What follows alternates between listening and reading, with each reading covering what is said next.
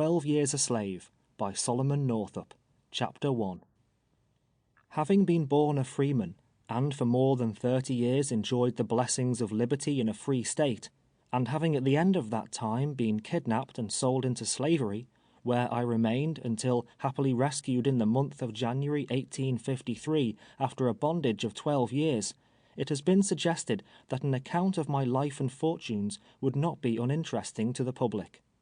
Since my return to liberty, I have not failed to perceive the increasing interest throughout the northern states in regard to the subject of slavery. Works of fiction, professing to portray its features in their more pleasing as well as more repugnant aspects, have been circulated to an extent unprecedented, and, as I understand, have created a fruitful topic of comment and discussion. I can speak of slavery only so far as it came under my own observation, only so far as I have known and experienced it in my own person. My object is to give a candid and truthful statement of facts, to repeat the story of my life without exaggeration, leaving it for others to determine whether even the pages of fiction present a picture of more cruel wrong or a severer bondage. As far back as I have been able to ascertain, my ancestors on the paternal side were slaves in Rhode Island. They belonged to a family by the name of Northup, one of whom, removing to the state of New York, settled at Hoosier in Rensselaer County. He brought with him Mintus Northup, my father. On the death of this gentleman, which must have occurred some 50 years ago, my father became free, having been emancipated by a direction in his will. Henry B. Northup, Esquire, of Sandy Hill, a distinguished counselor at law, and the man to whom, under Providence, I am indebted for my present liberty, and my return to the society of my wife and children, is a relative of the family in which my forefathers were thus held to service, and from which they took the name I bear. To this fact may be attributed the persevering interest he has taken in my behalf. Some time after my father's liberation, he removed to the town of Minerva, Essex County, New York, where I was born in the month of July 1808. How long he remained in the latter place I have not the means of definitely ascertaining. From thence he removed to Granville, Washington County, near a place known as Slyborough, where for some years he labored on the farm of Clark Northup, also a relative of his old master. From thence he removed to the Olden farm at Moss Street, a short distance north of the village of Sandy Hill, and from thence to the farm now owned by Russell Pratt, situated on the road leading from Fort Edward to Argyle, where he continued to reside until his death, which took place on the 22nd day of November, 1829. He left a widow and 2 children, myself and Joseph, an elder brother. The latter is still living in the county of Oswego, near the city of that name. My mother died during the period of my captivity. Though born a slave, and laboring under the disadvantages to which my unfortunate race is subjected, my father was a man respected for his industry and integrity, as many now living, who well remember him, are ready to testify. His whole life was passed in the peaceful pursuits of agriculture, never seeking employment in those more menial positions which seem to be especially allotted to the children of Africa. Besides giving us an education surpassing that ordinarily bestowed upon children in our condition, he acquired by his diligence and economy a sufficient property qualification to entitle him to the right of suffrage. He was accustomed to speak to us of his early life, and although at all times cherishing the warmest emotions of kindness, and even of affection towards the family in whose house he had been a bondsman, he nevertheless comprehended the system of slavery, and dwelt with sorrow on the degradation of his race. He endeavored to imbue our minds with sentiments of morality, and to teach us to place our trust and confidence in him who regards the humblest as well as the highest of his creatures. How often since that time has the recollection of his paternal counsels occurred to me, while lying in a slave hut in the distant and sickly regions of Louisiana, smarting with the undeserved wounds which an inhuman master had inflicted, and longing only for the grave which had covered him to shield me also from the lash of the oppressor. In the churchyard at Sandy Hill, an humble stone marks the spot where he reposes, after having worthily performed the duties appertaining to the lowly sphere wherein God had appointed him to walk. Up to this period I had been principally engaged with my father in the labours of the farm. The leisure hours allowed me were generally either employed over my books or playing on the violin, an amusement which was the ruling passion of my youth. It has also been the source of consolation since, affording pleasure to the simple beings with whom my lot was cast, and beguiling my own thoughts for many hours from the painful contemplation of my fate. On Christmas Day, 1829, I was married to Anne Hampton, a colored girl then living in the vicinity of our residence. The ceremony was performed at Fort Edward by Timothy Eddy, Esquire, a magistrate of that town and still a prominent citizen of the place. She had resided a long time at Sandy Hill with Mr. Baird, proprietor of the Eagle Tavern, and also in the family of Reverend Alexander Proudfit of Salem. This gentleman for many years had presided over the Presbyterian Society at the latter place, and was widely distinguished for his learning and piety. Anne still holds in grateful remembrance the exceeding kindness and the excellent counsels of that good man. She is not able to determine the exact line of her descent, but the blood of 3 races mingles in her veins. It is difficult to tell whether the red, white, or black predominates. The union of them all, however, in her origin, has given her a singular but pleasing expression, such as is rarely to be seen. Though somewhat resembling, yet she cannot properly be styled a quadroon, a class to which, I have omitted to mention, my mother belonged. I had just now passed the period of my minority, having reached the age of 21 years in the month of July previous.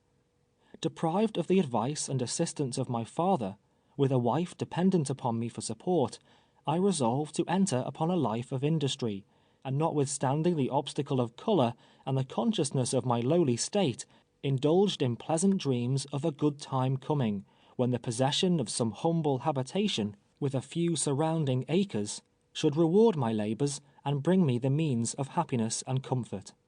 From the time of my marriage to this day, the love I have borne my wife has been sincere and unabated, and only those who have felt the glowing tenderness a father cherishes for his offspring can appreciate my affection for the beloved children which have since been born to us.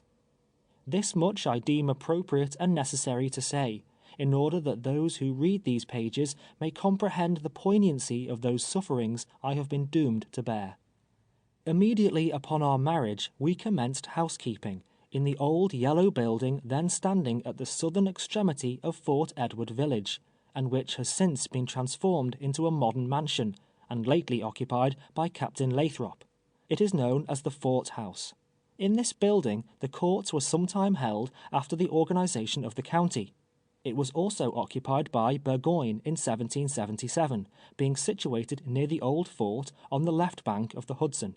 During the winter, I was employed with others repairing the Champlain Canal, and that section over which William Van Nortwick was superintendent. David McEachran had the immediate charge of the men in whose company I labored.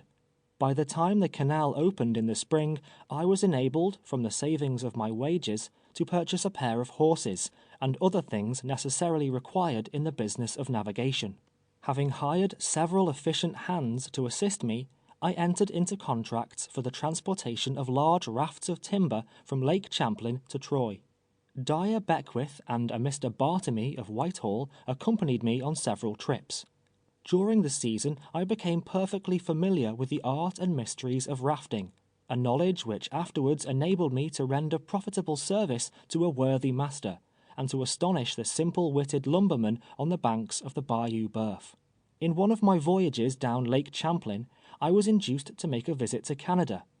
Repairing to Montreal, I visited the cathedral and other places of interest in that city, from whence I continued my excursion to Kingston and other towns, obtaining a knowledge of localities, which was also of service to me afterwards, as will appear towards the close of this narrative. Having completed my contracts on the canal satisfactorily to myself and to my employer, and not wishing to remain idle now that the navigation of the canal was again suspended, I entered into another contract with Medad Gunn, to cut a large quantity of wood. In this business I was engaged during the winter of 1831-32. With the return of spring, Anne and myself conceived the project of taking a farm in the neighborhood, I had been accustomed from earliest youth to agricultural labours, and it was an occupation congenial to my tastes. I accordingly entered into arrangements for a part of the old Oldham farm, on which my father formerly resided.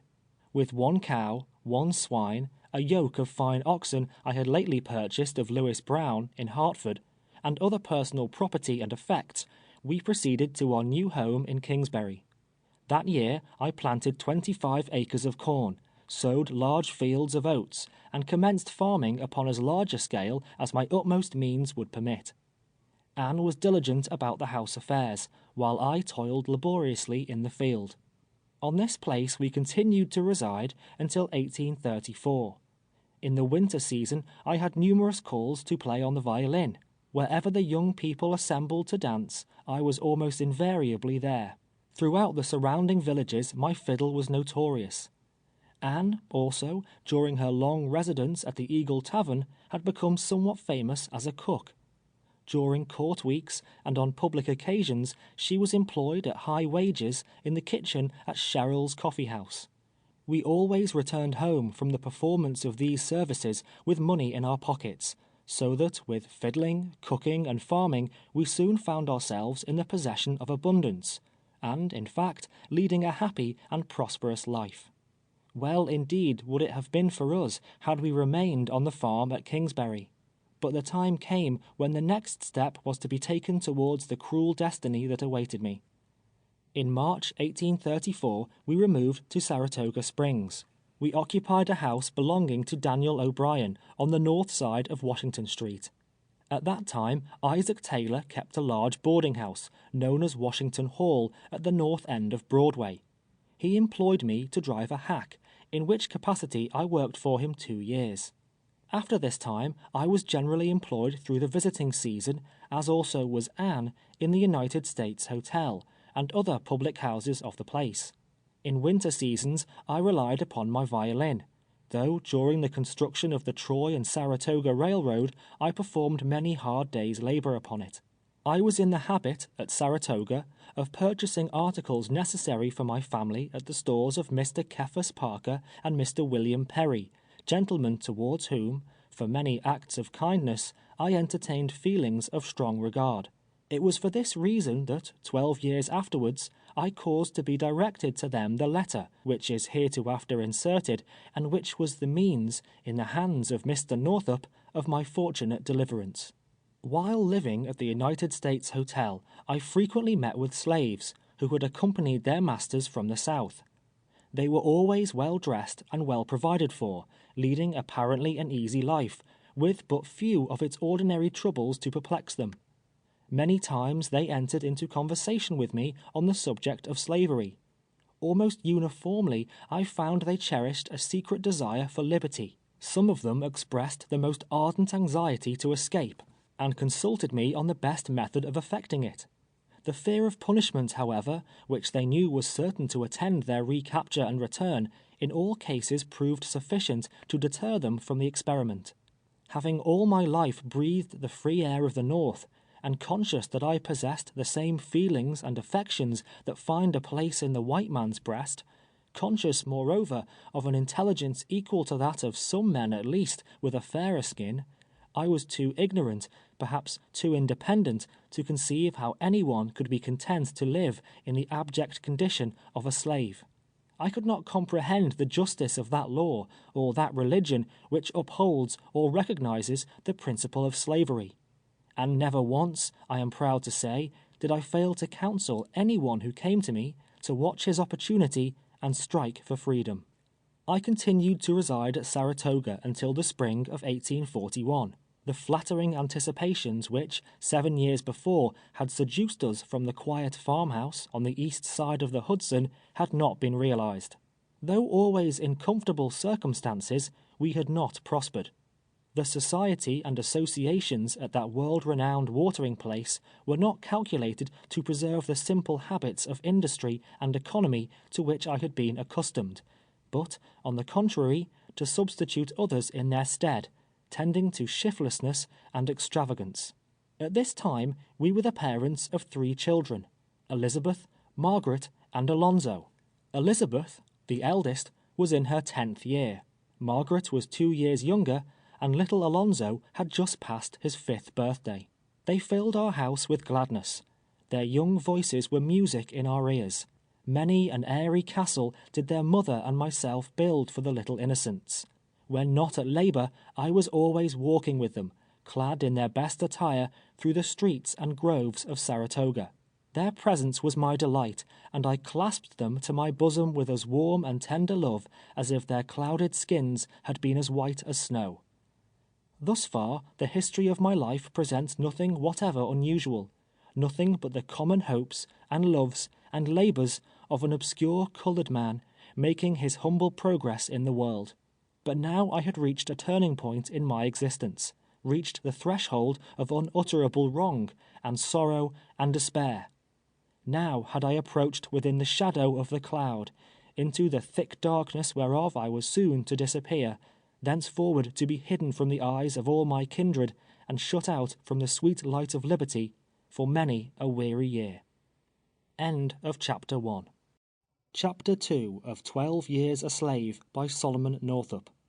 One morning, towards the latter part of the month of March 1841, having at that time no particular business to engage my attention, I was walking about the village of Saratoga Springs, thinking to myself where I might obtain some present employment until the busy season should arrive. Anne, as was her usual custom, had gone over to Sandy Hill, a distance of some 20 miles, to take charge of the culinary department at Sherrill's Coffee House during the session of the court. Elizabeth, I think, had accompanied her. Margaret and Alonzo were with their aunt at Saratoga. On the corner of Congress Street and Broadway, near the tavern, then, and for aught I know to the contrary, still kept by Mr. Moon, I was met by 2 gentlemen of respectable appearance, both of whom were entirely unknown to me. I have the impression that they were introduced to me by some one of my acquaintances, but who I have in vain endeavored to recall, with the remark that I was an expert player on the violin. At any rate, they immediately entered into conversation on that subject, making numerous inquiries touching my proficiency in that respect. My responses being to all appearances satisfactory, they proposed to engage my services for a short period, stating at the same time I was just such a person as their business required. Their names, as they afterwards gave them to me, were Merrill Brown and Abram Hamilton, though whether these were their true appellations I have strong reasons to doubt. The former was a man apparently 40 years of age, somewhat short and thick-set, with a countenance indicating shrewdness and intelligence. He wore a black frock-coat and black hat, and said he resided either at Rochester or at Syracuse. The latter was a young man of fair complexion and light eyes, and, I should judge, had not passed the age of 25. He was tall and slender, dressed in a snuff-colored coat, with glossy hat and vest of elegant pattern. His whole apparel was in the extreme of fashion. His appearance was somewhat effeminate, but prepossessing, and there was about him an easy air that showed he had mingled with the world. They were connected, as they informed me, with a circus company, then in the city of Washington, that they were on their way thither to rejoin it, having left it for a short time to make an excursion northward, for the purpose of seeing the country, and were paying their expenses by an occasional exhibition. They also remarked that they had found much difficulty in procuring music for their entertainments, and that if I would accompany them as far as New York, they would give me $1 for each day's services, and $3 in addition for every night I played at their performances, besides sufficient to pay the expenses of my return from New York to Saratoga. I at once accepted the tempting offer, both for the reward it promised, and from a desire to visit the metropolis. They were anxious to leave immediately. Thinking my absence would be brief, I did not deem it necessary to write to Anne whither I had gone, in fact supposing that my return, perhaps, would be as soon as hers. So taking a change of linen and my violin, I was ready to depart. The carriage was brought round, a covered one, drawn by a pair of noble bays, altogether forming an elegant establishment. Their baggage, consisting of 3 large trunks, was fastened on the rack, and mounting to the driver's seat, while they took their places in the rear, I drove away from Saratoga on the road to Albany, elated with my new position, and happy as I had ever been on any day in all my life. We passed through Ballston, and striking the Ridge Road, as it is called, if my memory correctly serves me, followed it direct to Albany. We reached that city before dark, and stopped at a hotel southward from the museum. This night I had an opportunity of witnessing one of their performances, the only one during the whole period I was with them. Hamilton was stationed at the door. I formed the orchestra, while Brown provided the entertainment. It consisted in throwing balls, dancing on the rope, frying pancakes in a hat, causing invisible pigs to squeal, and other like feats of ventriloquism and legerdemain. The audience was extraordinarily sparse, and not of the selectest character at that, and Hamilton's report of the proceeds presented but a beggarly account of empty boxes. Early next morning we renewed our journey. The burden of their conversation now was the expression of an anxiety to reach the circus without delay. They hurried forward without again stopping to exhibit, and in due course of time we reached New York, taking lodgings at a house on the west side of the city, in a street running from Broadway to the river. I supposed my journey was at an end, and expected in a day or two at least to return to my friends and family at Saratoga. Brown and Hamilton, however, began to importune me to continue with them to Washington. They alleged that immediately on their arrival, now that the summer season was approaching, the circus would set out for the north. They promised me a situation and high wages if I would accompany them. Largely did they expatiate on the advantages that would result to me, and such were the flattering representations they made that I finally concluded to accept the offer. The next morning they suggested that, inasmuch as we were about entering a slave state, it would be as well, before leaving New York, to procure free papers. The idea struck me as a prudent one, though I think it would scarcely have occurred to me had they not proposed it. We proceeded at once to what I understood to be the custom house. They made oath to certain facts showing I was a free man. A paper was drawn up and handed us, with the direction to take it to the clerk's office. We did so, and the clerk having added something to it, for which he was paid 6 shillings, we returned again to the custom house. Some further formalities were gone through with before it was completed, when, paying the officer $2, I placed the papers in my pocket and started with my 2 friends to our hotel. I thought at the time, I must confess, that the papers were scarcely worth the cost of obtaining them, the apprehension of danger to my personal safety never having suggested itself to me in the remotest manner. The clerk, to whom we were directed, I remember made a memorandum in a large book, which, I presume, is in the office yet. A reference to the entries during the latter part of March, or 1st of April 1841, I have no doubt will satisfy the incredulous, at least as far as this particular transaction is concerned. With the evidence of freedom in my possession, the next day after our arrival in New York, we crossed the ferry to Jersey City and took the road to Philadelphia. Here we remained one night, continuing our journey towards Baltimore early in the morning. In due time we arrived in the latter city, and stopped at a hotel near the railroad depot, either kept by a Mr. Rathbone, or known as the Rathbone House. All the way from New York, their anxiety to reach the circus seemed to grow more and more intense. We left the carriage at Baltimore, and entering the cars, proceeded to Washington, at which place we arrived just at nightfall, the evening previous to the funeral of General Harrison, and stopped at Gadsby's Hotel on Pennsylvania Avenue. After supper, they called me to their apartments, and paid me $43, a sum greater than my wages amounted to, which act of generosity was in consequence, they said, of their not having exhibited as often as they had given me to anticipate during our trip from Saratoga. They moreover informed me that it had been the intention of the circus company to leave Washington the next morning, but that on account of the funeral they had concluded to remain another day. They were then, as they had been from the time of our first meeting, extremely kind.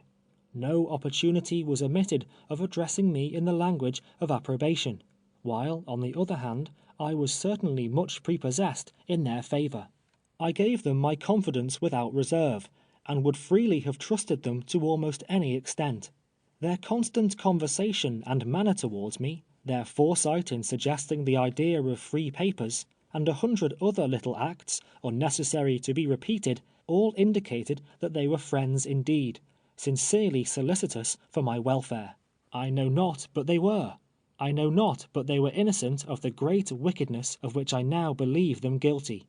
Whether they were accessory to my misfortunes, subtle and inhuman monsters in the shape of men, designedly luring me away from home and family, and liberty, for the sake of gold, those who read these pages will have the same means of determining as myself. If they were innocent, my sudden disappearance must have been unaccountable indeed. But revolving in my mind all the attending circumstances, I never yet could indulge towards them so charitable a supposition.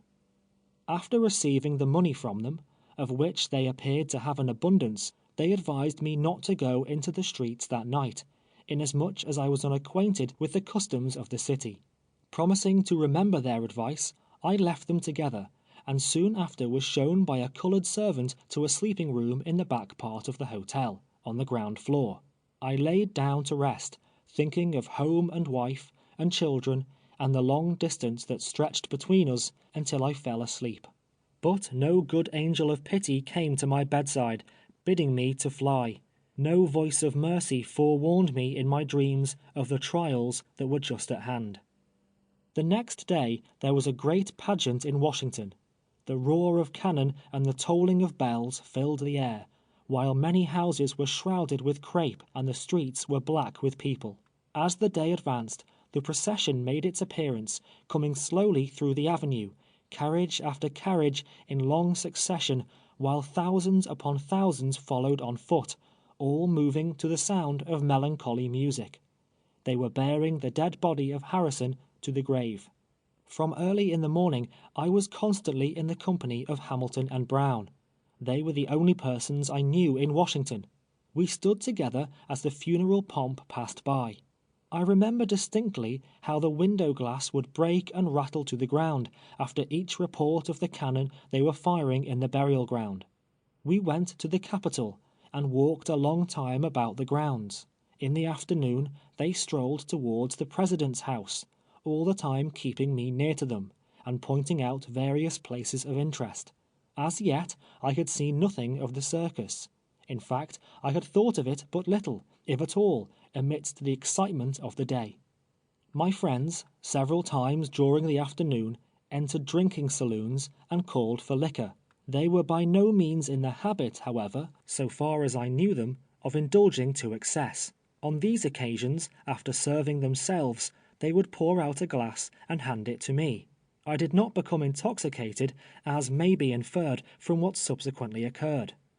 Towards evening, and soon after partaking of one of these potations, I began to experience most unpleasant sensations. I felt extremely ill. My head commenced aching, a dull, heavy pain, inexpressibly disagreeable. At the supper table, I was without appetite. The sight and flavor of food was nauseous. About dark, the same servant conducted me to the room I had occupied the previous night. Brown and Hamilton advised me to retire, commiserating me kindly, and expressing hopes that I would be better in the morning. Divesting myself of coat and boots merely, I threw myself upon the bed. It was impossible to sleep. The pain in my head continued to increase until it became almost unbearable. In a short time I became thirsty. My lips were parched. I could think of nothing but water, of lakes and flowing rivers, of brooks where I had stooped to drink, and of the dripping bucket rising with its cool and overflowing nectar from the bottom of the well. Towards midnight, as near as I could judge, I arose, unable longer to bear such intensity of thirst. I was a stranger in the house, and knew nothing of its apartments. There was no one up, as I could observe. Groping about at random, I knew not where, I found the way at last to a kitchen in the basement. 2 or 3 colored servants were moving through it, one of whom, a woman, gave me 2 glasses of water. It afforded momentary relief, but by the time I had reached my room again, the same burning desire of drink, the same tormenting thirst, had again returned. It was even more torturing than before, as was also the wild pain in my head, if such a thing could be. I was in sore distress, in most excruciating agony. I seemed to stand on the brink of madness. The memory of that night of horrible suffering will follow me to the grave. In the course of an hour or more after my return from the kitchen, I was conscious of someone entering my room. There seemed to be several, a mingling of various voices, but how many, or who they were, I cannot tell. Whether Brown and Hamilton were among them, is a mere matter of conjecture. I only remember, with any degree of distinctness, that I was told it was necessary to go to a physician and procure medicine, and that pulling on my boots, without coat or hat, I followed them through a long passageway, or alley, into the long street. It ran out at right angles from Pennsylvania Avenue. On the opposite side there was a light burning in a window. My impression is there were then 3 persons with me, but it is altogether indefinite and vague, and like the memory of a painful dream. Going towards the light, which I imagined proceeded from a physician's office, and which seemed to recede as I advanced, is the last glimmering recollection I can now recall. From that moment I was insensible. How long I remained in that condition, whether only that night, or many days and nights, I do not know. But when consciousness returned, I found myself alone, in utter darkness, and in chains. The pain in my head had subsided in a measure, but I was very faint and weak. I was sitting upon a low bench, made of rough boards, and without coat or hat.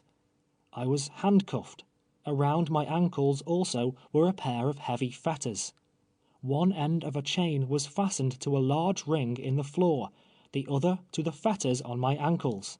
I tried in vain to stand upon my feet. Waking from such a painful trance, it was some time before I could collect my thoughts. Where was I? What was the meaning of these chains? Where were Brown and Hamilton? What had I done to deserve imprisonment in such a dungeon? I could not comprehend. There was a blank of some indefinite period preceding my awakening in that lonely place, the events of which the utmost stretch of memory was unable to recall. I listened intently for some sign or sound of life, but nothing broke the oppressive silence save the clinking of my chains whenever I chanced to move.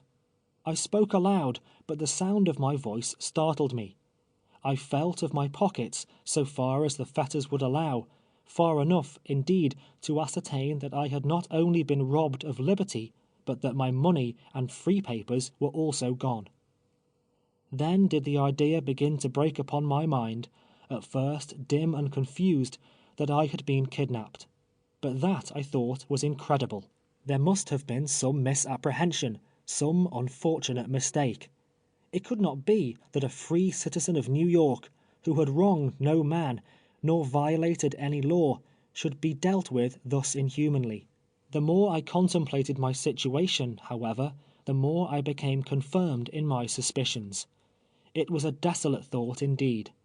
I felt there was no trust or mercy in unfeeling man, and commending myself to the God of the oppressed, bowed my head upon my fettered hands, and wept most bitterly. End of Chapter 2. Chapter 3 of 12 Years a Slave by Solomon Northup. Some 3 hours elapsed, during which time I remained seated on the low bench, absorbed in painful meditations. At length I heard the crowing of a cock, and soon a distant rumbling sound, as of carriages hurrying through the streets, came to my ears, and I knew that it was day. No ray of light, however, penetrated my prison. Finally, I heard footsteps immediately overhead, as of someone walking to and fro. It occurred to me then that I must be in an underground apartment, and the damp, mouldy odors of the place confirmed the supposition.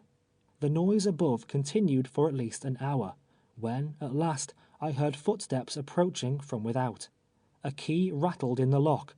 A strong door swung back upon its hinges, admitting a flood of light, and two men entered and stood before me. One of them was a large, powerful man, 40 years of age perhaps, with dark, chestnut-colored hair, slightly interspersed with gray. His face was full, his complexion flush, his features grossly coarse, expressive of nothing but cruelty and cunning.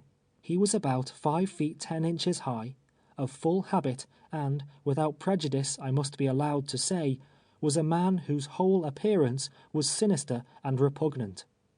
His name was James H. Burch, as I learned afterwards, a well-known slave dealer in Washington, and then or lately connected in business, as a partner, with Theophilus Freeman of New Orleans. The person who accompanied him was a simple lackey, named Ebenezer Radburn, who acted merely in the capacity of turnkey. Both of these men still live in Washington, or did at the time of my return through that city from slavery in January last. The light admitted through the open door enabled me to observe the room in which I was confined. It was about 12 feet square, the walls of solid masonry. The floor was of heavy plank.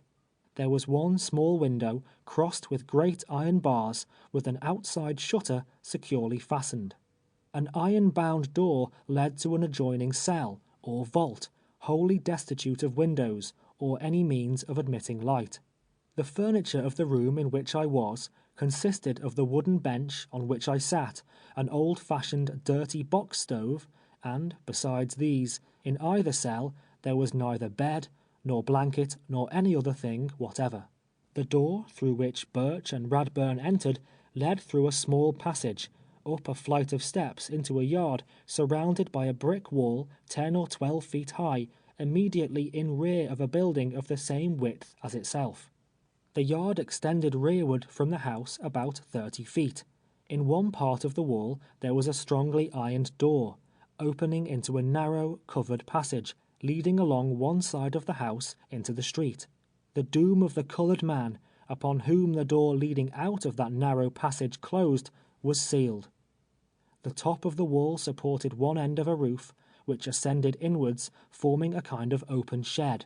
Underneath the roof there was a crazy loft all round, where slaves, if so disposed, might sleep at night, or in inclement weather seek shelter from the storm.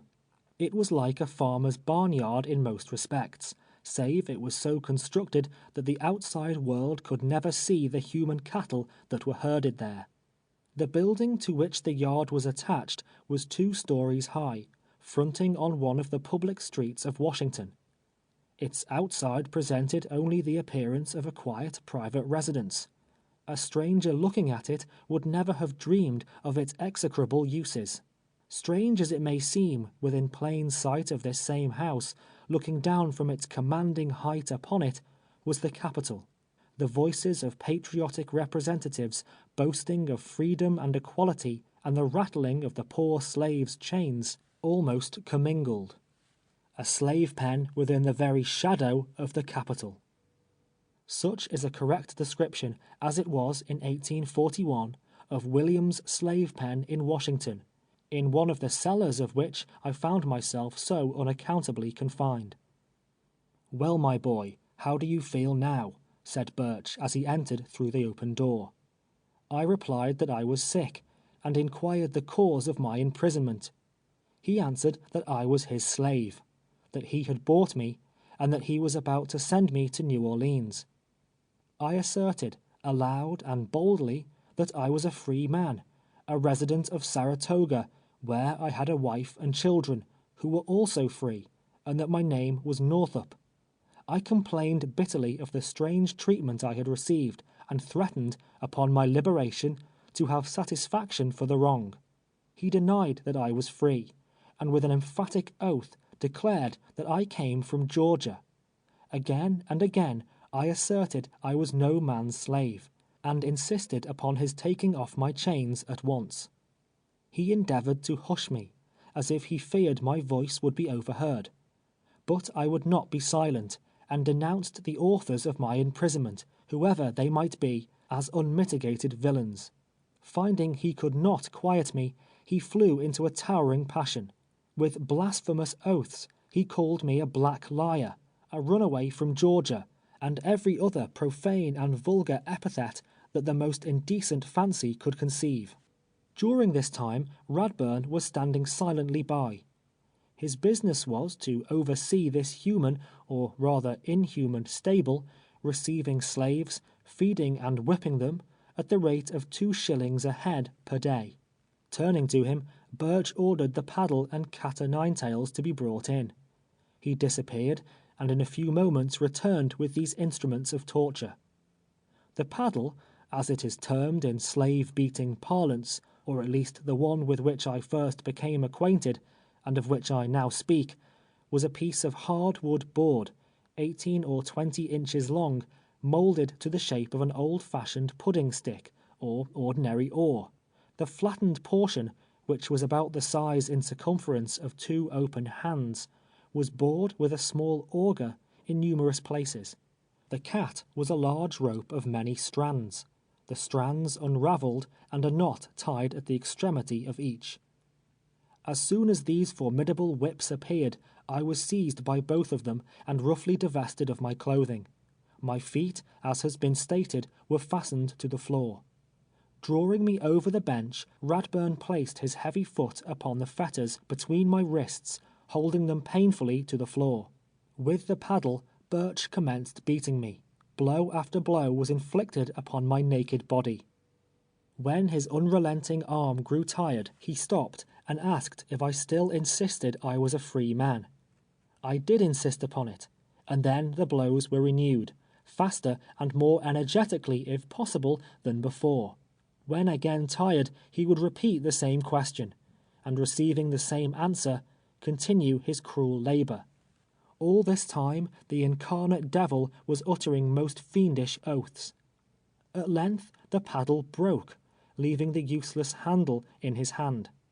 Still I would not yield. All his brutal blows could not force from my lips the foul lie that I was a slave. Casting madly on the floor the handle of the broken paddle, he seized the rope. This was far more painful than the other. I struggled with all my power, but it was in vain. I prayed for mercy, but my prayer was only answered with imprecations and with stripes. I thought I must die beneath the lashes of the accursed brute. Even now the flesh crawls upon my bones as I recall the scene. I was all on fire. My sufferings I can compare to nothing else than the burning agonies of hell. At last I became silent to his repeated questions. I would make no reply. In fact, I was becoming almost unable to speak. Still he plied the lash without stint upon my poor body, until it seemed that the lacerated flesh was stripped from my bones at every stroke. A man with a particle of mercy in his soul would not have beaten even a dog so cruelly. At length, Radburn said that it was useless to whip me any more, that I would be sore enough. Thereupon Burch desisted, saying with an admonitory shake of his fist in my face, and hissing the words through his firm-set teeth, that if ever I dared to utter again that I was entitled to my freedom, that I had been kidnapped, or anything whatever of the kind, the castigation I had just received was nothing in comparison with what would follow. He swore that he would either conquer or kill me. With these consolatory words, the fetters were taken from my wrists, my feet still remaining fastened to the ring. The shutter of the little barred window, which had been opened, was again closed, and going out, locking the great door behind them, I was left in darkness as before. In an hour, perhaps 2, my heart leaped to my throat as the key rattled in the door again. I, who had been so lonely, and who had longed so ardently to see someone, I cared not who, now shuddered at the thought of man's approach. A human face was fearful to me, especially a white one. Radburn entered, bringing with him, on a tin plate, a piece of shriveled fried pork, a slice of bread, and a cup of water.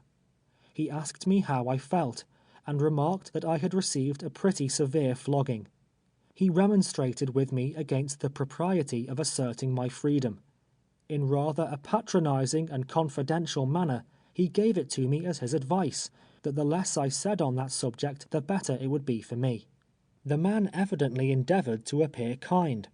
Whether touched at the sight of my sad condition, or with the view of silencing on my part any further expression of my rights, it is not necessary now to conjecture. He unlocked the fetters from my ankles, opened the shutters of the little window, and departed, leaving me again alone. By this time I had become stiff and sore. My body was covered with blisters, and it was with great pain and difficulty that I could move. From the window I could observe nothing but the roof resting on the adjacent wall. At night I laid down upon the damp, hard floor, without any pillow or covering whatever. Punctually, twice a day, Radburn came in with his pork and bread and water. I had but little appetite, though I was tormented with continual thirst. My wounds would not permit me to remain but a few minutes in any one position, so, sitting or standing or moving slowly round, I passed the days and nights. I was heart-sick and discouraged. Thoughts of my family, of my wife and children, continually occupied my mind. When sleep overpowered me, I dreamed of them, dreamed I was again in Saratoga, that I could see their faces, and hear their voices calling me. Awakening from the pleasant phantasms of sleep to the bitter realities around me, I could but groan and weep. Still, my spirit was not broken. I indulged the anticipation of escape, and that speedily. It was impossible, I reasoned, that men could be so unjust as to detain me as a slave, when the truth of my case was known. Burch, ascertaining I was no runaway from Georgia, would certainly let me go. Though suspicions of Brown and Hamilton were not unfrequent, I could not reconcile myself to the idea that they were instrumental to my imprisonment. Surely they would seek me out. They would deliver me from thraldom. Alas, I had not then learned the measure of man's inhumanity to man, nor to what limitless extent of wickedness he will go for the love of gain. In the course of several days, the outer door was thrown open, allowing me the liberty of the yard. There I found 3 slaves, one of them a lad of 10 years, the others young men of about 20 and 25. I was not long in forming an acquaintance, and learning their names and the particulars of their history. The eldest was a colored man named Clemens Ray. He had lived in Washington, had driven a hack, and worked in a livery stable there for a long time. He was very intelligent and fully comprehended his situation. The thought of going south overwhelmed him with grief. Burch had purchased him a few days before, and had placed him there until such time as he was ready to send him to the New Orleans market. From him I learned for the first time that I was in William's slave pen, a place I had never heard of previously. He described to me the uses for which it was designed. I repeated to him the particulars of my unhappy story, but he could only give me the consolation of his sympathy. He also advised me to be silent henceforth on the subject of my freedom, for, knowing the character of Burch, he assured me that it would only be attended with renewed whipping. The next eldest was named John Williams. He was raised in Virginia, not far from Washington. Burch had taken him in payment of a debt, and he constantly entertained the hope that his master would redeem him, a hope that was subsequently realized. The lad was a sprightly child, that answered to the name of Randall. Most of the time he was playing about the yard, but occasionally would cry, calling for his mother, and wondering when she would come. His mother's absence seemed to be the great and only grief in his little heart. He was too young to realize his condition, and when the memory of his mother was not in his mind, he amused us with his pleasant pranks. At night, Ray, Williams, and the boy slept in the loft of the shed, while I was locked in the cell. Finally, we were each provided with blankets, such as are used upon horses, the only bedding I was allowed to have for 12 years afterwards. Ray and Williams asked me many questions about New York, how colored people were treated there, how they could have homes and families of their own, with none to disturb and oppress them, and Ray, especially, sighed continually for freedom. Such conversations, however, were not in the hearing of Burch or the keeper Radburn.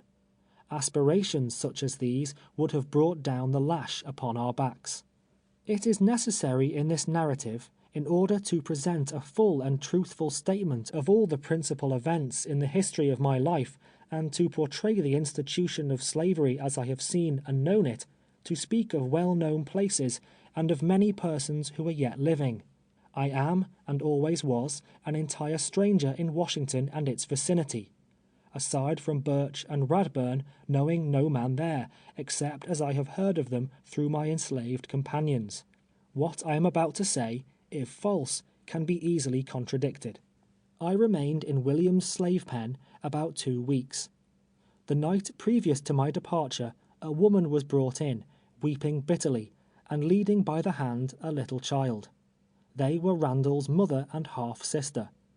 On meeting them, he was overjoyed, clinging to her dress, kissing the child, and exhibiting every demonstration of delight.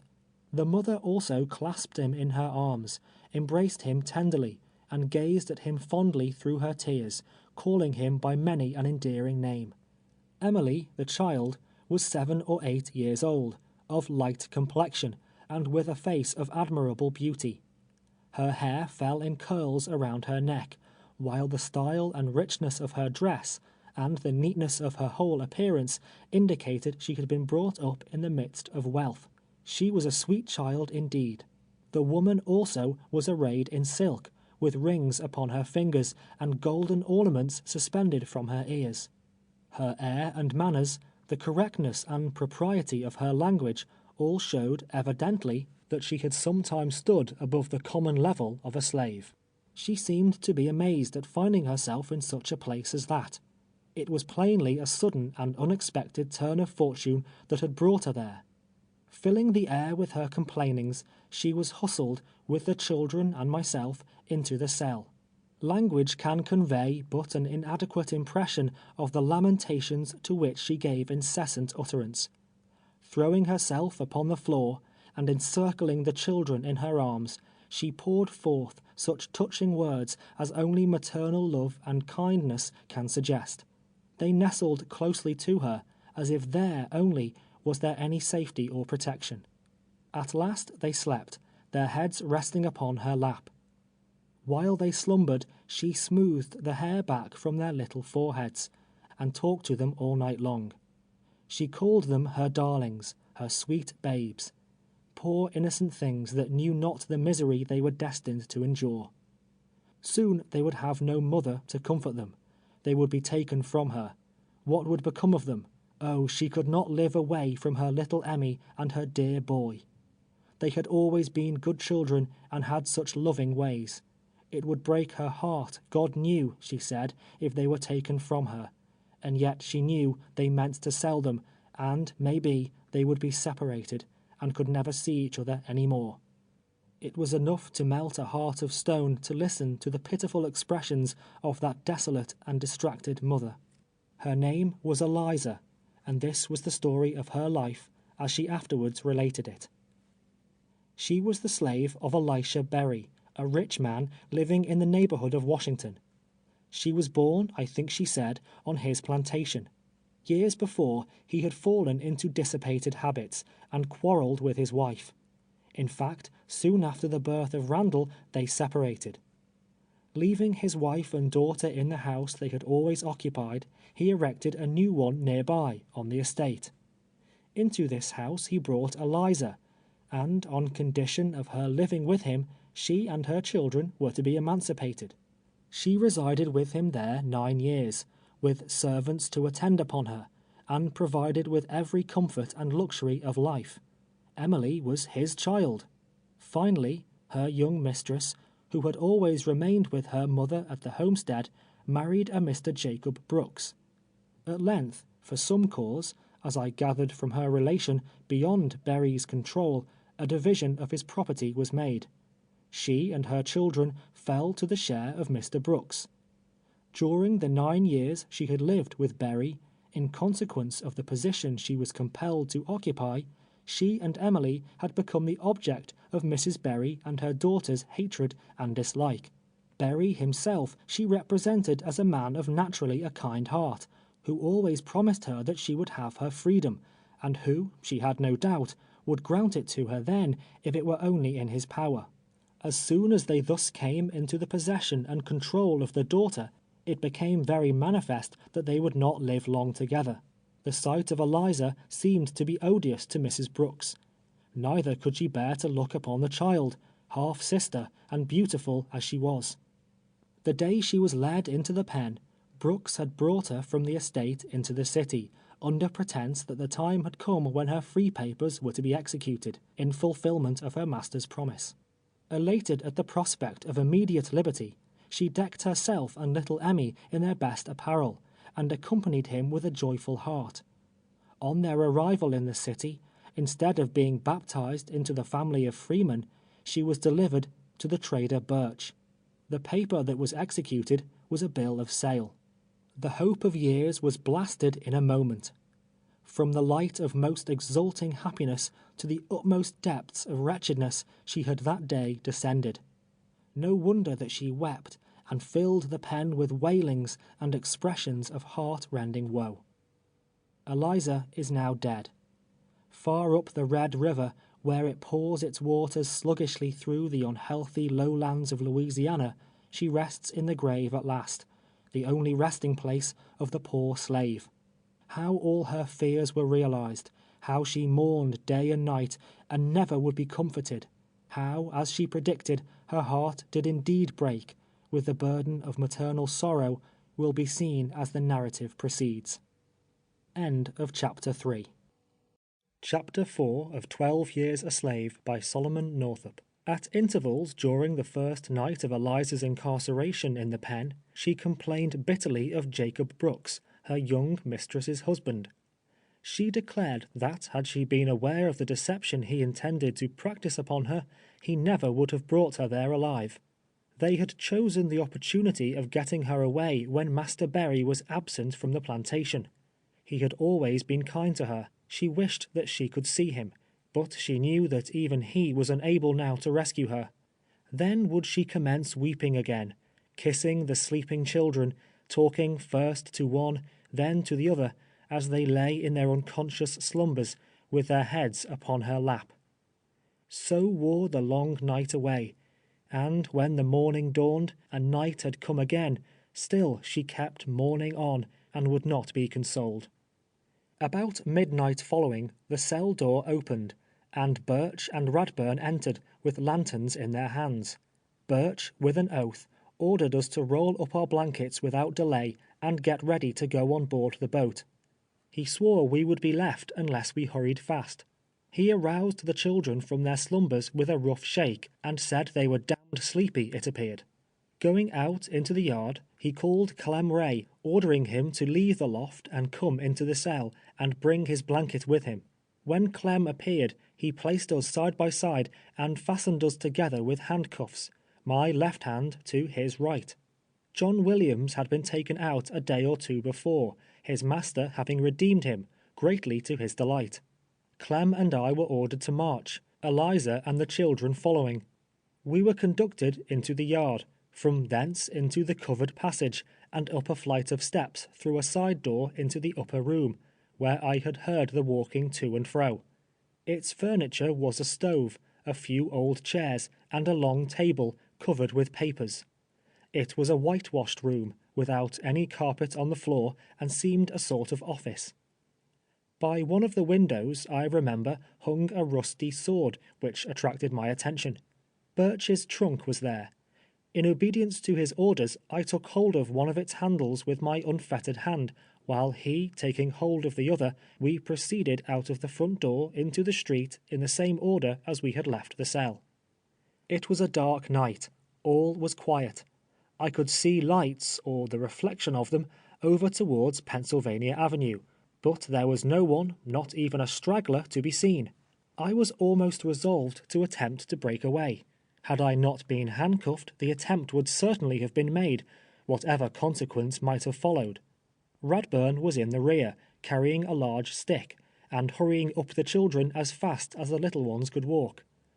So we passed, handcuffed and in silence, through the streets of Washington, through the capital of a nation whose theory of government, we are told, rests on the foundation of man's inalienable right to life, liberty, and the pursuit of happiness. Hail Columbia, happy land indeed.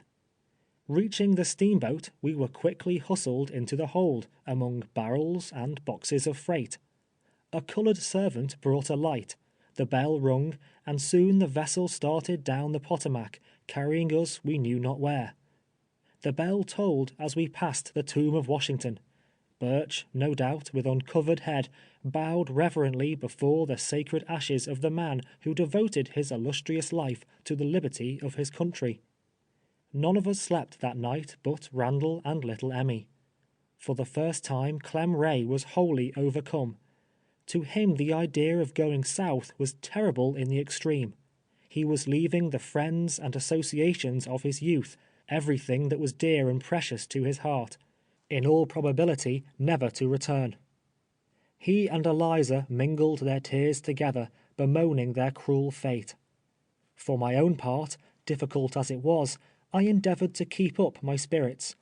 I resolved in my mind 100 plans of escape, and fully determined to make the attempt the first desperate chance that offered. I had by this time become satisfied, however, that my true policy was to say nothing further on the subject of my having been born a freeman. It would but expose me to maltreatment, and diminish the chances of liberation. After sunrise in the morning, we were called up on deck to breakfast. Birch took our handcuffs off, and we sat down to table. He asked Eliza if she would take a dram. She declined, thanking him politely. During the meal we were all silent. Not a word passed between us. A mulatto woman who served at table seemed to take an interest in our behalf, told us to cheer up and not to be so cast down. Breakfast over, the handcuffs were restored, and Birch ordered us out on the stern deck. We sat down together on some boxes, still saying nothing in Birch's presence. Occasionally a passenger would walk out to where we were, look at us for a while, then silently return. It was a very pleasant morning. The fields along the river were covered with verdure, far in advance of what I had been accustomed to see at that season of the year. The sun shone out warmly. The birds were singing in the trees. The happy birds. I envied them.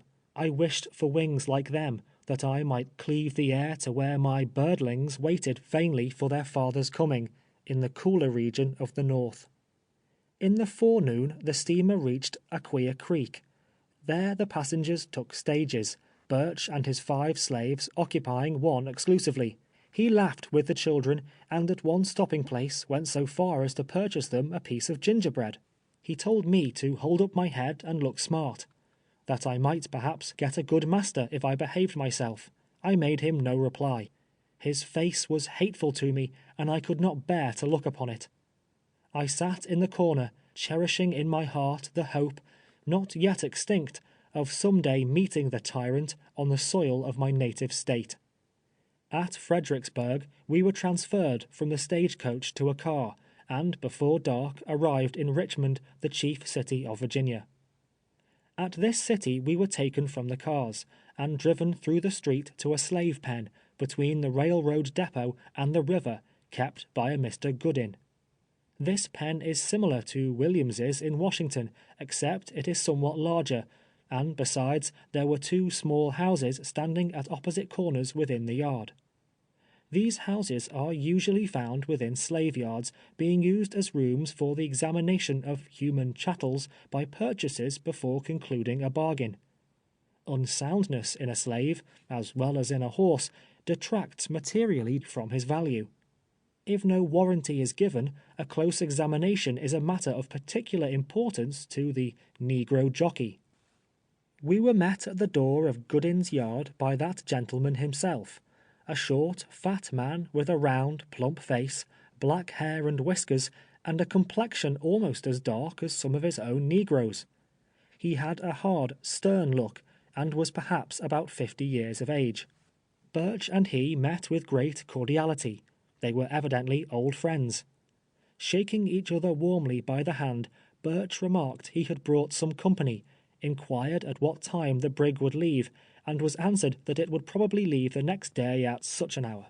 Goodin then turned to me, took hold of my arm, turned me partly round, looked at me sharply with the air of one who considered himself a good judge of property, and as if estimating in his own mind about how much I was worth. "Well, boy, where did you come from?" Forgetting myself for a moment, I answered, "From New York." "New York? Hell! What have you been doing up there?" was his astonished interrogatory. Observing Burch at this moment looking at me with an angry expression that conveyed a meaning it was not difficult to understand, I immediately said, "Oh, I have only been up that way a piece," in a manner intended to imply that although I might have been as far as New York, yet I wished it distinctly understood that I did not belong to that free state, nor to any other.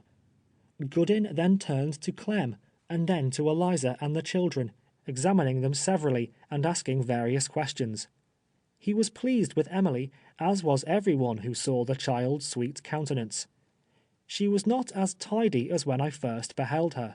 Her hair was now somewhat dishevelled, but through its unkempt and soft profusion there still beamed a little face of most surpassing loveliness. Altogether we were a fair lot, a devilish good lot, he said, enforcing that opinion with more than one emphatic adjective not found in the Christian vocabulary. Thereupon we passed into the yard. Quite a number of slaves, as many as 30, I should say, were moving about, or sitting on benches under the shed. They were all cleanly dressed, the men with hats, the women with handkerchiefs tied about their heads. Burch and Goodin, after separating from us, walked up the steps at the back part of the main building, and sat down upon the door-sill. They entered into conversation, but the subject of it I could not hear. Presently Burch came down into the yard, unfettered me, and led me into one of the small houses. "You told that man you came from New York," said he. I replied, "I told him I had been up as far as New York, to be sure, but did not tell him I belonged there, nor that I was a freeman. I meant no harm at all, Master Burch. I would not have said it had I thought." He looked at me a moment as if he was ready to devour me, then turning round, went out. In a few minutes he returned.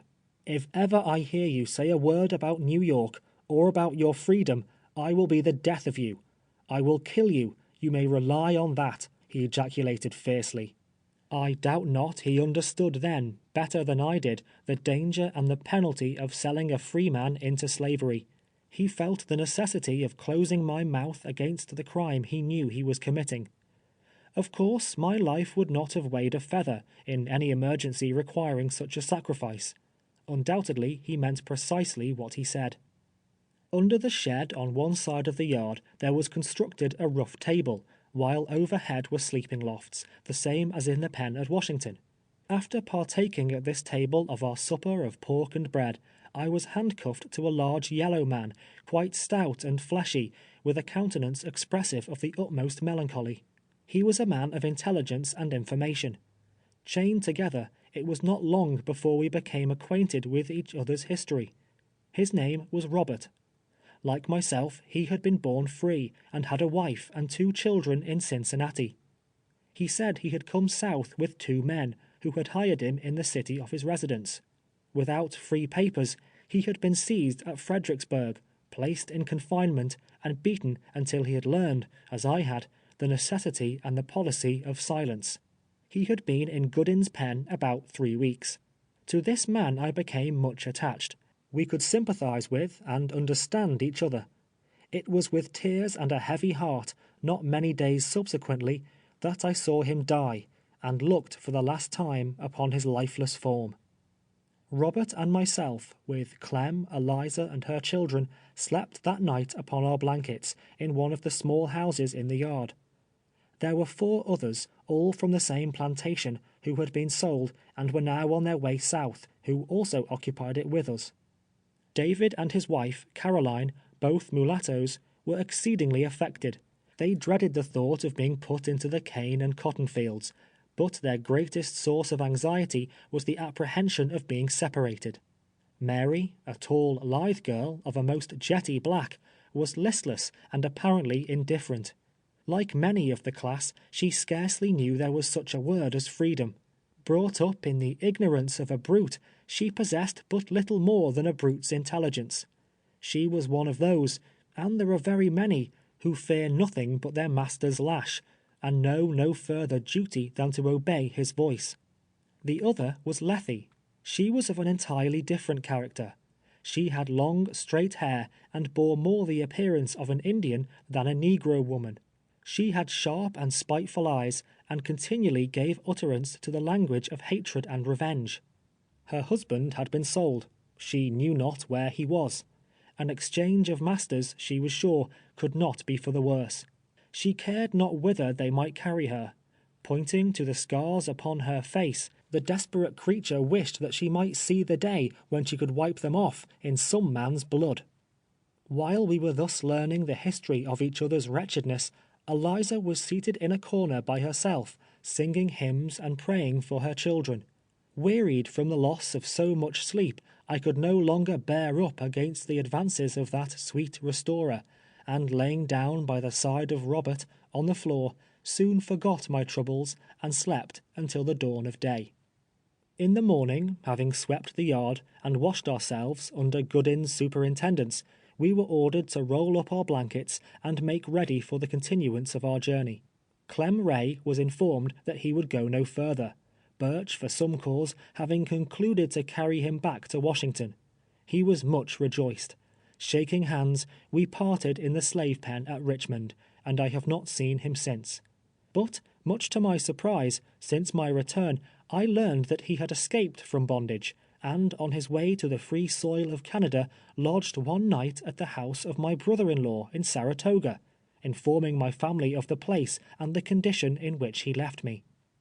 In the afternoon we were drawn up, two abreast, Robert and myself in advance, and in this order driven by Birch and Goodin from the yard, through the streets of Richmond to the brig Orleans. She was a vessel of respectable size, full rigged, and freighted principally with tobacco. We were all on board by 5 o'clock. Birch brought us each a tin cup and a spoon. There were 40 of us in the brig, being all, except Clem, that were in the pen. With a small pocket knife that had not been taken from me, I began cutting the initials of my name upon the tin cup. The others immediately flocked round me, requesting me to mark theirs in a similar manner.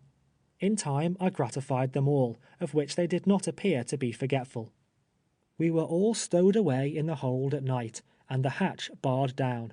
We laid on boxes, or wherever there was room enough to stretch our blankets on the floor. Birch accompanied us no farther than Richmond, returning from that point to the capital with Clem.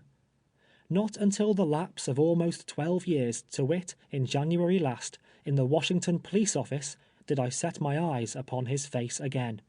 James H. Birch was a slave trader, buying men, women, and children at low prices, and selling them at an advance. He was a speculator in human flesh, a disreputable calling, and so considered at the South. For the present he disappears from the scenes recorded in this narrative, but he will appear again before its close, not in the character of a man-whipping tyrant, but as an arrested, cringing criminal in a court of law that failed to do him justice. End of Chapter 4. Chapter 5 of 12 Years a Slave by Solomon Northup. After we were all on board the brig Orleans proceeded down James River. Passing into Chesapeake Bay, we arrived next day opposite the city of Norfolk. While lying at anchor, a lighter approached us from the town, bringing 4 more slaves. Frederick, a boy of 18, had been born a slave, as also had Henry, who was some years older. They had both been house servants in the city. Maria was a rather genteel-looking colored girl, with a faultless form, but ignorant and extremely vain. The idea of going to New Orleans was pleasing to her. She entertained an extravagantly high opinion of her own attractions. Assuming a haughty mien, she declared to her companions that immediately on our arrival in New Orleans, she had no doubt some wealthy single gentleman of good taste would purchase her at once. But the most prominent of the 4 was a man named Arthur. As the lighter approached, he struggled stoutly with his keepers. It was with main force that he was dragged aboard the brig. He protested in a loud voice against the treatment he was receiving, and demanded to be released. His face was swollen and covered with wounds and bruises, and indeed one side of it was a complete raw sore. He was forced, with all haste, down the hatchway into the hold. I caught an outline of his story as he was borne struggling along, of which he afterwards gave me a more full relation, and it was as follows. He had long resided in the city of Norfolk, and was a free man. He had a family living there, and was a mason by trade. Having been unusually detained, he was returning late one night to his house in the suburbs of the city, when he was attacked by a gang of persons in an unfrequented street. He fought until his strength failed him. Overpowered at last, he was gagged and bound with ropes, and beaten until he became insensible. For several days they secreted him in the slave pen at Norfolk, a very common establishment, it appears, in the cities of the South. The night before, he had been taken out and put on board the lighter, which, pushing out from shore, had awaited our arrival. For some time he continued his protestations, and was altogether irreconcilable. At length, however, he became silent. He sank into a gloomy and thoughtful mood, and appeared to be counseling with himself. There was in the man's determined face something that suggested the thought of desperation. After leaving Norfolk, the handcuffs were taken off, and during the day we were allowed to remain on deck. The captain selected Robert as his waiter, and I was appointed to superintend the cooking department and the distribution of food and water. I had 3 assistants, Jim, Cuffy, and Jenny. Jenny's business was to prepare the coffee, which consisted of cornmeal scorched in a kettle, boiled and sweetened with molasses. Jim and Cuffy baked the hoe cake and boiled the bacon. Standing by a table, formed of a wide board resting on the heads of the barrels, I cut and handed to each a slice of meat and a "dodger" of the bread, and from Jenny's kettle also dipped out for each a cup of the coffee. The use of plates was dispensed with, and their sable fingers took the place of knives and forks. Jim and Cuffy were very demure and attentive to business, somewhat inflated with their situation as second cooks, and without doubt feeling that there was a great responsibility resting on them. I was called steward, a name given me by the captain. The slaves were fed twice a day, at 10 and 5 o'clock, always receiving the same kind and quantity of fare, and in the same manner as above described. At night we were driven into the hold, and securely fastened down. Scarcely were we out of sight of land before we were overtaken by a violent storm. The brig rolled and plunged until we feared she would go down. Some were seasick, others on their knees praying, while some were fast holding to each other, paralyzed with fear. The seasickness rendered the place of our confinement loathsome and disgusting. It would have been a happy thing for most of us. It would have saved the agony of many 100 lashes and miserable deaths at last, had the compassionate sea snatched us that day from the clutches of remorseless men. The thought of Randall and little Emmy sinking down among the monsters of the deep is a more pleasant contemplation than to think of them as they are now, perhaps, dragging out lives of unrequited toil.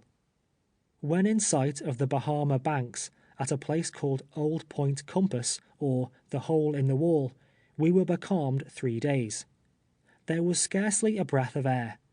The waters of the Gulf presented a singularly white appearance, like lime water.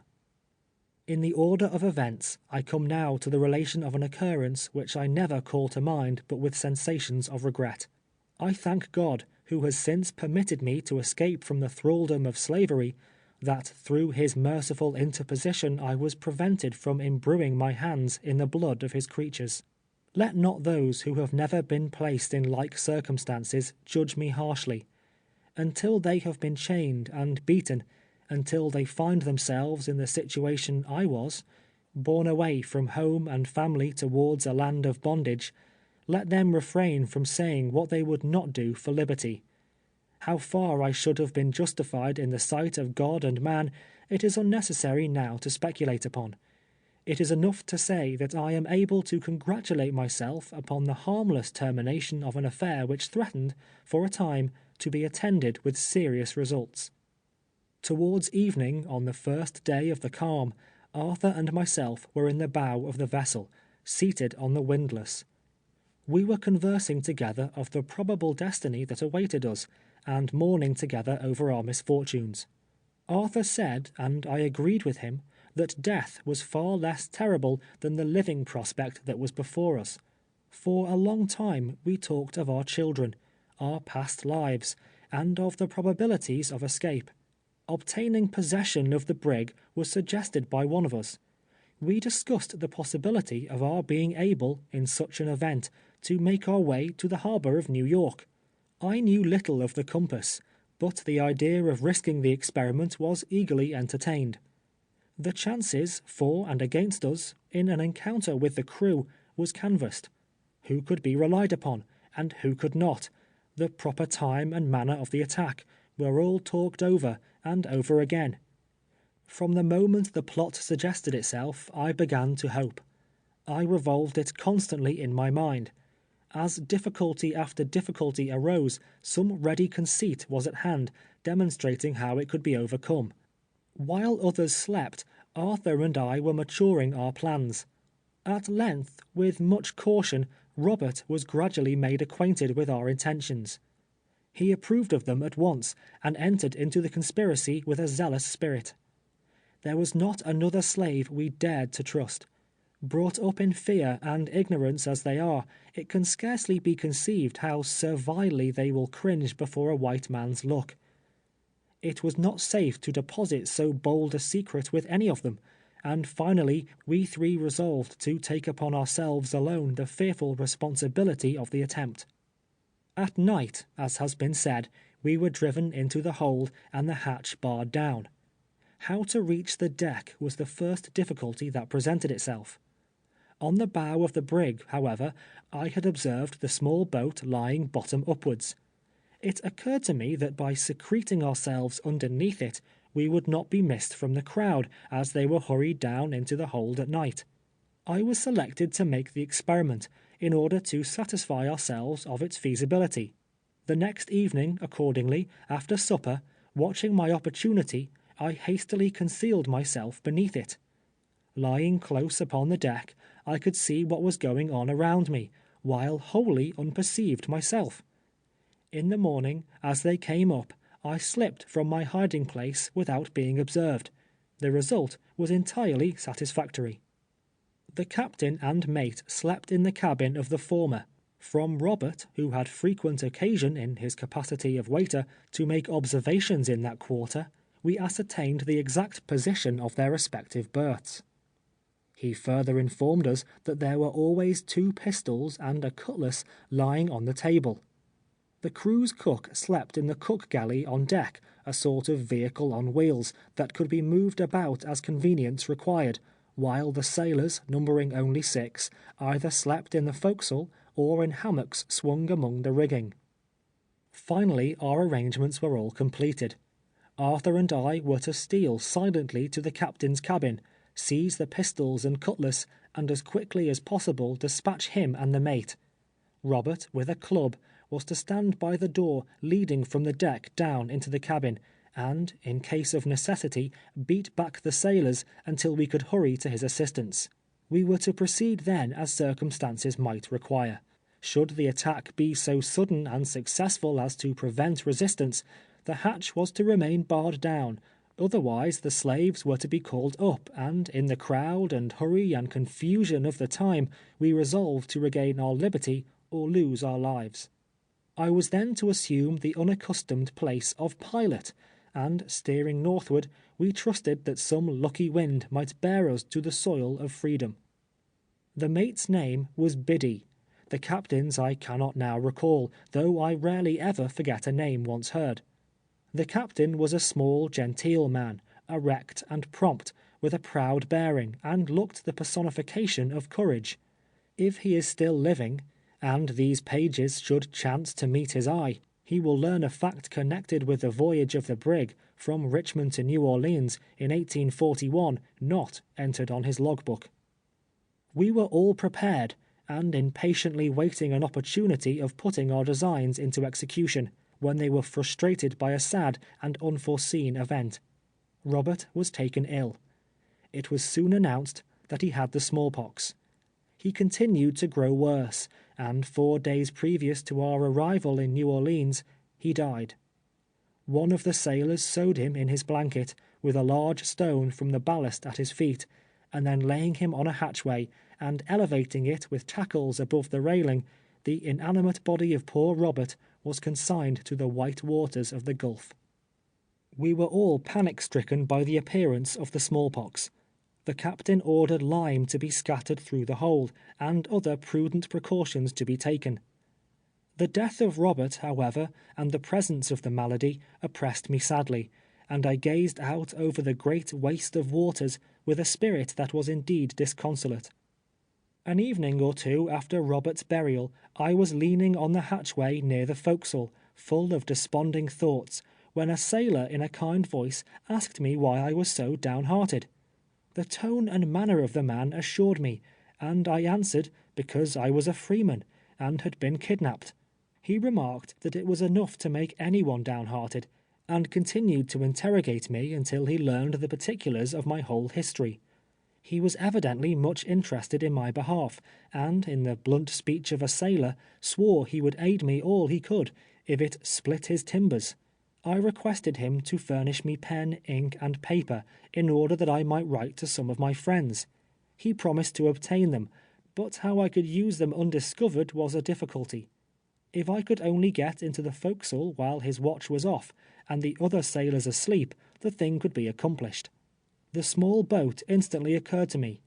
He thought we were not far from the Belize, at the mouth of the Mississippi, and it was necessary that the letter be written soon, or the opportunity would be lost. Accordingly, by arrangement, I managed the next night to secrete myself again under the long-boat. His watch was off at 12. I saw him pass into the forecastle, and in about an hour followed him. He was nodding over a table, half asleep, on which a sickly light was flickering, and on which also was a pen and sheet of paper. As I entered, he aroused, beckoned me to a seat beside him, and pointed to the paper. I directed the letter to Henry B. Northup of Sandy Hill, stating that I had been kidnapped, was then on board the brig Orleans, bound for New Orleans, that it was then impossible for me to conjecture my ultimate destination, and requesting he would take measures to rescue me. The letter was sealed and directed, and Manning, having read it, promised to deposit it in the New Orleans post office. I hastened back to my place under the long-boat, and in the morning, as the slaves came up and were walking round, crept out unnoticed and mingled with them. My good friend, whose name was John Manning, was an Englishman by birth, and a noble-hearted, generous sailor as ever walked a deck. He had lived in Boston, was a tall, well-built man, about 24 years old, with a face somewhat pock-marked, but full of benevolent expression. Nothing to vary the monotony of our daily life occurred until we reached New Orleans. On coming to the levee, and before the vessel was made fast, I saw Manning leap on shore and hurry away into the city. As he started off, he looked back over his shoulder significantly, giving me to understand the object of his errand. Presently he returned, and passing close by me, hunched me with his elbow, with a peculiar wink, as much as to say, "It is all right." The letter, as I have since learned, reached Sandy Hill. Mr. Northup visited Albany and laid it before Governor Seward, but inasmuch as it gave no definite information as to my probable locality, it was not, at that time, deemed advisable to institute measures for my liberation. It was concluded to delay, trusting that a knowledge of where I was might eventually be obtained. A happy and touching scene was witnessed immediately upon our reaching the levee. Just as Manning left the brig, on his way to the post office, 2 men came up and called aloud for Arthur. The latter, as he recognized them, was almost crazy with delight. He could hardly be restrained from leaping over the brig's side, and when they met soon after, he grasped them by the hand, and clung to them a long, long time. They were men from Norfolk, who had come on to New Orleans to rescue him. His kidnappers, they informed him, had been arrested, and were then confined in the Norfolk prison. They conversed a few moments with the captain, and then departed with the rejoicing Arthur. But in all the crowd that thronged the wharf, there was no one who knew or cared for me. Not one. No familiar voice greeted my ears, nor was there a single face that I had ever seen. Soon Arthur would rejoin his family, and have the satisfaction of seeing his wrongs avenged. My family, alas, should I ever see them more? There was a feeling of utter desolation in my heart, filling it with a despairing and regretful sense that I had not gone down with Robert to the bottom of the sea. Very soon traders and consignees came on board. One, a tall, thin-faced man, with light complexion and a little bent, made his appearance with a paper in his hand. Birch's gang, consisting of myself, Eliza and her children, Harry, Lethe, and some others who had joined us at Richmond, were consigned to him. This gentleman was Mr. Theophilus Freeman. Reading from his paper, he called Platt. No one answered. The name was called again and again, but still there was no reply. Then Lethe was called, then Eliza, then Harry, until the list was finished, each one stepping forward as his or her name was called. "Captain, where's Platt?" demanded Theophilus Freeman. The captain was unable to inform him, no one being on board answering to that name. "Who shipped that nigger?" he again inquired of the captain, pointing to me. "Birch," replied the captain. "Your name is Platt. You answer my description. Why don't you come forward?" he demanded of me in an angry tone. I informed him that was not my name, that I had never been called by it, but that I had no objection to it as I knew of. "Well, I will learn you your name," said he, "and so you won't forget it either, by God," he added. Mr. Theophilus Freeman, by the way, was not a whit behind his partner, Birch, in the matter of blasphemy. On the vessel I had gone by the name of Steward, and this was the first time I had ever been designated as Platt, the name forwarded by Birch to his consignee. From the vessel I observed the chain gang at work on the levee. We passed near them as we were driven to Freeman's slave pen. This pen is very similar to Goodin's in Richmond, except the yard was enclosed by plank, standing upright, with ends sharpened, instead of brick walls. Including us, there were now at least 50 in this pen. Depositing our blankets in one of the small buildings in the yard, and having been called up and fed, we were allowed to saunter around the enclosure until night, when we wrapped our blankets round us and laid down under the shed, or in the loft, or in the open yard, just as each one preferred. It was but a short time I closed my eyes that night. Thought was busy in my brain. Could it be possible that I was thousands of miles from home, that I had been driven through the streets like a dumb beast, that I had been chained and beaten without mercy, that I was even then herded with a drove of slaves, a slave myself? Were the events of the last few weeks realities indeed, or was I passing only through the dismal phases of a long, protracted dream? It was no illusion. My cup of sorrow was full to overflowing. Then I lifted up my hands to God, and in the still watches of the night, surrounded by the sleeping forms of my companions, begged for mercy on the poor forsaken captive. To the Almighty Father of us all, the freeman and the slave, I poured forth the supplications of a broken spirit, imploring strength from on high to bear up against the burden of my troubles, until the morning light aroused the slumberers, ushering in another day of bondage. End of Chapter 5. Chapter 6 of 12 Years a Slave by Solomon Northup. The very amiable, pious-hearted Mr. Theophilus Freeman, partner or consignee of James H. Birch, and keeper of the slave pen in New Orleans, was out among his animals early in the morning. With an occasional kick of the older men and women, and many a sharp crack of the whip about the ears of the younger slaves, it was not long before they were all astir and wide awake.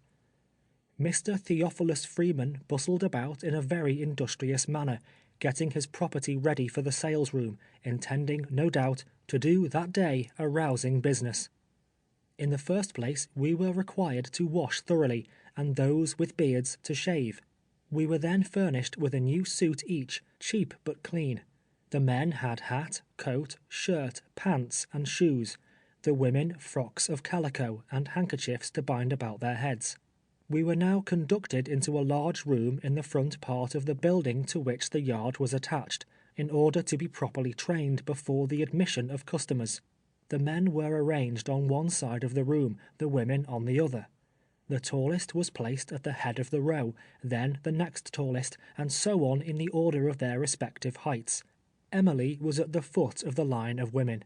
Freeman charged us to remember our places, exhorted us to appear smart and lively, sometimes threatening, and again holding out various inducements. During the day he exercised us in the art of looking smart, and of moving to our places with exact precision. After being fed, in the afternoon, we were again paraded and made to dance. Bob, a colored boy, who had some time belonged to Freeman, played on the violin. Standing near him, I made bold to inquire if he could play the Virginia reel. He answered he could not, and asked me if I could play. Replying in the affirmative, he handed me the violin. I struck up a tune and finished it. Freeman ordered me to continue playing, and seemed well pleased, telling Bob that I far excelled him, a remark that seemed to grieve my musical companion very much. Next day many customers called to examine Freeman's new lot. The latter gentleman was very loquacious, dwelling at much length upon our several good points and qualities. He would make us hold up our heads, walk briskly back and forth, while customers would feel of our hands and arms and bodies, turn us about, ask us what we could do, make us open our mouths and show our teeth, precisely as a jockey examines a horse which he is about to barter for or purchase.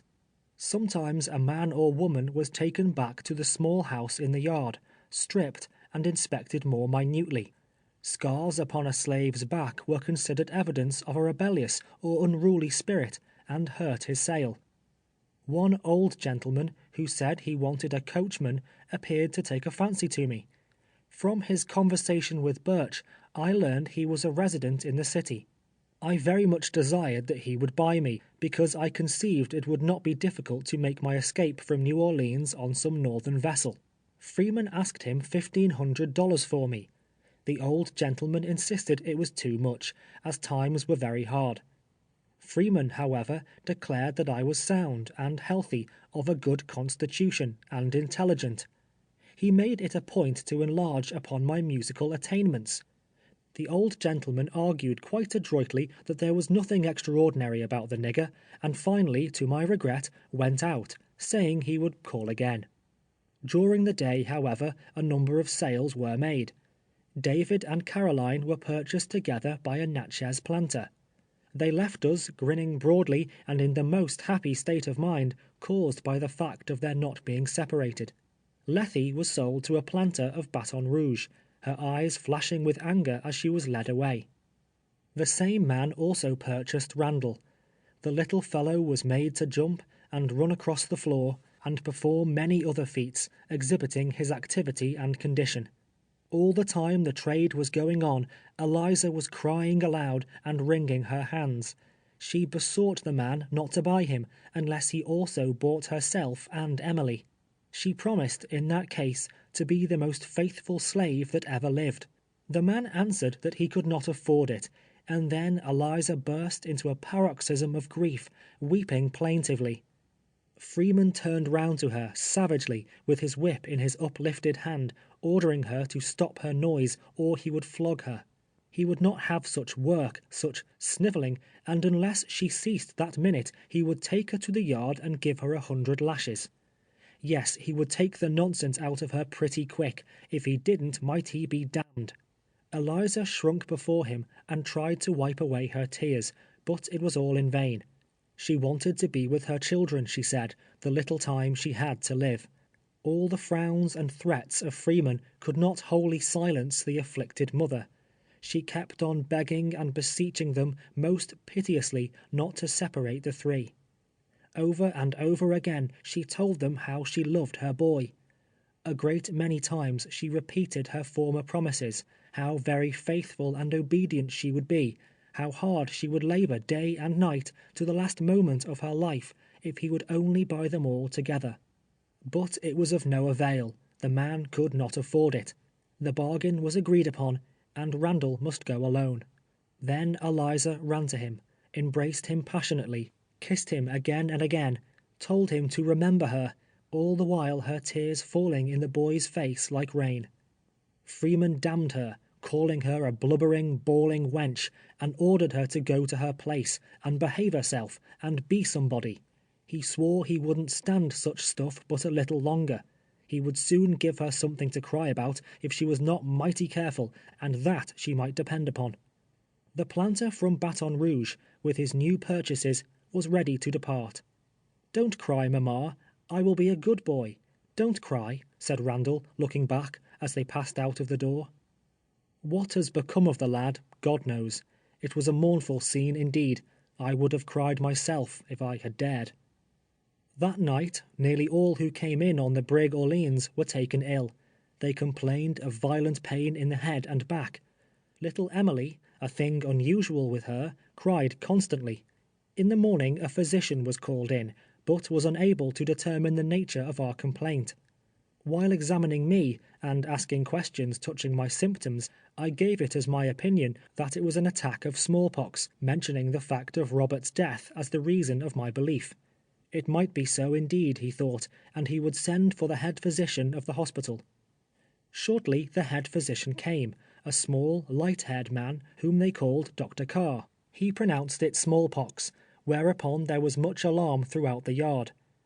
Soon after Dr. Carr left, Eliza, Emmy, Harry, and myself were put into a hack and driven to the hospital, a large white marble building standing on the outskirts of the city. Harry and I were placed in a room in one of the upper stories. I became very sick. For 3 days I was entirely blind. While lying in this state one day, Bob came in, saying to Dr. Carr that Freeman had sent him over to inquire how we were getting on. "Tell him," said the doctor, "that Platt is very bad, but that if he survives until 9 o'clock, he may recover." I expected to die. Though there was little in the prospect before me worth living for, the near approach of death appalled me. I thought I could have been resigned to yield up my life in the bosom of my family, but to expire in the midst of strangers, under such circumstances, was a bitter reflection. There were a great number in the hospital, of both sexes and of all ages. In the rear of the building, coffins were manufactured. When one died, the bell tolled, a signal to the undertaker to come and bear away the body to the potter's field. Many times, each day and night, the tolling bell sent forth its melancholy voice, announcing another death. But my time had not yet come. The crisis having passed, I began to revive, and at the end of 2 weeks and 2 days, returned with Harry to the pen, bearing upon my face the effects of the malady, which to this day continue to disfigure it. Eliza and Emily were also brought back next day in a hack, and again we were paraded in the sales-room for the inspection and examination of purchasers. I still indulged the hope that the old gentleman in search of a coachman would call again, as he had promised, and purchase me. In that event I felt an abiding confidence that I would soon regain my liberty. Customer after customer entered, but the old gentleman never made his appearance. At length, one day, while we were in the yard, Freeman came out and ordered us to our places in the great room. A gentleman was waiting for us as we entered, and inasmuch as he will be often mentioned in the progress of this narrative, a description of his personal appearance and my estimation of his character at first sight may not be out of place. He was a man above the ordinary height, somewhat bent and stooping forward. He was a good-looking man, and appeared to have reached about the middle age of life. There was nothing repulsive in his presence, but on the other hand there was something cheerful and attractive in his face, and in his tone of voice. The finer elements were all kindly mingled in his breast, as anyone could see.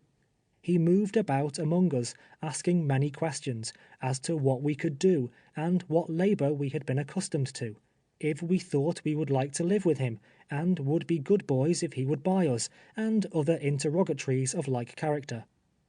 After some further inspection, and conversation touching prices, he finally offered Freeman $1,000 for me, $900 for Harry, and $700 for Eliza. Whether the smallpox had depreciated our value, or from what cause Freeman had concluded to fall $500 from the price I was before held at, I cannot say. At any rate, after a little shrewd reflection, he announced his acceptance of the offer. As soon as Eliza heard it, she was in agony again. By this time she had become haggard and hollow-eyed with sickness and with sorrow. It would be a relief if I could consistently pass over in silence the scene that now ensued. It recalls memories more mournful and affecting than any language can portray. I have seen mothers kissing for the last time the faces of their dead offspring. I have seen them looking down into the grave as the earth fell with a dull sound upon their coffins, hiding them from their eyes forever. But never have I seen such an exhibition of intense, unmeasured, and unbounded grief as when Eliza was parted from her child. She broke from her place in the line of women, and rushing down where Emily was standing, caught her in her arms. The child, sensible of some impending danger, instinctively fastened her hands around her mother's neck, and nestled her little head upon her bosom. Freeman sternly ordered her to be quiet, but she did not heed him. He caught her by the arm and pulled her rudely, but she only clung the closer to the child. Then, with a volley of great oaths, he struck her such a heartless blow that she staggered backward, and was like to fall. Oh, how piteously then did she beseech and beg and pray that they might not be separated. Why could they not be purchased together? Why not let her have one of her dear children? "Mercy, mercy, master," she cried, falling on her knees. "Please, master, buy Emily. I can never work any if she is taken from me. I will die." Freeman interfered again, but disregarding him, she still pled most earnestly, telling how Randall had been taken from her, how she never would see him again, and now it was too bad, oh God, it was too bad, too cruel, to take her away from Emily, her pride, her only darling, that could not live, it was so young, without its mother. Finally, after much more of supplication, the purchaser of Eliza stepped forward, evidently affected, and said to Freeman he would buy Emily, and asked him what her price was. "What is her price? Buy her?" was the responsive interrogatory of Theophilus Freeman, and instantly answering his own inquiry, he added, "I won't sell her, she's not for sale." The man remarked he was not in need of one so young, that it would be of no profit to him, but since the mother was so fond of her, rather than see them separated, he would pay a reasonable price. But to this humane proposal Freeman was entirely deaf. He would not sell her then on any count whatever. There were heaps and piles of money to be made of her, he said, when she was a few years older. There were men enough in New Orleans who would give $5,000 for such an extra, handsome, fancy piece as Emily would be, rather than not get her. No, no, he would not sell her then. She was a beauty, a picture, a doll, one of the regular bloods, none of your thick-lipped, bullet-headed, cotton-picking niggers. If she was, might he be damned. When Eliza heard Freeman's determination not to part with Emily, she became absolutely frantic. "I will not go without her. They shall not take her from me," she fairly shrieked, her shrieks commingling with the loud and angry voice of Freeman commanding her to be silent. Meantime, Harry and myself had been to the yard and returned with our blankets, and were at the front door ready to leave. Our purchaser stood near us, gazing at Eliza with an expression indicative of regret at having bought her at the expense of so much sorrow. We waited some time, when, finally, Freeman, out of patience, tore Emily from her mother by main force, the two clinging to each other with all their might. "Don't leave me, mamma, don't leave me," screamed the child, as its mother was pushed harshly forward. "Don't leave me, come back, mamma," she still cried, stretching forth her little arms imploringly. But she cried in vain. Out of the door and into the street we were quickly hurried. Still we could hear her calling to her mother, "Come back, don't leave me, come back, mamma," until her infant voice grew faint and still more faint, and gradually died away, as distance intervened, and finally was wholly lost. Eliza never after saw or heard of Emily or Randall. Day nor night, however, were they ever absent from her memory. In the cotton field, in the cabin, Always and everywhere she was talking of them, often to them as if they were actually present. Only when absorbed in that illusion, or asleep, did she ever have a moment's comfort afterwards. She was no common slave, as has been said. To a large share of natural intelligence which she possessed, was added a general knowledge and information on most subjects. She had enjoyed opportunities such as are afforded to very few of her oppressed class. She had been lifted up into the regions of a higher life. Freedom for herself and for her offspring, for many years had been her cloud by day, her pillar of fire by night. In her pilgrimage through the wilderness of bondage, with eyes fixed upon that hope-inspiring beacon, she had at length ascended to the top of Pisgah, and beheld the land of promise. In an unexpected moment she was utterly overwhelmed with disappointment and despair. The glorious vision of liberty faded from her sight as they led her away into captivity. Now she weepeth sore in the night, and tears are on her cheeks. All her friends have dealt treacherously with her. They have become her enemies. End of chapter 6. Chapter 7 of 12 Years a Slave by Solomon Northup. On leaving the New Orleans slave pen, Harry and I followed our new master through the streets, while Eliza, crying and turning back, was forced along by Freeman and his minions, until we found ourselves on board the steamboat Rodolph, then lying at the levee. In the course of half an hour, we were moving briskly up the Mississippi, bound for some point on Red River. There were quite a number of slaves on board beside ourselves, just purchased in the New Orleans market. I remember a Mr. Kelso, who was said to be a well-known and extensive planter, had in charge a gang of women. Our master's name was William Ford. He resided then in the Great Pine Woods, in the parish of Avoyelles, situated on the right bank of Red River, in the heart of Louisiana. He is now a Baptist preacher. Throughout the whole parish of Avoyelles, and especially along both shores of Bayou Boeuf, where he is more intimately known, he is accounted by his fellow citizens as a worthy minister of God. In many northern minds, perhaps, the idea of a man holding his brother man in servitude, and the traffic in human flesh, may seem altogether incompatible with their conceptions of a moral or religious life. From descriptions of such men as Birch and Freeman, and others hereinafter mentioned, they are led to despise and execrate the whole class of slaveholders indiscriminately. But I was some time his slave, and had an opportunity of learning well his character and disposition, and it is but simple justice to him when I say, in my opinion, there never was a more kind, noble, candid, Christian man than William Ford. The influences and associations that had always surrounded him blinded him to the inherent wrong at the bottom of the system of slavery. He never doubted the moral right of one man holding another in subjection. Looking through the same medium with his fathers before him, he saw things in the same light.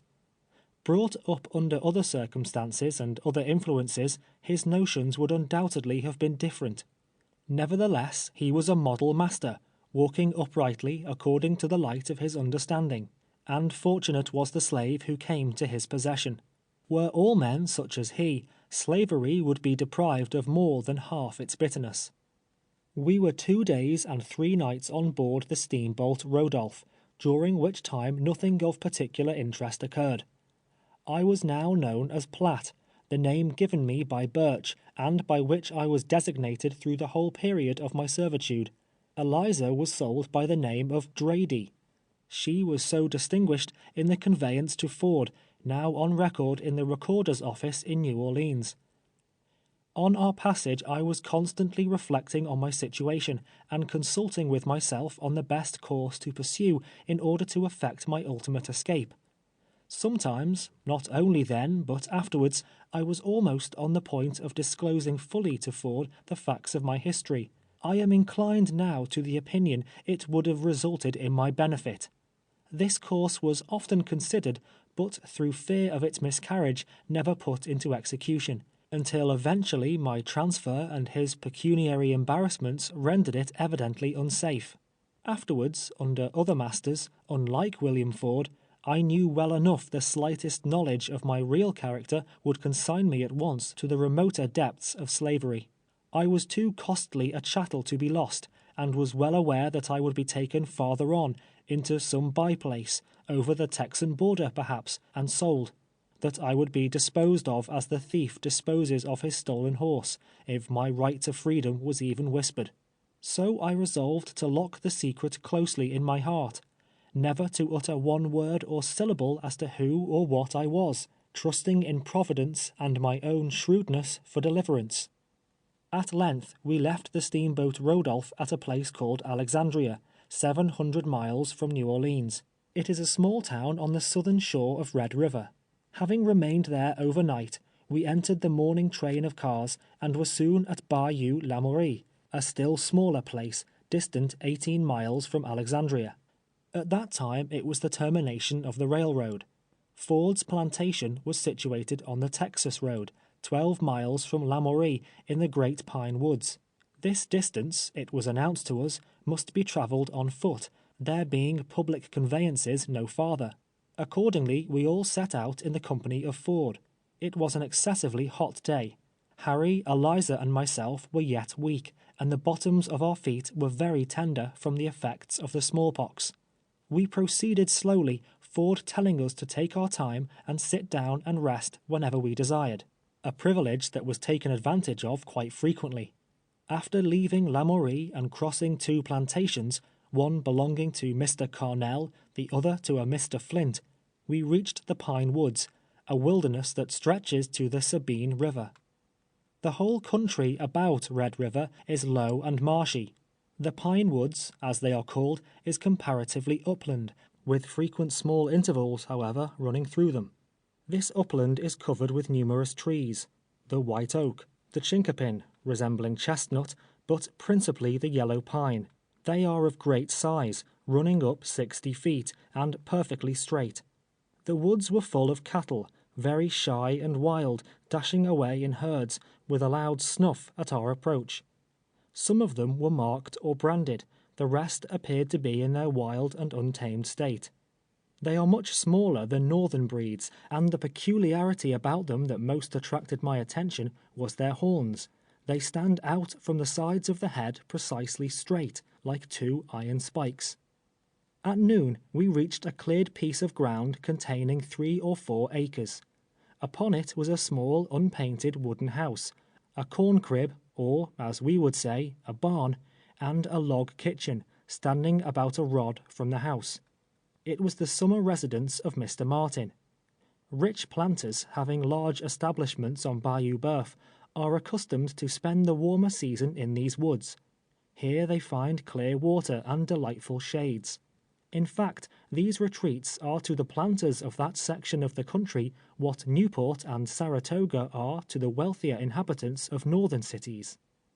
We were sent around into the kitchen, and supplied with sweet potatoes, cornbread, and bacon, while Master Ford dined with Martin in the house. There were several slaves about the premises. Martin came out and took a look at us, asking Ford the price of each, if we were green hands, and so forth, and making inquiries in relation to the slave market generally. After a long rest we set forth again, following the Texas road, which had the appearance of being very rarely traveled. For 5 miles we passed through continuous woods, without observing a single habitation. At length, just as the sun was sinking in the west, we entered another opening, containing some 12 or 15 acres. In this opening stood a house much larger than Mr. Martin's. It was 2 stories high, with a piazza in front. In the rear of it was also a log kitchen, poultry house, corn cribs, and several negro cabins. Near the house was a peach orchard, and gardens of orange and pomegranate trees. The space was entirely surrounded by woods, and covered with a carpet of rich, rank verdure. It was a quiet, lonely, pleasant place, literally a green spot in the wilderness. It was the residence of my master, William Ford. As we approached, a yellow girl, her name was Rose, was standing on the piazza. Going to the door, she called her mistress, who presently came running out to meet her lord. She kissed him, and laughingly demanded if he had bought "those niggers." Ford said he had, and told us to go round to Sally's cabin and rest ourselves. Turning the corner of the house, we discovered Sally washing, her 2 baby children near her, rolling on the grass. They jumped up and toddled towards us, looked at us a moment like a brace of rabbits, then ran back to their mother as if afraid of us. Sally conducted us into the cabin, told us to lay down our bundles and be seated, for she was sure that we were tired. Just then John, the cook, a boy some 16 years of age, and blacker than any crow, came running in, looked steadily in our faces, then, turning round, without saying as much as "How do you do," ran back to the kitchen, laughing loudly, as if our coming was a great joke indeed. Much wearied with our walk, as soon as it was dark, Harry and I wrapped our blankets round us and laid down upon the cabin floor. My thoughts, as usual, wandered back to my wife and children. The consciousness of my real situation, the hopelessness of any effort to escape through the wide forests of Avoyelles, pressed heavily upon me, yet my heart was at home in Saratoga. I was awakened early in the morning by the voice of Master Ford, calling Rose. She hastened into the house to dress the children, Sally to the field to milk the cows, while John was busy in the kitchen preparing breakfast. In the meantime, Harry and I were strolling about the yard, looking at our new quarters. Just after breakfast, a colored man, driving 3 yoke of oxen attached to a wagon load of lumber, drove into the opening. He was a slave of Ford's, named Walton, the husband of Rose. By the way, Rose was a native of Washington, and had been brought from thence 5 years before. She had never seen Eliza, but she had heard of Berry, and they knew the same streets, and the same people, either personally or by reputation. They became fast friends immediately, and talked a great deal together of old times, and of friends they had left behind. Ford was at that time a wealthy man.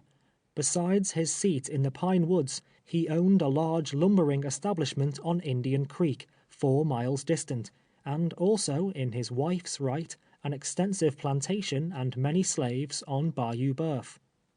Walton had come with his load of lumber from the mills on Indian Creek. Ford directed us to return with him, saying he would follow us as soon as possible. Before leaving, Mistress Ford called me into the storeroom, and handed me, as it is there termed, a tin bucket of molasses for Harry and myself. Eliza was still wringing her hands and deploring the loss of her children. Ford tried as much as possible to console her, told her she need not work very hard, that she might remain with Rose, and assist the madam in the house affairs. Riding with Walton in the wagon, Harry and I became quite well acquainted with him long before reaching Indian Creek. He was a born thrall of Ford's, and spoke kindly and affectionately of him, as a child would speak of his own father. In answer to his inquiries from whence I came, I told him from Washington. Of that city he had heard much from his wife Rose, and all the way plied me with many extravagant and absurd questions. On reaching the mills at Indian Creek, we found 2 more of Ford's slaves, Sam and Anthony. Sam also was a Washingtonian, having been brought out in the same gang with Rose. He had worked on a farm near Georgetown. Anthony was a blacksmith from Kentucky, who had been in his present master's service about 10 years. Sam knew Birch, and when informed that he was the trader who had sent me on from Washington, it was remarkable how well we agreed upon the subject of his superlative rascality. He had forwarded Sam also. On Ford's arrival at the mill, we were employed in piling lumber and chopping logs, which occupation we continued during the remainder of the summer. We usually spent our Sabbaths at the opening, on which days our master would gather all his slaves about him and read and expound the Scriptures. He sought to inculcate in our minds feelings of kindness towards each other, of dependence upon God, setting forth the rewards promised unto those who lead an upright and prayerful life. Seated in the doorway of his house, surrounded by his manservants and his maidservants, who looked earnestly into the good man's face, he spoke of the loving kindness of the Creator, and of the life that is to come. Often did the voice of prayer ascend from his lips to heaven, the only sound that broke the solitude of the place. In the course of the summer, Sam became deeply convicted, his mind dwelling intensely on the subject of religion. His mistress gave him a Bible, which he carried with him to his work. Whatever leisure time was allowed him, he spent in perusing it, though it was only with great difficulty that he could master any part of it. I often read to him, a favor which he well repaid me by many expressions of gratitude. Sam's piety was frequently observed by white men who came to the mill, and the remark it most generally provoked was, that a man like Ford, who allowed his slaves to have Bibles, was "not fit to own a nigger." He, however, lost nothing by his kindness.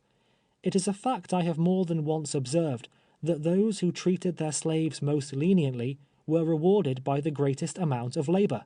I know it from my own experience. It was a source of pleasure to surprise Master Ford with a greater day's work than was required, while, under subsequent masters, there was no prompter to extra effort but the overseer's lash. It was the desire of Ford's approving voice that suggested to me an idea that resulted to his profit. The lumber we were manufacturing was contracted to be delivered at Lamourie. It had hitherto been transported by land, and was an important item of expense.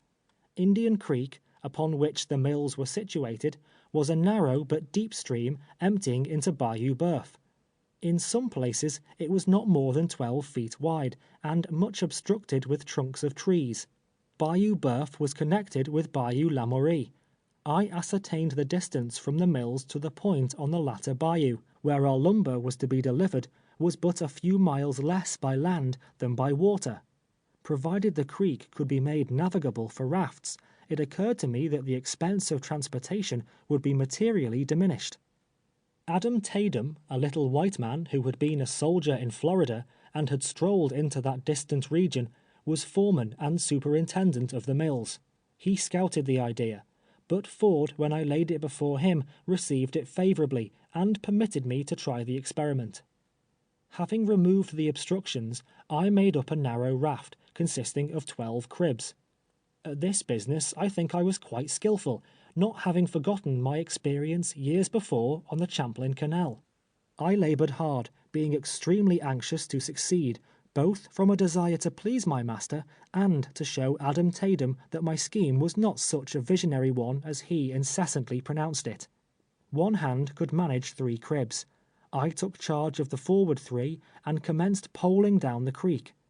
In due time we entered the first bayou, and finally reached our destination in a shorter period of time than I had anticipated. The arrival of the raft at Lamourie created a sensation, while Mr. Ford loaded me with commendations. On all sides I heard Ford's Platte pronounced the smartest nigger in the Pine Woods. In fact, I was the Fulton of Indian Creek. I was not insensible to the praise bestowed upon me, and enjoyed especially my triumph over Tatum, whose half-malicious ridicule had stung my pride. From this time the entire control of bringing the lumber to Lamourie was placed in my hands until the contract was fulfilled. Indian Creek, in its whole length, follows through a magnificent forest. There dwells on its shore a tribe of Indians, a remnant of the Chickasaws, or Chickapees, if I remember rightly. They live in simple huts, 10 or 12 feet square, constructed of pine poles and covered with bark. They subsist principally on the flesh of the deer, the coon, and opossum, all of which are plenty in these woods. Sometimes they exchange venison for a little corn and whiskey with the planters on the bayous. Their usual dress is buckskin breeches and calico hunting shirts of fantastic colors, buttoned from belt to chin. They wear brass rings on their wrists and in their ears and noses. The dress of the squaws is very similar. They are fond of dogs and horses, owning many of the latter, of a small, tough breed, and are skillful riders. Their bridles, girths, and saddles were made of raw skins of animals, their stirrups of a certain kind of wood. Mounted astride their ponies, men and women, I have seen them dash out into the woods at the utmost of their speed, following narrow winding paths and dodging trees in a manner that eclipsed the most miraculous feats of civilized equestrianism. Circling away in various directions, the forest echoing and re-echoing with their whoops, they would presently return at the same dashing, headlong speed with which they started. Their village was on Indian Creek, known as Indian Castle, but their range extended to the Sabine River.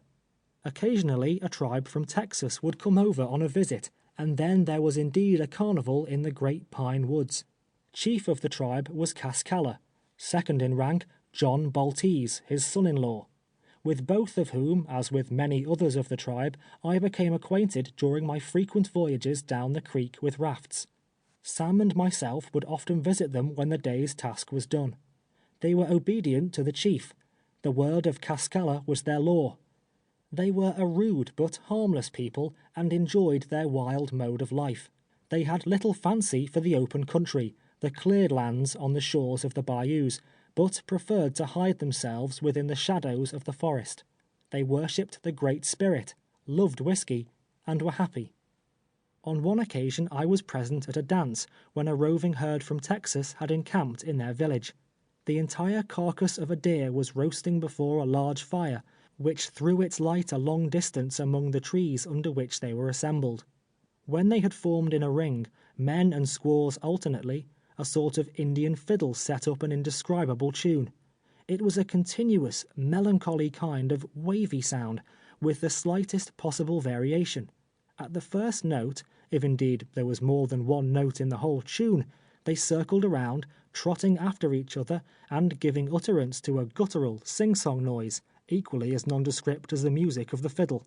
At the end of the third circuit, they would stop suddenly, whoop as if their lungs would crack, then break from the ring, forming in couples, man and squaw, each jumping backwards as far as possible from the other, then forwards, each jumping backwards as far as possible from the other, then forwards, which graceful feat having been twice or thrice accomplished, they would form in a ring, and go trotting round again.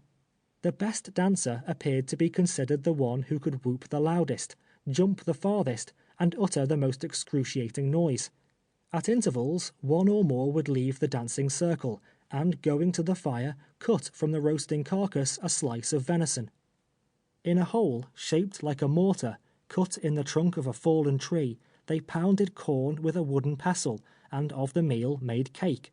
Alternately they danced and ate.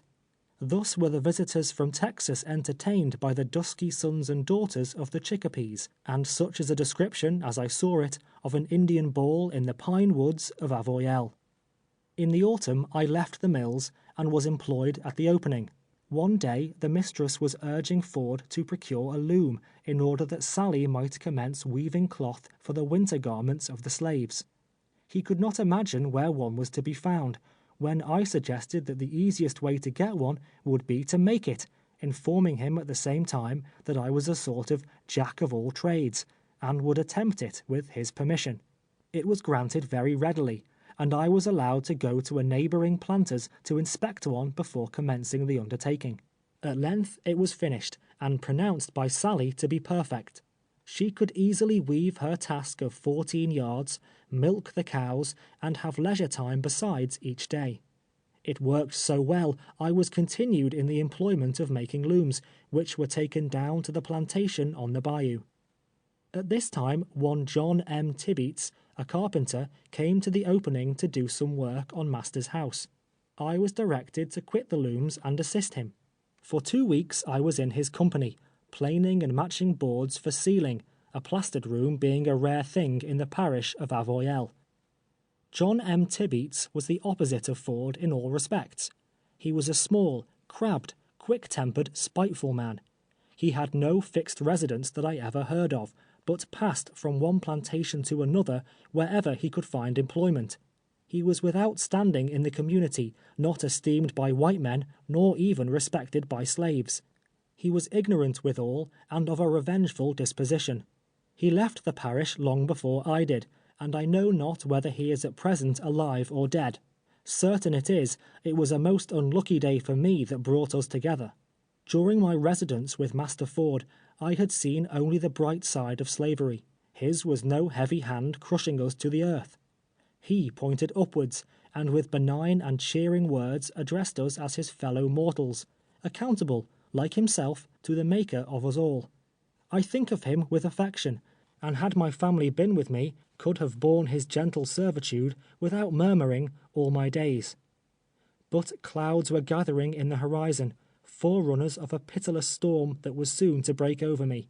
I was doomed to endure such bitter trials as the poor slave only knows, and to lead no more the comparatively happy life which I had led in the great pine woods. End of Chapter 7. Chapter 8 of 12 Years a Slave by Solomon Northup. William Ford unfortunately became embarrassed in his pecuniary affairs. A heavy judgment was rendered against him in consequence of his having become security for his brother, Franklin Ford, residing on Red River above Alexandria, and who had failed to meet his liabilities. He was also indebted to John M. Tibeats to a considerable amount in consideration of his services in building the mills on Indian Creek, and also a weaving house, corn mill, and other erections on the plantation at Bayou Boeuf, not yet completed. It was therefore necessary, in order to meet these demands, to dispose of 18 slaves, myself among the number. 17 of them, including Sam and Harry, were purchased by Peter Compton, a planter also residing on Red River. I was sold to Tibeats, in consequence, undoubtedly, of my slight skill as a carpenter. This was in the winter of 1842. The deed of myself from Freeman to Ford, as I ascertained from the public records in New Orleans on my return, was dated June 23rd, 1841.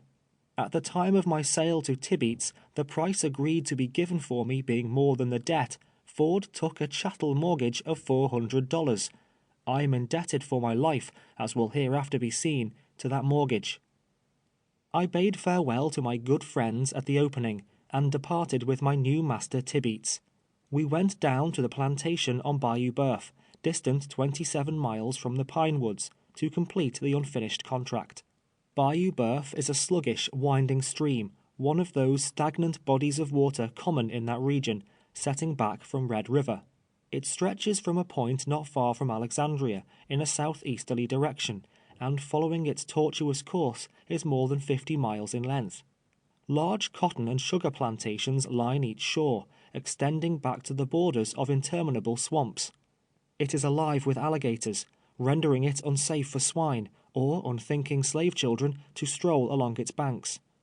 Upon a bend in this bayou, a short distance from Cheneyville, was situated the plantation of Madam Ford, her brother Peter Tanner, a great landholder, living on the opposite side. On my arrival at Bayou Boeuf, I had the pleasure of meeting Eliza, whom I had not seen for several months. She had not pleased Mrs. Ford, being more occupied in brooding over her sorrows than in attending to her business, and had, in consequence, been sent down to work in the field on the plantation. She had grown feeble and emaciated, and was still mourning for her children. She asked me if I had forgotten them, and a great many times inquired if I still remembered how handsome little Emily was, how much Randall loved her, and wondered if they were living still, and where the darlings could then be. She had sunk beneath the weight of an excessive grief. Her drooping form and hollow cheeks too plainly indicated that she had well nigh reached the end of her weary road. Ford's overseer on this plantation, and who had the exclusive charge of it, was a Mr. Chapin, a kindly disposed man and a native of Pennsylvania. In common with others, he held Tibeats in light estimation, which fact, in connection with the $400 mortgage, was fortunate for me. I was now compelled to labor very hard. From earliest dawn until late at night, I was not allowed to be a moment idle. Notwithstanding which, Tibeats was never satisfied. He was continually cursing and complaining. He never spoke to me a kind word. I was his faithful slave, and earned him large wages every day, and yet I went to my cabin nightly, loaded with abuse and stinging epithets. We had completed the corn mill, the kitchen, and so forth, and were at work upon the weaving house, when I was guilty of an act, in that state punishable with death. It was my first fight with Tibeats. The weaving house we were erecting stood in the orchard a few rods from the residence of Chapin, or the Great House, as it was called. One night, having worked until it was too dark to see, I was ordered by Tibeats to rise very early in the morning, procure a keg of nails from Chapin, and commence putting on the clapboards. I retired to the cabin extremely tired, and having cooked a supper of bacon and corn cake, and conversed a while with Eliza, who occupied the same cabin, as also did Lawson and his wife Mary, and a slave named Bristol, laid down upon the ground floor, little dreaming of the sufferings that awaited me on the morrow. Before daylight I was on the piazza of the great house, awaiting the appearance of Overseer Chapin. To have aroused him from his slumbers and stated my errand would have been an unpardonable boldness. At length he came out. Taking off my hat, I informed him Master Tibeats had directed me to call upon him for a keg of nails. Going into the storeroom, he rolled it out, at the same time saying if Tibeats preferred a different size, he would endeavor to furnish them, but that I might use those until further directed. Then mounting his horse, which stood saddled and bridled at the door, he rode away into the field, whither the slaves had preceded him, while I took the keg on my shoulder and proceeded to the weaving house, broke in the head, and commenced nailing on the clapboards. As the day began to open, Tibeats came out of the house to where I was, hard at work. He seemed to be that morning even more morose and disagreeable than usual. He was my master, entitled by law to my flesh and blood, and to exercise over me such tyrannical control as his mean nature prompted. But there was no law that could prevent my looking upon him with intense contempt. I despised both his disposition and his intellect. I had just come round to the keg for a further supply of nails as he reached the weaving house. "I thought I told you to commence putting on weatherboards this morning," he remarked. "Yes, master, and I am about it," I replied. "Where?" he demanded. "On the other side," was my answer. He walked round to the other side, examined my work for a while, muttering to himself in a fault-finding tone. "Didn't I tell you last night to get a keg of nails of Chapin?" he broke forth again. "Yes, master, and so I did, and Overseer said he would get another size for you, if you wanted them, when he came back from the field." Tibeats walked to the keg, looked a moment at the contents, then kicked it violently. Coming towards me, in a great passion, he exclaimed, "God damn you! I thought you knowed something." I made answer, "I tried to do as you told me, master. I didn't mean anything wrong. Overseer said—" But he interrupted me with such a flood of curses that I was unable to finish the sentence. At length he ran towards the house, and going to the piazza, took down one of the overseer's whips. The whip had a short wooden stock, braided over with leather, and was loaded at the butt. The lash was 3 feet long, or thereabouts, and made of rawhide strands. At first I was somewhat frightened, and my impulse was to run. There was no one about except Rachel, the cook, and Chapin's wife, and neither of them were to be seen. The rest were in the field. I knew he intended to whip me, and it was the first time anyone had attempted it since my arrival at Avoyelles. I felt, moreover, that I had been faithful, that I was guilty of no wrong whatever, and deserved commendation rather than punishment. My fear changed to anger, and before he reached me, I had made up my mind fully not to be whipped, let the result be life or death. Winding the lash around his hand, and taking hold of the small end of the stock, he walked up to me, and with a malignant look ordered me to strip. "Master Tibeats," said I, looking him boldly in the face, "I will not." I was about to say something further in justification, but with concentrated vengeance he sprang upon me, seizing me by the throat with one hand, raising the whip with the other, in the act of striking. Before the blow descended, however, I had caught him by the collar of the coat, and drawn him closely to me. Reaching down, I seized him by the ankle, and pushing him back with the other hand, he fell over on the ground. Putting one arm around his leg, and holding it to my breast, so that his head and shoulders only touched the ground, I placed my foot upon his neck. He was completely in my power. My blood was up. It seemed to course through my veins like fire. In the frenzy of my madness, I snatched the whip from his hand. He struggled with all his power, swore that I should not live to see another day, and that he would tear out my heart. But his struggles and his threats were alike in vain. I cannot tell how many times I struck him. Blow after blow fell fast and heavy upon his wriggling form. At length he screamed, cried murder, and at last the blasphemous tyrant called on God for mercy. But he who had never shown mercy did not receive it. The stiff stock of the whip warped round his cringing body until my right arm ached. Until this time I had been too busy to look about me. Desisting for a moment, I saw Mrs. Chapin looking from the window, and Rachel standing in the kitchen door. Their attitudes expressed the utmost excitement and alarm. His screams had been heard in the field. Chapin was coming as fast as he could ride. I struck him a blow or two more, then pushed him from me with such a well-directed kick that he went rolling over on the ground. Rising to his feet, and brushing the dirt from his hair, he stood looking at me, pale with rage. We gazed at each other in silence. Not a word was uttered until Chapin galloped up to us. "What is the matter?" he cried out. "Master Tibeats wants to whip me for using the nails you gave me," I replied. "What is the matter with the nails?" he inquired, turning to Tibeats. Tibeats answered to the effect that they were too large, paying little heed, however, to Chapin's question, but still keeping his snakish eyes fastened maliciously on me. "I am overseer here," Chapin began. "I told Platt to take them and use them, and if they were not of the proper size, I would get others on returning from the field. It is not his fault. Besides, I shall furnish such nails as I please. I hope you will understand that, Mr. Tibeats." Tibeats made no reply, but, grinding his teeth and shaking his fist, swore he would have satisfaction, and that it was not half over yet. Thereupon he walked away, followed by the overseer, and entered the house, the latter talking to him all the while in a suppressed tone, and with earnest gestures.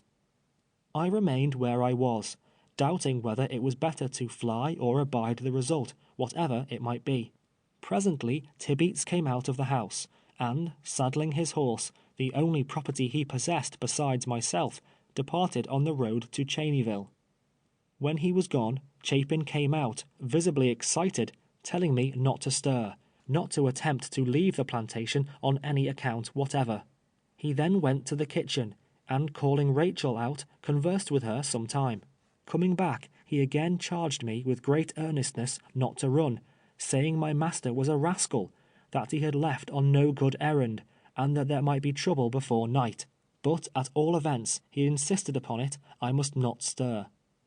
As I stood there, feelings of unutterable agony overwhelmed me. I was conscious that I had subjected myself to unimaginable punishment. The reaction that followed my extreme ebullition of anger produced the most painful sensations of regret. An unfriended, helpless slave, what could I do, what could I say, to justify, in the remotest manner, the heinous act I had committed, of resenting a white man's contumely and abuse? I tried to pray. I tried to beseech my Heavenly Father to sustain me in my sore extremity, but emotion choked my utterance, and I could only bow my head upon my hands and weep. For at least an hour I remained in this situation, finding relief only in tears, when, looking up, I beheld Tibeats, accompanied by 2 horsemen, coming down the bayou. They rode into the yard, jumped from their horses, and approached me with large whips, one of them also carrying a coil of rope. "Cross your hands," commanded Tibeats, with the addition of such a shuddering expression of blasphemy as is not decorous to repeat. "You need not bind me, Master Tibeats, I am ready to go with you anywhere," said I. One of his companions then stepped forward, swearing if I made the least resistance he would break my head, he would tear me limb from limb, he would cut my black throat, and giving wide scope to other similar expressions. Perceiving any importunity altogether vain, I crossed my hands, submitting humbly to whatever disposition they might please to make of me. Thereupon Tibeats tied my wrists, drawing the rope around them with his utmost strength. Then he bound my ankles in the same manner. In the meantime, the other 2 had slipped a cord within my elbows, running it across my back, and tying it firmly. It was utterly impossible to move hand or foot. With a remaining piece of rope, Tibeats made an awkward noose, and placed it about my neck. "Now then," inquired one of Tibeats' companions, "where shall we hang the nigger?" One proposed such a limb, extending from the body of a peach tree, near the spot where we were standing. His comrade objected to it, alleging it would break, and proposed another. Finally, they fixed upon the latter. During this conversation, and all the time they were binding me, I uttered not a word. Overseer Chapin, during the progress of the scene, was walking hastily back and forth on the piazza. Rachel was crying by the kitchen door, and Mrs. Chapin was still looking from the window. Hope died within my heart. Surely my time had come. I should never behold the light of another day, never behold the faces of my children, the sweet anticipation I had cherished with such fondness. I should that hour struggle through the fearful agonies of death. None would mourn for me, none revenge me. Soon my form would be mouldering in that distant soil, or perhaps be cast to the slimy reptiles that filled the stagnant waters of the bayou. Tears flowed down my cheeks, but they only afforded a subject of insulting comment for my executioners. At length, as they were dragging me towards the tree, Chapin, who had momentarily disappeared from the piazza, came out of the house and walked towards us. He had a pistol in each hand, and, as near as I can now recall to mind, spoke in a firm, determined manner, as follows: "Gentlemen, I have a few words to say. You had better listen to them. Whoever moves that slave another foot from where he stands is a dead man. In the first place, he does not deserve this treatment. It is a shame to murder him in this manner. I never knew a more faithful boy than Platt. You, Tibeats, are in the fault yourself. You are pretty much of a scoundrel, and I know it, and you richly deserve the flogging you have received. In the next place, I have been overseer on this plantation 7 years, and, in the absence of William Ford, am master here. My duty is to protect his interests, and that duty I shall perform. You are not responsible. You are a worthless fellow. Ford holds a mortgage on Platt of $400. If you hang him, he loses his debt. Until that is cancelled, you have no right to take his life. You have no right to take it anyway. There is a law for the slave as well as for the white man. You are no better than a murderer. As for you," addressing Cook and Ramsey, a couple of overseers from neighboring plantations, "as for you, be gone. If you have any regard for your own safety, I say, be gone." Cook and Ramsey, without a further word, mounted their horses and rode away. Tibeats, in a few minutes, evidently in fear and overawed by the decided tone of Chapin, sneaked off like a coward, as he was, and mounting his horse, followed his companions. I remained standing where I was, still bound, with the rope around my neck. As soon as they were gone, Chapin called Rachel, ordering her to run to the field and tell Lawson to hurry to the house without delay, and bring the brown mule with him, an animal much prized for its unusual fleetness. Presently the boy appeared. "Lawson," said Chapin, "you must go to the pine woods. Tell your master Ford to come here at once, that he must not delay a single moment. Tell him they are trying to murder Platt. Now hurry, boy. Be at the pine woods by noon if you kill the mule." Chapin stepped into the house and wrote a pass. When he returned, Lawson was at the door, mounted on his mule. Receiving the pass, he plied the whip right smartly to the beast, dashed out of the yard, and turning up the bayou on a hard gallop, in less time than it has taken me to describe the scene, was out of sight. End of Chapter 8. Chapter 9 of 12 Years a Slave by Solomon Northup. As the sun approached the meridian that day, it became insufferably warm. Its hot rays scorched the ground. The earth almost blistered the foot that stood upon it. I was without coat or hat, standing bareheaded, exposed to its burning blaze. Great drops of perspiration rolled down my face, drenching the scanty apparel wherewith I was clothed. Over the fence, a very little way off, the peach trees cast their cool, delicious shadows on the grass. I would gladly have given a long year of service to have been enabled to exchange the heated oven, as it were, wherein I stood, for a seat beneath their branches. But I was yet bound, the rope still dangling from my neck, and standing in the same tracks where Tibeats and his comrades left me. I could not move an inch, so firmly had I been bound. To have been enabled to lean against the weaving house would have been a luxury indeed, but it was far beyond my reach, though distant less than 20 feet. I wanted to lie down, but knew I could not rise again. The ground was so parched and boiling hot, I was aware it would but add to the discomfort of my situation. If I could have only moved my position, however slightly, it would have been relief unspeakable, but the hot rays of a southern sun, beating all the long summer day on my bare head, produced not half the suffering I experienced from my aching limbs. My wrists and ankles, and the cords of my legs and arms, began to swell, burying the rope that bound them into the swollen flesh.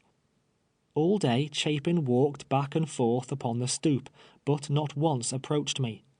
He appeared to be in a state of great uneasiness, looking first towards me and then up the road, as if expecting some arrival every moment. He did not go to the field, as was his custom. It was evident from his manner that he supposed Tibeats would return with more and better armed assistance, perhaps to renew the quarrel, and it was equally evident he had prepared his mind to defend my life at whatever hazard. Why he did not relieve me, why he suffered me to remain in agony the whole weary day, I never knew. It was not for want of sympathy, I am certain. Perhaps he wished Ford to see the rope about my neck, and the brutal manner in which I had been bound. Perhaps his interference with another's property, in which he had no legal interest, might have been a trespass, which would have subjected him to the penalty of the law. Why Tibeats was all day absent was another mystery I never could divine. He knew well enough that Chapin would not harm him unless he persisted in his design against me. Lawson told me afterwards that, as he passed the plantation of John David Cheney, he saw the three, and that they turned and looked after him as he flew by.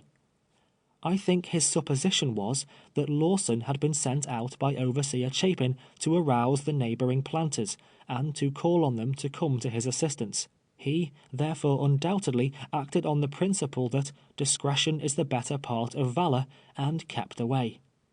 But whatever motive may have governed the cowardly and malignant tyrant, it is of no importance. There I still stood in the noontide sun, groaning with pain. From long before daylight I had not eaten a morsel. I was growing faint from pain, and thirst, and hunger.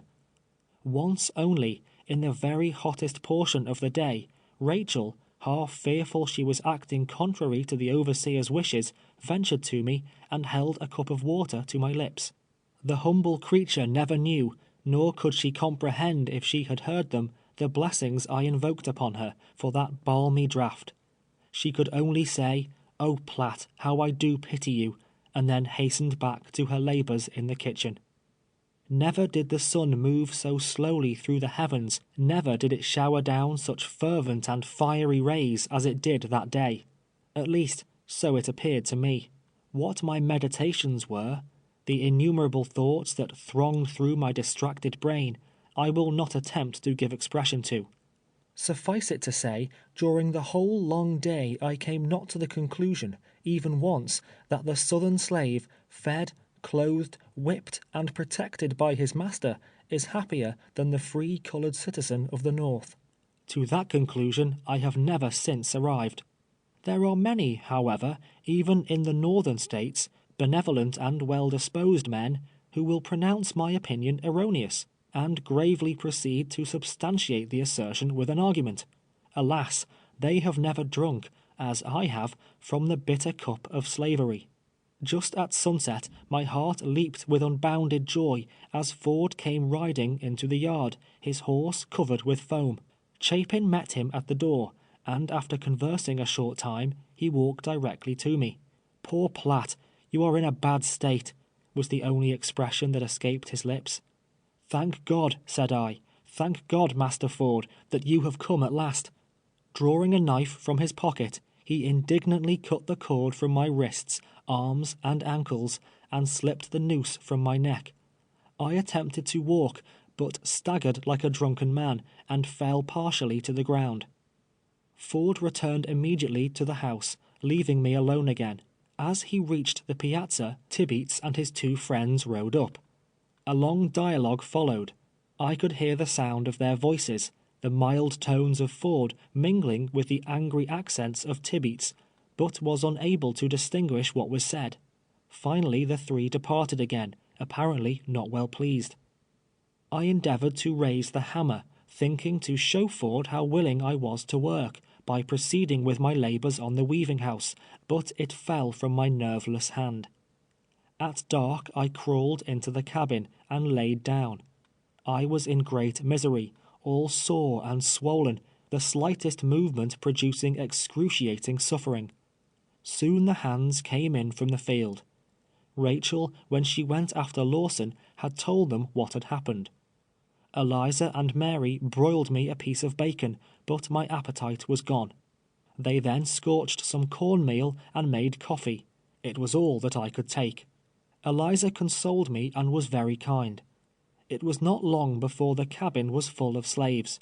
They gathered round me, asking many questions about the difficulty with Tibeats in the morning, and the particulars of all the occurrences of the day. Then Rachel came in, and in her simple language repeated it over again, dwelling emphatically on the kick that sent Tibeats rolling over on the ground, whereupon there was a general titter throughout the crowd. Then she described how Chapin walked out with his pistols and rescued me, and how Master Ford cut the ropes with his knife, just as if he was mad. By this time Lawson had returned. He had to regale them with an account of his trip to the Pine Woods, how the brown mule bore him faster than a streak o' lightning, how he astonished everybody as he flew along, how Master Ford started right away, how he said Platt was a good nigger, and they shouldn't kill him, concluding with pretty strong intimations that there was not another human being in the wide world who could have created such a universal sensation on the road, or performed such a marvelous John Gilpin feat as he had done that day on the brown mule. The kind creatures loaded me with the expression of their sympathy, saying Tibeats was a hard, cruel man, and hoping Massa Ford would get me back again. In this manner they passed the time, discussing, chatting, talking over and over again the exciting affair, until suddenly Chapin presented himself at the cabin door and called me. "Platt," said he, "you will sleep on the floor in the great house tonight. Bring your blanket with you." I arose as quickly as I was able, took my blanket in my hand, and followed him. On the way he informed me that he should not wonder if Tibeats was back again before morning, that he intended to kill me, and that he did not mean he should do it without witnesses. Had he stabbed me to the heart in the presence of 100 slaves, not one of them, by the law of Louisiana, could have given evidence against him. I laid down on the floor in the great house, the first and last time such a sumptuous resting place was granted me during my 12 years of bondage, and tried to sleep. Near midnight the dog began to bark. Chapin arose, looked from the window, but could discover nothing. At length the dog was quiet. As he returned to his room, he said, "I believe, Platt, that scoundrel is skulking about the premises somewhere. If the dog barks again, and I am sleeping, wake me." I promised to do so. After the lapse of an hour or more, the dog recommenced his clamor, running towards the gate, then back again, all the while barking furiously. Chapin was out of bed without waiting to be called. On this occasion he stepped forth upon the piazza, and remained standing there a considerable length of time. Nothing, however, was to be seen, and the dog returned to his kennel. We were not disturbed again during the night.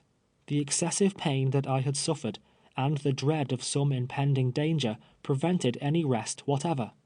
Whether or not Tibeats did actually return to the plantation that night, seeking an opportunity to wreak his vengeance upon me, is a secret known only to himself, perhaps.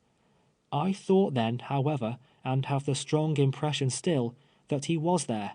At all events, he had the disposition of an assassin, cowering before a brave man's words, but ready to strike his helpless or unsuspecting victim in the back, as I had reason afterwards to know. At daylight, in the morning, I arose, sore and weary, having rested little. Nevertheless, after partaking breakfast, which Mary and Eliza had prepared for me in the cabin, I proceeded to the weaving house and commenced the labors of another day. It was Chapin's practice, as it is the practice of overseers generally, immediately on rising, to bestride his horse, always saddled and bridled and ready for him, the particular business of some slave, and ride into the field. This morning, on the contrary, he came to the weaving house, asking if I had seen anything of Tibeats yet. Replying in the negative, he remarked there was something not right about the fellow.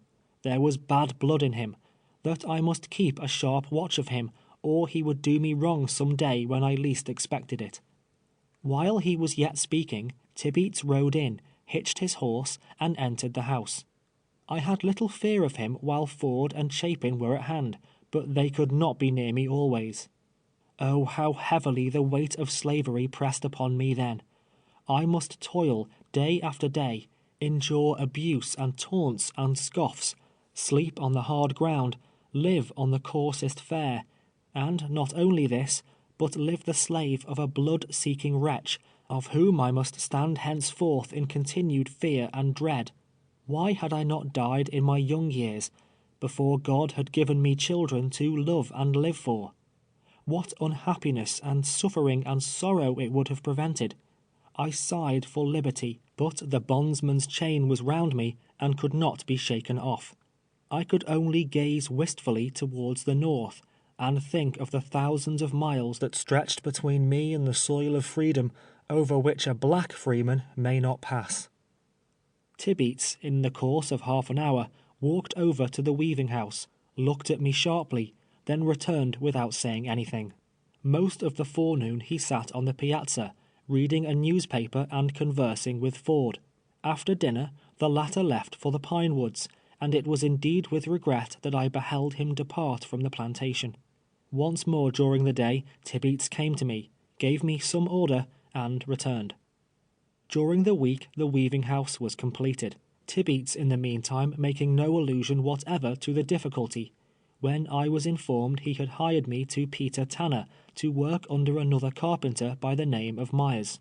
This announcement was received with gratification, as any place was desirable that would relieve me of his hateful presence. Peter Tanner, as the reader has already been informed, lived on the opposite shore, and was the brother of Mistress Ford. He is one of the most extensive planters on Bayou Boeuf, and owns a large number of slaves. Over I went to Tanner's, joyfully enough. He had heard of my late difficulties. In fact, I ascertained the flogging of Tibeats was soon blazoned far and wide.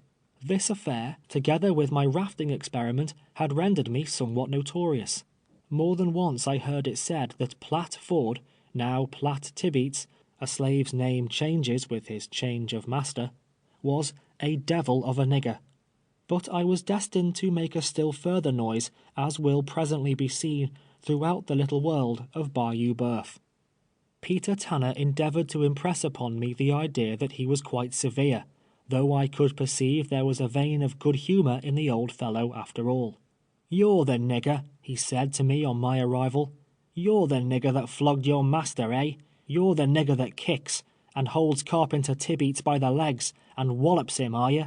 I'd like to see you hold me by the leg, I should. You're a portent character. You're a great nigger, very remarkable nigger, ain't you? I'd lash you. I'd take the tantrums out of you. Jest take hold of my leg, if you please. None of your pranks here, my boy, remember that. Now go to work, you kicking rascal," concluded Peter Tanner, unable to suppress a half-comical grin at his own wit and sarcasm. After listening to this salutation, I was taken charge of by Myers, and labored under his direction for a month, to his and my own satisfaction. Like William Ford, his brother-in-law, Tanner was in the habit of reading the Bible to his slaves on the Sabbath, but in a somewhat different spirit. He was an impressive commentator on the New Testament. The first Sunday after my coming to the plantation, he called them together and began to read the 12th chapter of Luke. When he came to the 47th verse, he looked deliberately around him, and continued, "And that servant which knew his Lord's will—" Here he paused, looking around more deliberately than before, and again proceeded, "which knew his Lord's will, and prepared not himself." Here was another pause. "Prepared not himself, neither did according to his will, shall be beaten with many stripes." "D'ye hear that?" demanded Peter emphatically. "Stripes," he repeated, slowly and distinctly, taking off his spectacles, preparatory to making a few remarks. That nigger that don't take care, that don't obey his lord, that's his master, d'ye see? That ere nigger shall be beaten with many stripes. Now, many signifies a great many. 40, 100, 150 lashes. That's scripter. And so Peter continued to elucidate the subject for a great length of time, much to the edification of his sable audience. At the conclusion of the exercises, calling up 3 of his slaves, Warner, Will, and Major, he cried out to me, "Here, Platt, you held Tibeats by the legs. Now I'll see if you can hold these rascals in the same way, till I get back from meeting." Thereupon he ordered them to the stocks, a common thing on plantations in the Red River country. The stocks are formed of 2 planks, the lower one made fast at the ends to 2 short posts, driven firmly into the ground. At regular distances, half circles are cut in the upper edge. The other plank is fastened to one of the posts by a hinge, so that it can be opened or shut down, in the same manner as the blade of a pocket knife is shut or opened. In the lower edge of the upper plank, corresponding half circles are also cut, so that when they close, a row of holes is formed large enough to admit a negro's leg above the ankle, but not large enough to enable him to draw out his foot. The other end of the upper plank, opposite the hinge, is fastened to its post by lock and key. The slave is made to sit upon the ground, when the uppermost plank is elevated, his legs, just above the ankles, placed in the sub-half circles, and shutting it down again, and locking it, he is held secure and fast. Very often the neck instead of the ankle is enclosed. In this manner they are held during the operation of whipping. Warner, Will, and Major, according to Tanner's account of them, were melon-stealing, Sabbath-breaking niggers, and not approving of such wickedness, he felt it his duty to put them in the stocks. Handing me the key, himself, Myers, Mistress Tanner, and the children entered the carriage and drove away to church at Cheneyville. When they were gone, the boys begged me to let them out. I felt sorry to see them sitting on the hot ground, and remembered my own sufferings in the sun. Upon their promise to return to the stocks at any moment they were required to do so, I consented to release them. Grateful for the lenity shown them, and in order in some measure to repay it, they could do no less, of course, than pilot me to the melon patch. Shortly before Tanner's return, they were in the stocks again.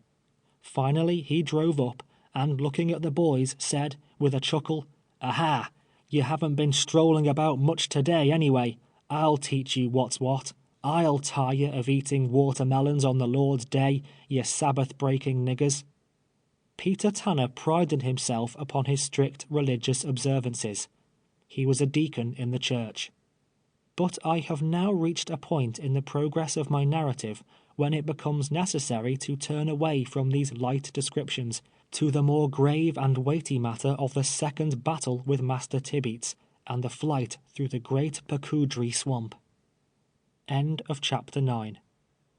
Chapter 10 of 12 Years a Slave by Solomon Northup. At the end of the month, my services being no longer required at Tanner's, I was sent over to the bayou again to my master, whom I found engaged in building the cotton press.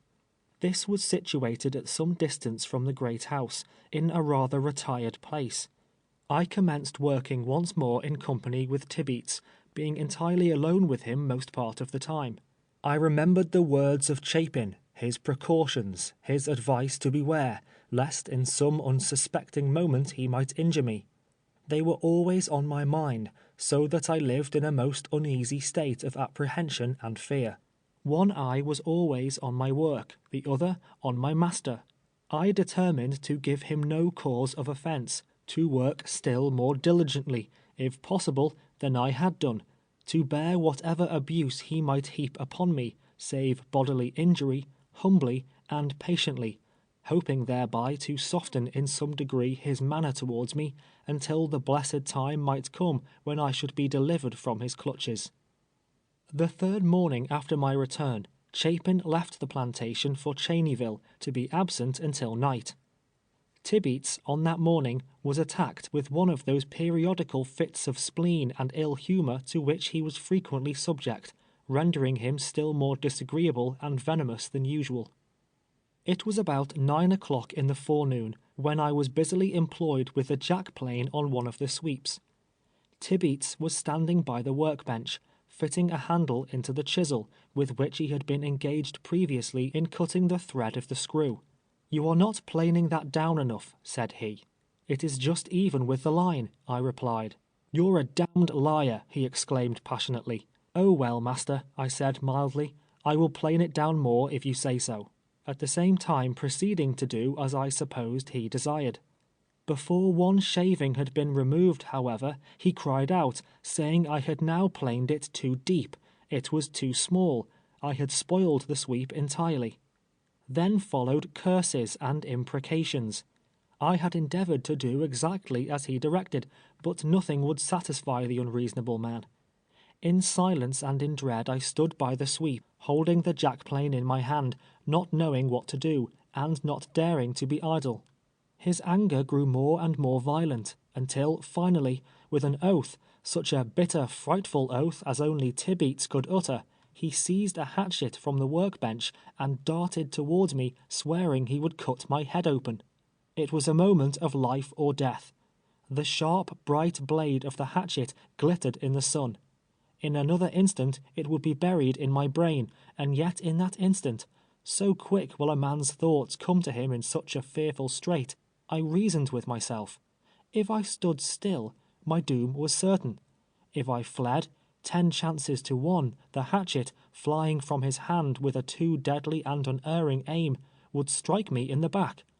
There was but one course to take.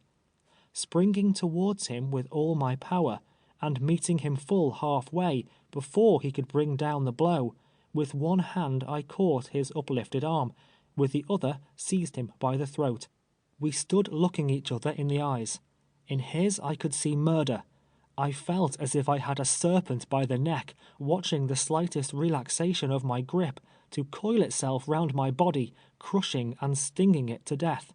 I thought to scream aloud, trusting that some ear might catch the sound, but Chapin was away. The hands were in the field. There was no living soul in sight or hearing. The good genius, which thus far through life has saved me from the hands of violence, at that moment suggested a lucky thought. With a vigorous and sudden kick, that brought him on one knee with a groan, I released my hold upon his throat, snatched the hatchet, and cast it beyond reach. Frantic with rage, maddened beyond control, he seized a white oak stick, 5 feet long perhaps, and as large in circumference as his hand could grasp, which was lying on the ground. Again he rushed towards me, and again I met him, seized him about the waist, and being the stronger of the two, bore him to the earth. While in that position, I obtained possession of the stick, and rising, cast it from me also. He likewise arose and ran for the broadaxe, on the workbench. Fortunately, there was a heavy plank lying upon its broad blade, in such a manner that he could not extricate it before I had sprung upon his back. Pressing him down closely and heavily on the plank, so that the axe was held more firmly to its place, I endeavored, but in vain, to break his grasp upon the handle. In that position we remained some minutes. There have been hours in my unhappy life, many of them, when the contemplation of death as the end of earthly sorrow, of the grave as a resting place for the tired and worn-out body, has been pleasant to dwell upon. But such contemplations vanish in the hour of peril. No man in his full strength can stand undismayed in the presence of the King of Terrors. Life is dear to every living thing. The worm that crawls upon the ground will struggle for it. At that moment it was dear to me, enslaved and treated as I was. Not able to unloose his hand, once more I seized him by the throat, and this time with a vice-like grip that soon relaxed his hold. He became pliant and unstrung. His face, that had been white with passion, was now black from suffocation. Those small serpent eyes that spat such venom were now full of horror, 2 great white orbs starting from their sockets. There was a lurking devil in my heart that prompted me to kill the human bloodhound on the spot, to retain the grip on his accursed throat till the breath of life was gone. I dared not murder him, and I dared not let him live. If I killed him, my life must pay the forfeit. If he lived, my life only would satisfy his vengeance. A voice within me whispered me to fly. To be a wanderer among the swamps, a fugitive and a vagabond on the face of the earth, was preferable to the life that I was leading. My resolution was soon formed, and swinging him from the workbench to the ground, I leaped a fence near by, and hurried across the plantation, passing the slaves at work in the cotton field. At the end of a quarter of a mile I reached the wood pasture, and it was a short time indeed that I had been running it. Climbing onto a high fence, I could see the cotton press, the great house, and the space between. It was a conspicuous position, from whence the whole plantation was in view. I saw Tibeats cross the field towards the house and enter it. Then he came out, carrying his saddle, and presently mounted his horse and galloped away. I was desolate, but thankful. Thankful that my life was spared, desolate and discouraged with the prospect before me. What would become of me? Who would befriend me? Whither should I fly? O God, Thou who gavest me life, and implanted in my bosom the love of life, who filled it with emotions such as other men, Thy creatures, have, do not forsake me. Have pity on the poor slave. Let me not perish. If Thou dost not protect me, I am lost. Lost! Such supplications, silently and unuttered, ascended from my inmost heart to heaven. But there was no answering voice, no sweet, low tone coming down from on high, whispering to my soul, "It is I, be not afraid." I was the forsaken of God, it seemed, the despised and hated of men. In about 3/4 of an hour several of the slaves shouted and made signs for me to run. Presently, looking up the bayou, I saw Tibeats and 2 others on horseback coming at a fast gait, followed by a troop of dogs. There were as many as 8 or 10. Distant as I was, I knew them. They belonged on the adjoining plantation. The dogs used on Bayou Boeuf for hunting slaves are a kind of bloodhound, but a far more savage breed than is found in the northern states. They will attack a negro at their master's bidding, and cling to him as the common bulldog will cling to a 4-footed animal. Frequently their loud bay is heard in the swamps, and then there is speculation as to what point the runaway will be overhauled. The same as a New York hunter stops to listen to the hounds coursing along the hillsides, and suggests to his companion that the fox will be taken at such a place. I never knew a slave escaping with his life from Bayou Boeuf. One reason is, they are not allowed to learn the art of swimming, and are incapable of crossing the most inconsiderable stream. In their flight they can go in no direction but a little way, without coming to a bayou, when the inevitable alternative is presented of being drowned or overtaken by the dogs. In youth I had practiced in the clear streams that flow through my native district, until I had become an expert swimmer, and felt at home in the watery element. I stood upon the fence until the dogs had reached the cotton press. In an instant more, their long, savage yells announced they were on my track. Leaping down from my position, I ran towards the swamp. Fear gave me strength, and I exerted it to the utmost. Every few moments I could hear the yelpings of the dogs. They were gaining upon me. Every howl was nearer and nearer. Each moment I expected they would spring upon my back, expected to feel their long teeth sinking into my flesh. There were so many of them, I knew they would tear me to pieces, that they would worry me at once to death.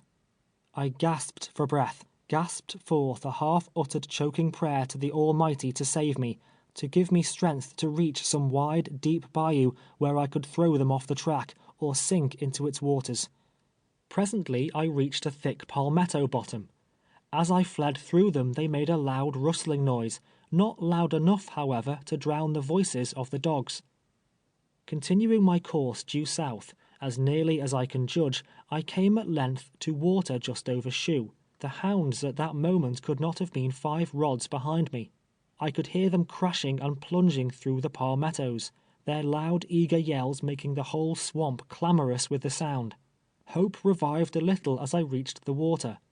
If it were only deeper, they might lose the scent, and, thus disconcerted, afford me the opportunity of evading them.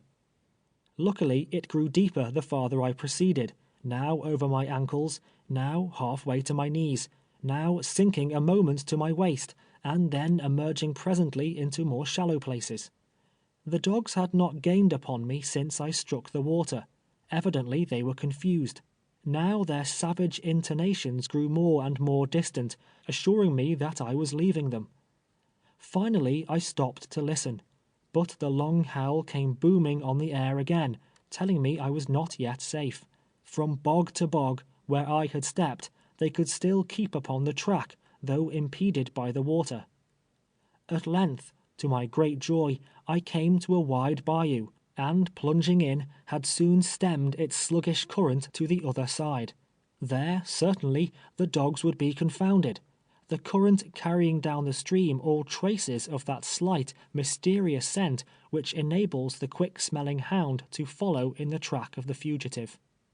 After crossing the bayou, the water became so deep I could not run. I was now in what I afterwards learned was the great Pacudry Swamp. It was filled with immense trees, the sycamore, the gum, the cottonwood and cypress, and extends, I am informed, to the shore of the Calcasieu River. For 30 or 40 miles it is without inhabitants, save wild beasts, the bear, the wildcat, the tiger, and great slimy reptiles that are crawling through it everywhere.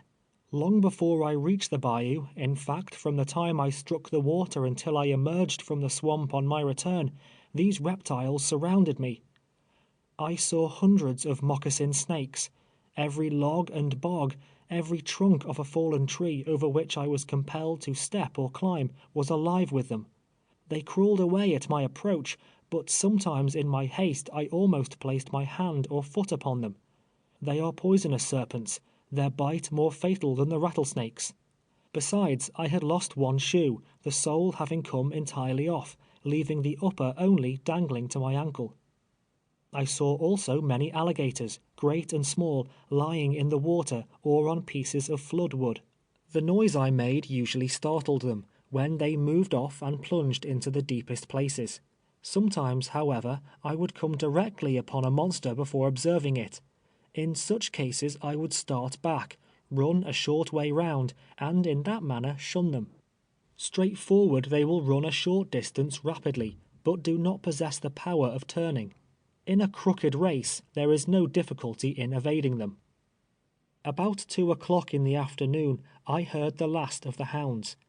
Probably they did not cross the bayou. Wet and weary, but relieved from the sense of instant peril, I continued on, more cautious and afraid, however, of the snakes and alligators than I had been in the earlier portion of my flight. Now, before stepping into a muddy pool, I would strike the water with a stick. If the waters moved, I would go around it. If not, would venture through. At length the sun went down, and gradually night's trailing mantle shrouded the great swamp in darkness. Still I staggered on, fearing every instant I should feel the dreadful sting of the moccasin, or be crushed within the jaws of some disturbed alligator. The dread of them now almost equaled the fear of the pursuing hounds. The moon arose after a time, its mild light creeping through the overspreading branches, loaded with long, pendant moss. I kept traveling forwards until after midnight, hoping all the while that I would soon emerge into some less desolate and dangerous region. But the water grew deeper and the walking more difficult than ever. I perceived it would be impossible to proceed much farther, and knew not, moreover, what hands I might fall into, should I succeed in reaching a human habitation.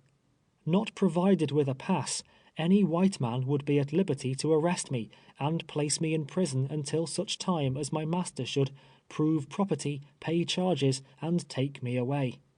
I was an estray, and if so unfortunate as to meet a law-abiding citizen of Louisiana, he would deem it his duty to his neighbor, perhaps, to put me forthwith in the pound. Really, it was difficult to determine which I had most reason to fear. dogs, alligators, or men. After midnight, however, I came to a halt. Imagination cannot picture the dreariness of the scene. The swamp was resonant with the quacking of innumerable ducks.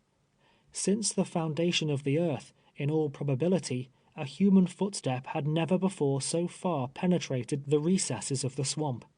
It was not silent now, silent to a degree that rendered it oppressive, as it was when the sun was shining in the heavens.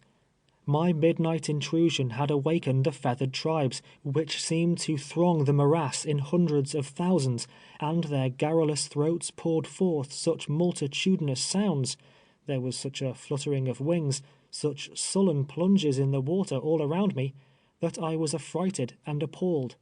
All the fowls of the air, and all the creeping things of the earth, appeared to have assembled together in that particular place, for the purpose of filling it with clamor and confusion.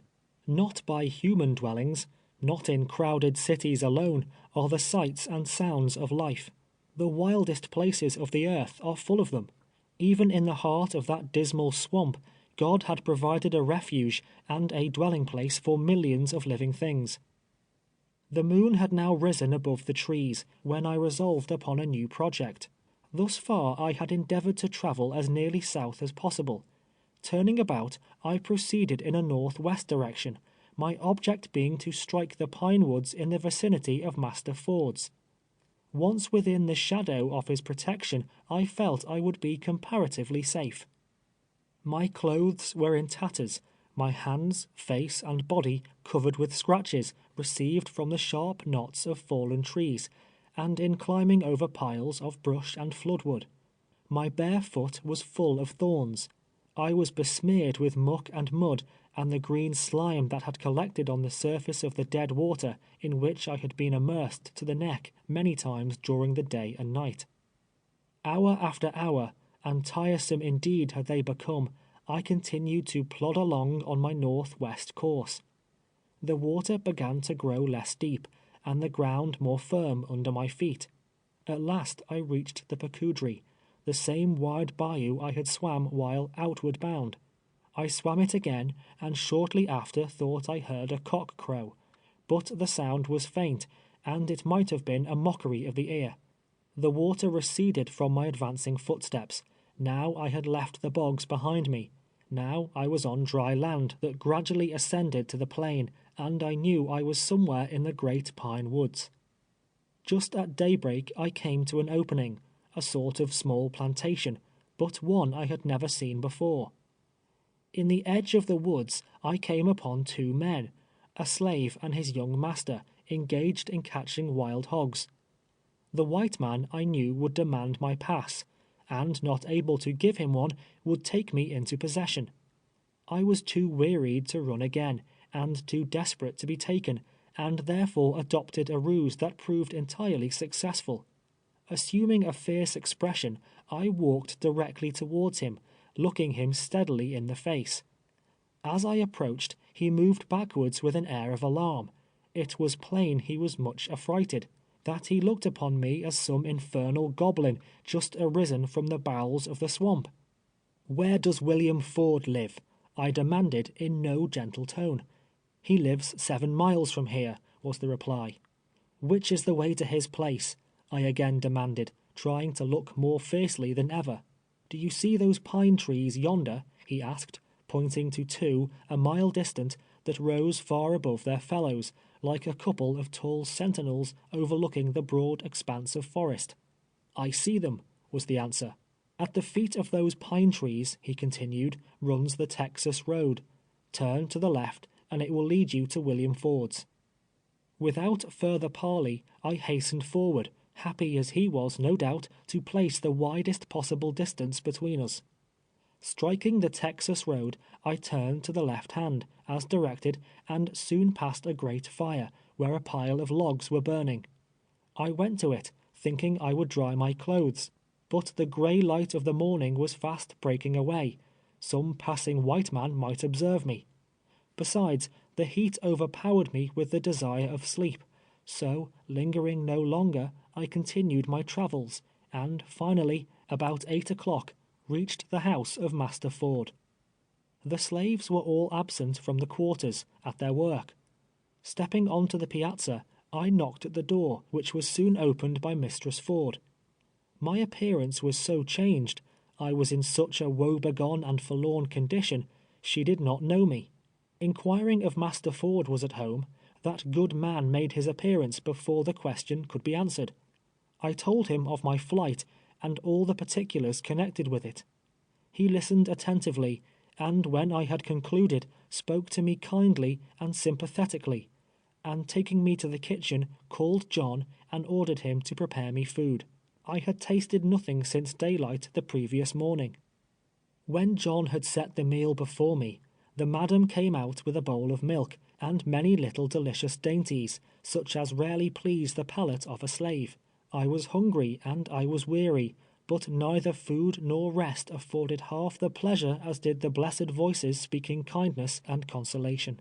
It was the oil and the wine which the good Samaritan in the great pine woods was ready to pour into the wounded spirit of the slave, who came to him, stripped of his raiment, and half dead. They left me in the cabin, that I might rest. Blessed be sleep! It visiteth all alike, descending as the dews of heaven on the bond and free. Soon it nestled to my bosom, driving away the troubles that oppressed it, and bearing me to that shadowy region where I saw again the faces and listened to the voices of my children, who, alas, for aught I knew in my waking hours, had fallen into the arms of that other sleep, from which they never would arouse. End of Chapter 10. Chapter 11 of 12 Years a Slave by Solomon Northup. After a long sleep, sometime in the afternoon I awoke, refreshed but very sore and stiff. Sally came in and talked with me, while John cooked me some dinner. Sally was in great trouble, as well as myself, one of her children being ill, and she feared it could not survive. Dinner over, after walking about the quarters for a while, visiting Sally's cabin and looking at the sick child, I strolled into the madam's garden. Though it was a season of the year when the voices of the birds are silent, and the trees are stripped of their summer glories in more frigid climes, yet the whole variety of roses were then blooming there, and the long luxuriant vines creeping over the frames. The crimson and golden fruit hung half hidden amidst the younger and older blossoms of the peach, the orange, the plum, and the pomegranate. For in that region of almost perpetual warmth, the leaves are falling and the buds bursting into bloom the whole year long. I indulged the most grateful feelings towards Master and Mistress Ford, and wishing in some manner to repay their kindness, commenced trimming the vines, and afterwards weeding out the grass from among the orange and pomegranate trees. The latter grows 8 or 10 feet high, and its fruit, though larger, is similar in appearance to the jelly flower. It has the luscious flavor of the strawberry. Oranges, peaches, plums, and most other fruits are indigenous to the rich, warm soil of Avoyelles, but the apple, the most common of them all in colder latitudes, is rarely to be seen. Mistress Ford came out presently, saying it was praiseworthy in me, but I was not in a condition to labor, and might rest myself at the quarters until master should go down to Bayou Boeuf, which would not be that day, and it might not be the next. I said to her, to be sure I felt bad, and was stiff, and that my foot pained me, the stubs and thorns having so torn it, but thought such exercise would not hurt me, and that it was a great pleasure to work for so good a mistress. Thereupon she returned to the great house, and for 3 days I was diligent in the garden, cleaning the walks, weeding the flower beds, and pulling up the rank grass beneath the jessamine vines, which the gentle and generous hand of my protectress had taught to clamber along the walls. The 4th morning, having become recruited and refreshed, Master Ford ordered me to make ready to accompany him to the bayou. There was but one saddle horse at the opening, all the others with the mules having been sent down to the plantation. I said I could walk, and bidding Sally and John good-bye, left the opening, trotting along by the horse's side. That little paradise in the great pine woods was the oasis in the desert, towards which my heart turned lovingly during many years of bondage. I went forth from it now with regret and sorrow, not so overwhelming, however, as if it had then been given me to know that I should never return to it again.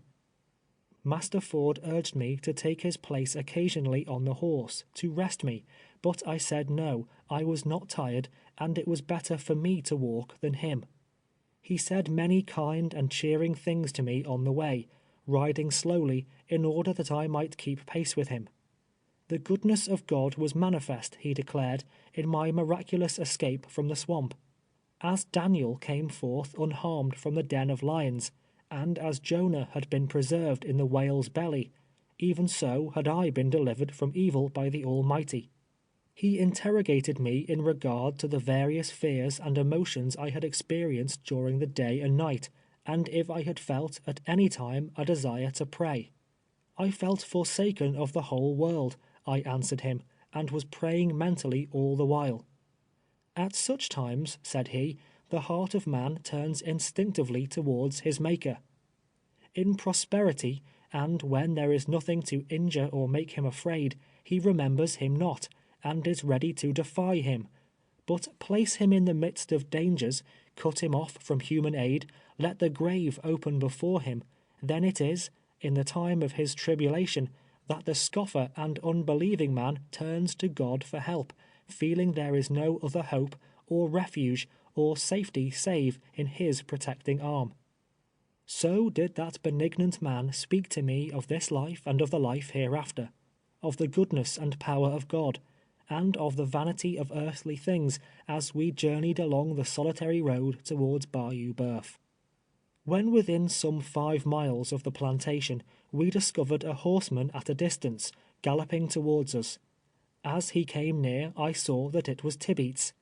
He looked at me a moment, but did not address me, and turning about, rode along side by side with Ford. I trotted silently at their horses' heels, listening to their conversation. Ford informed him of my arrival in the Pine Woods 3 days before, of the sad plight I was in, and of the difficulties and dangers I had encountered. "Well," exclaimed Tibeats, omitting his usual oaths in the presence of Ford, "I never saw such running before. I'll bet him against $100 he'll beat any nigger in Louisiana.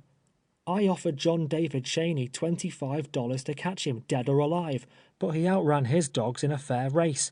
Them Cheney dogs ain't much after all. Dunwoody's hounds would have had him down before he touched the palmettos. Somehow the dogs got off the track, and we had to give up the hunt. We rode the horses as far as we could, and then kept on foot till the water was 3 feet deep. The boys said he was drowned, sure. I allow I wanted a shot at him mightily. Ever since I have been riding up and down the bayou, but hadn't much hope of catching him. Thought he was dead, certain. Oh, he's a cuss to run, that nigger is." In this way Tibeats ran on, describing his search in the swamp, the wonderful speed with which I had fled before the hounds, and when he had finished, Master Ford responded by saying I had always been a willing and faithful boy with him, that he was sorry we had such trouble, that, according to Platt's story, he had been inhumanly treated, and that he, Tibeats, was himself in fault. Using hatchets and broadaxes upon slaves was shameful and should not be allowed, he remarked. This is no way of dealing with them. When first brought into the country, it will have a pernicious influence and set them all running away. The swamps will be full of them. A little kindness would be far more effectual in restraining them and rendering them obedient, than the use of such deadly weapons. Every planter on the bayou should frown upon such inhumanity. It is for the interest of all to do so. It is evident enough, Mr. Tibeats, that you and Platt cannot live together. You dislike him, and would not hesitate to kill him, and knowing it, he will run from you again through fear of his life. Now, Tibeats, you must sell him, or hire him out at least. Unless you do so, I shall take measures to get him out of your possession." In this spirit Ford addressed him the remainder of the distance. I opened not my mouth. On reaching the plantation, they entered the great house, while I repaired to Eliza's cabin. The slaves were astonished to find me there on returning from the field, supposing I was drowned. That night, again, they gathered about the cabin to listen to the story of my adventure. They took it for granted I would be whipped, and that it would be severe, the well-known penalty of running away being 500 lashes. "Poor fellow," said Eliza, taking me by the hand, "it would have been better for you if you had drowned. You have a cruel master, and he will kill you yet, I am afraid." Lawson suggested that it might be Overseer Chapin would be appointed to inflict the punishment, in which case it would not be severe. Whereupon Mary, Rachel, Bristol, and others hoped it would be Master Ford, and then it would be no whipping at all. They all pitied me and tried to console me, and were sad in view of the castigation that awaited me, except Kentucky John. There were no bounds to his laughter. He filled the cabin with cachinnations, holding his sides to prevent an explosion, and the cause of his noisy mirth was the idea of my outstripping the hounds. Somehow he looked at the subject in a comical light. "I knowed they wouldn't cotch him when he run cross the plantation. Oh, dear law, didn't Platt pick his feet right up though, eh? When dem dogs got where he wasn't there. Haw, haw, haw. Oh, de law almighty." And then Kentucky John relapsed into another of his boisterous fits. Early the next morning, Tibeats left the plantation. In the course of the forenoon, while sauntering about the gin house, a tall, good-looking man came to me and inquired if I was Tibeats' boy, that youthful appellation being applied indiscriminately to slaves even though they may have passed the number of 70 and 10. I took off my hat and answered that I was. "How would you like to work for me?" he inquired. "Oh, I would like to, very much," said I, inspired with a sudden hope of getting away from Tibeats. "You worked under Myers at Peter Tanner's, didn't you?" I replied I had, adding some complimentary remarks that Myers had made concerning me. "Well, boy," said he, "I have hired you of your master to work for me in the Big Cane Break, 38 miles from here, down on Red River." This man was Mr. Eldret, who lived below Ford's, on the same side of the bayou. I accompanied him to his plantation, and in the morning started with his slave Sam and a wagon load of provisions, drawn by 4 mules, for the Big Cane, Eldret and Myers having preceded us on horseback. This Sam was a native of Charleston, where he had a mother, brother, and sisters. He allowed, a common word among both black and white, that Tibeats was a mean man, and hoped, as I most earnestly did also, that his master would buy me. We proceeded down the south shore of the bayou, crossing it at Carey's plantation, from thence to Huff Power, passing which we came upon the Bayou Rouge road, which runs towards Red River. After passing through Bayou Rouge swamp, and just at sunset, turning from the highway, we struck into the Big Cane Break. We followed an unbeaten track, scarcely wide enough to admit the wagon. The cane, such as are used for fishing rods, were as thick as they could stand. A person could not be seen through them the distance of a rod. The paths of wild beasts run through them in various directions, the bear and the American tiger abounding in these breaks, and wherever there is a basin of stagnant water, it is full of alligators. We kept on our lonely course through the Big Cane several miles, when we entered a clearing known as Sutton's Field. Many years before, a man by the name of Sutton had penetrated the wilderness of Cane to this solitary place. Tradition has it that he fled thither, a fugitive, not from service, but from justice. Here he lived alone, recluse and hermit of the swamp, with his own hands planting the seed and gathering in the harvest. One day a band of Indians stole upon his solitude, and, after a bloody battle, overpowered and massacred him. For miles the country round, in the slaves' quarters, and on the piazzas of great houses, where white children listen to superstitious tales, the story goes that that spot, in the heart of the Big Cane, is a haunted place. For more than a quarter of a century, human voices had rarely, if ever, disturbed the silence of the clearing. Rank and noxious weeds had overspread the once cultivated field. Serpents sunned themselves on the doorway of the crumbling cabin. It was indeed a dreary picture of desolation. Passing Sutton's Field, we followed a new-cut road 2 miles farther, which brought us to its termination. We had now reached the wild lands of Mr. Eldret, where he contemplated clearing up an extensive plantation. We went to work next morning with our cane knives, and cleared a sufficient space to allow the erection of 2 cabins, one for Myers and Eldret, the other for Sam, myself, and the slaves that were to join us. We were now in the midst of trees of enormous growth, whose wide-spreading branches almost shut out the light of the sun, while the space between the trunks was an impervious mass of cane, with here and there an occasional palmetto.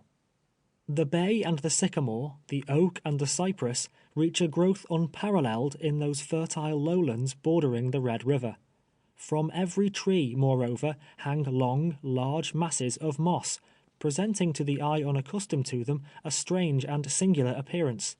This moss, in large quantities, is sent north, and there used for manufacturing purposes. We cut down oaks, split them into rails, and with these erected temporary cabins. We covered the roofs with the broad palmetto leaf, an excellent substitute for shingles, as long as they last. The greatest annoyance I met with here were small flies, gnats, and mosquitoes. They swarmed the air. They penetrated the porches of the ear, the nose, the eyes, the mouth. They sucked themselves beneath the skin. It was impossible to brush or beat them off.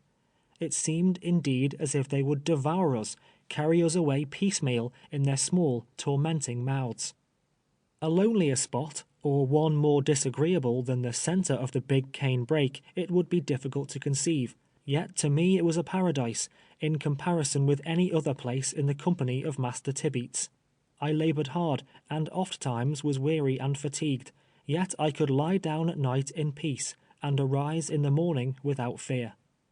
In the course of a fortnight, 4 black girls came down from Eldret's plantation: Charlotte, Fanny, Cressia, and Nellie. They were all large and stout.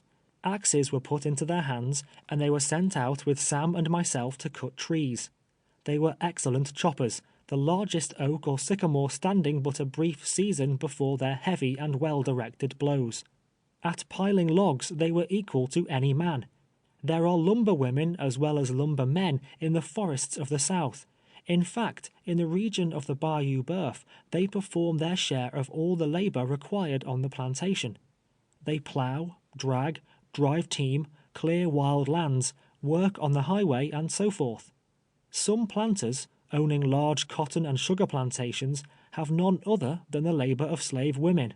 Such an one is Jim Burns, who lives on the north shore of the bayou, opposite the plantation of John Fogerman. On our arrival in the brake, Eldret promised me, if I worked well, I might go up to visit my friends at Ford's in 4 weeks. On Saturday night of the 5th week, I reminded him of his promise, when he told me I had done so well that I might go. I had set my heart upon it, and Eldret's announcement thrilled me with pleasure.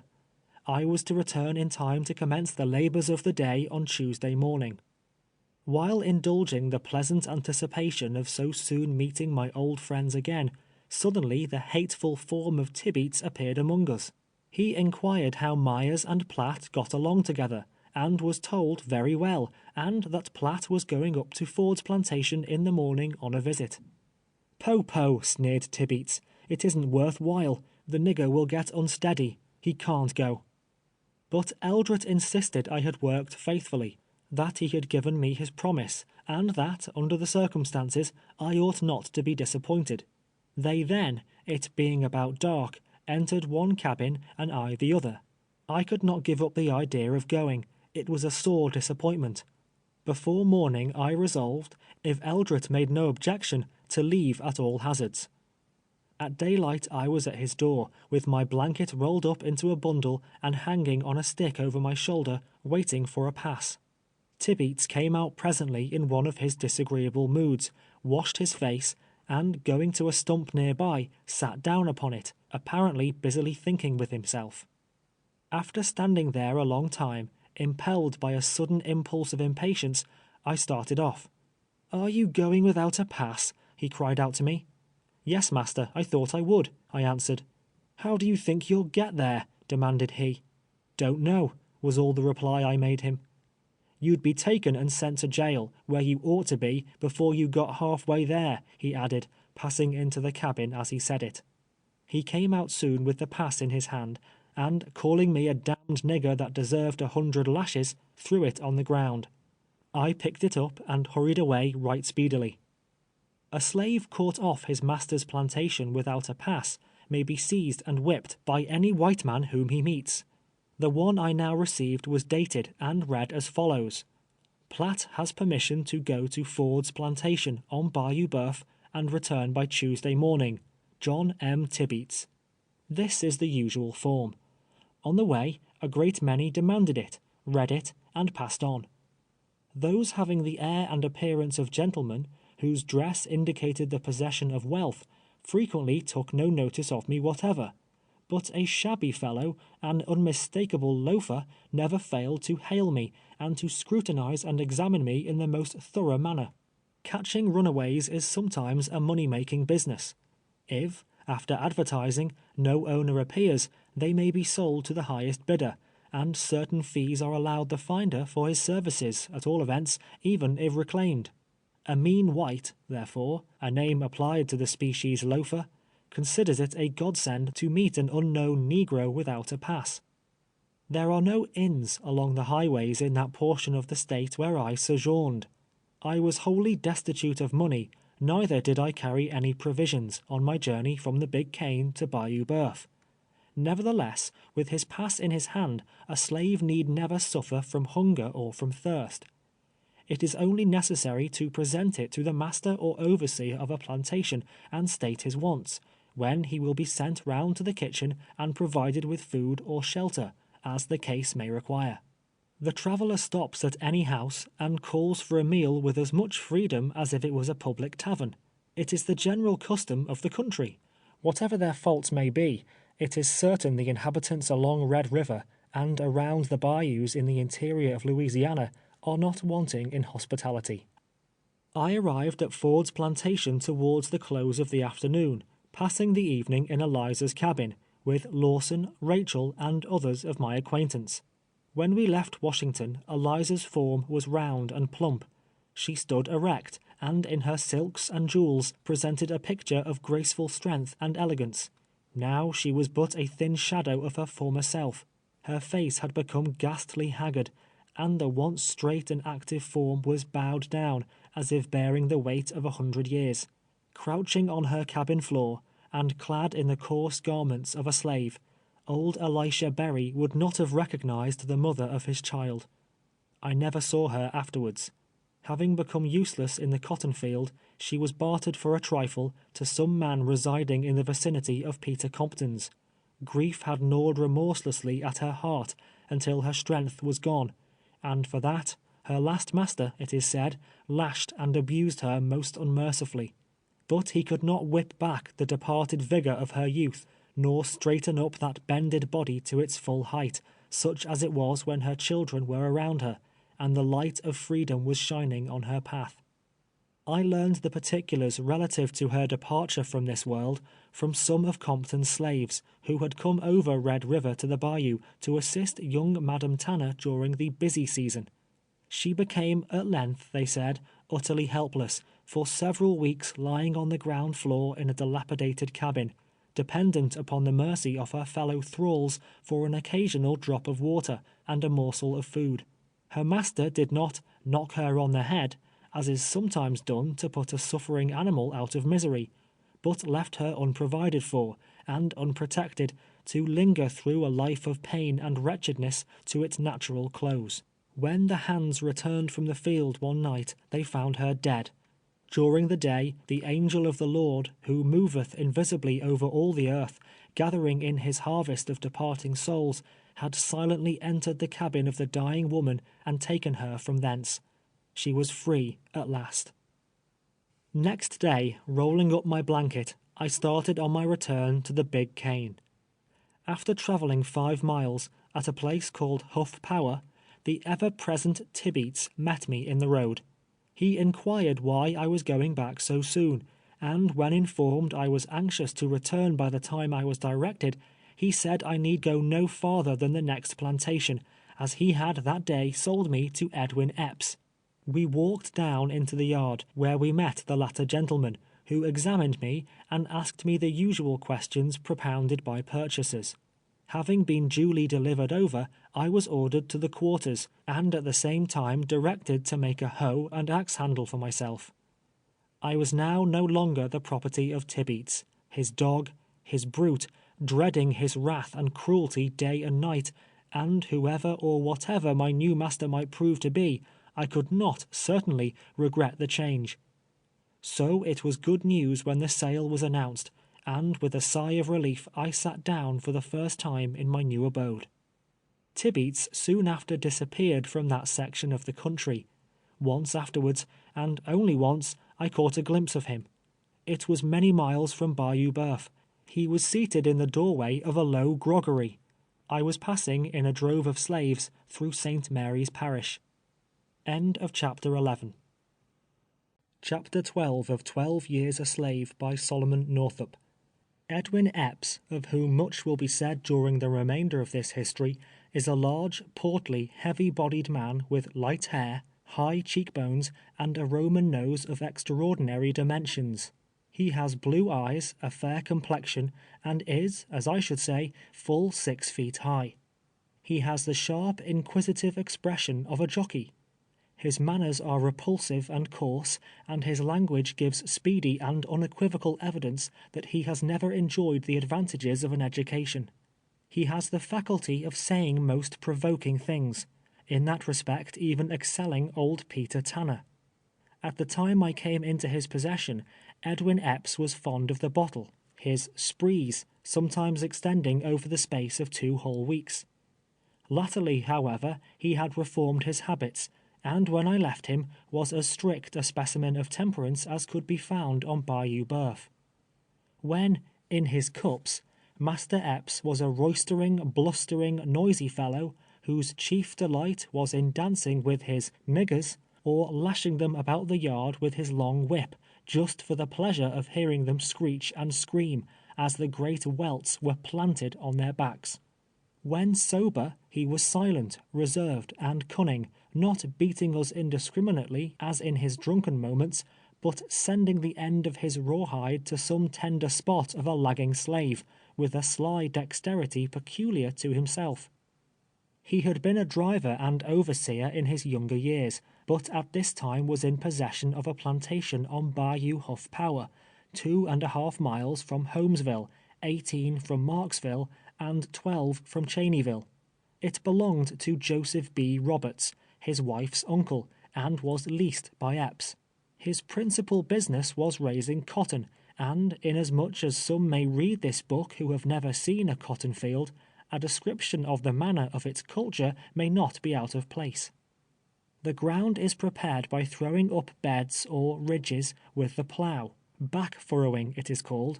Oxen and mules, the latter almost exclusively, are used in ploughing.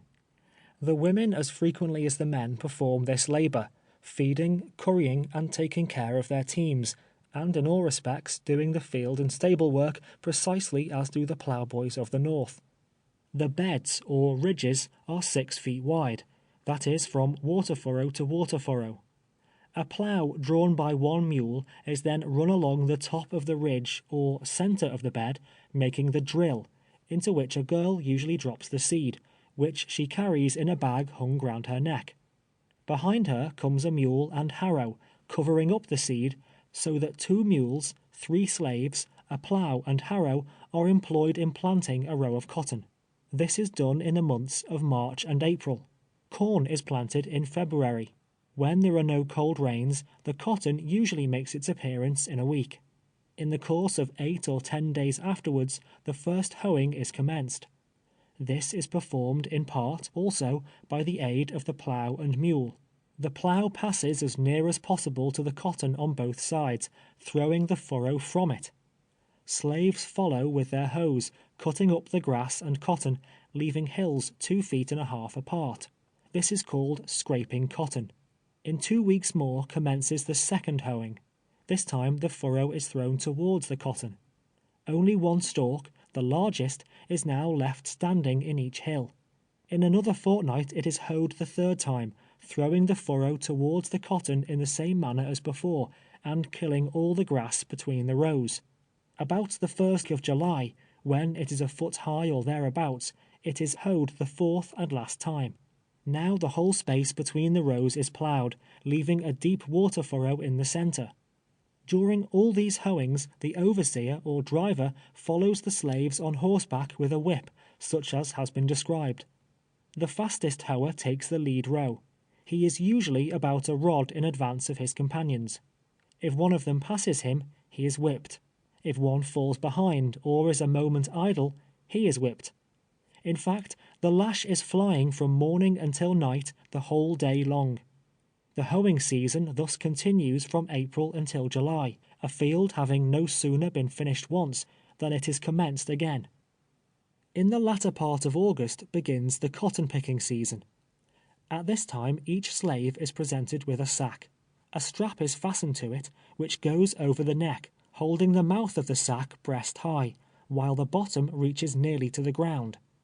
Each one is also presented with a large basket that will hold about 2 barrels. This is to put the cotton in when the sack is filled. The baskets are carried to the field and placed at the beginning of the rows.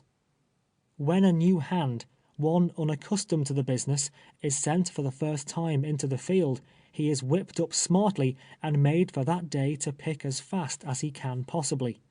At night it is weighed, so that his capability in cotton picking is known. He must bring in the same weight each night following.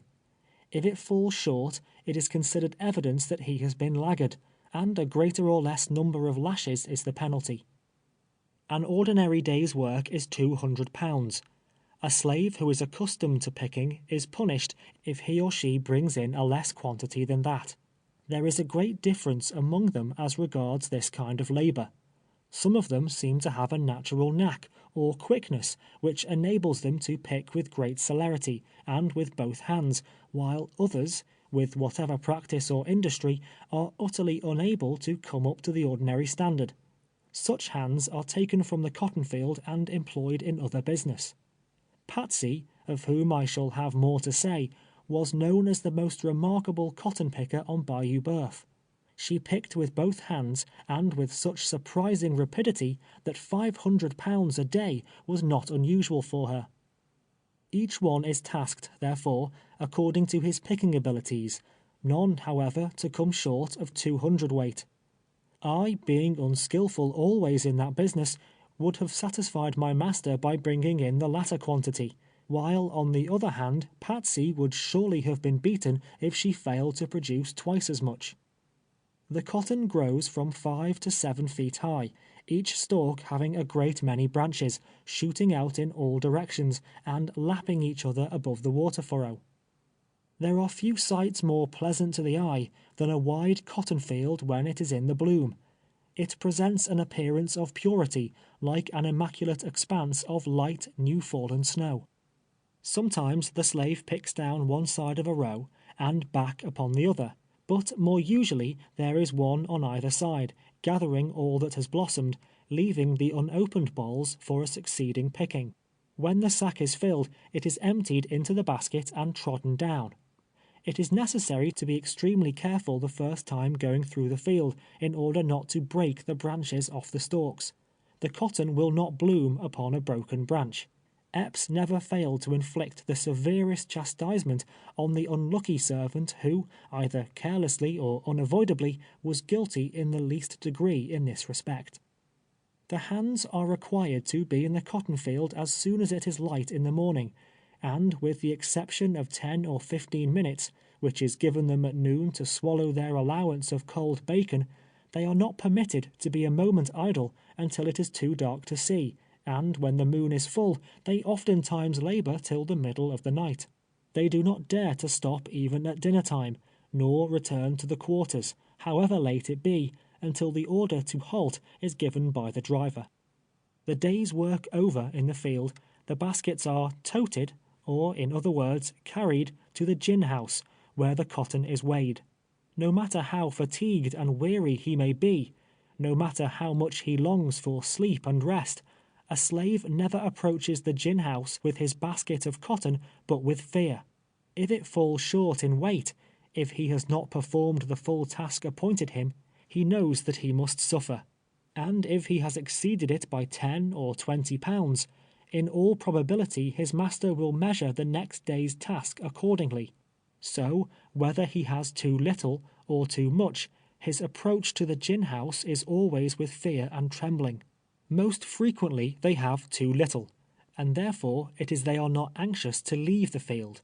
After weighing, follow the whippings, and then the baskets are carried to the cotton house and their contents stored away like hay, all hands being sent in to tramp it down.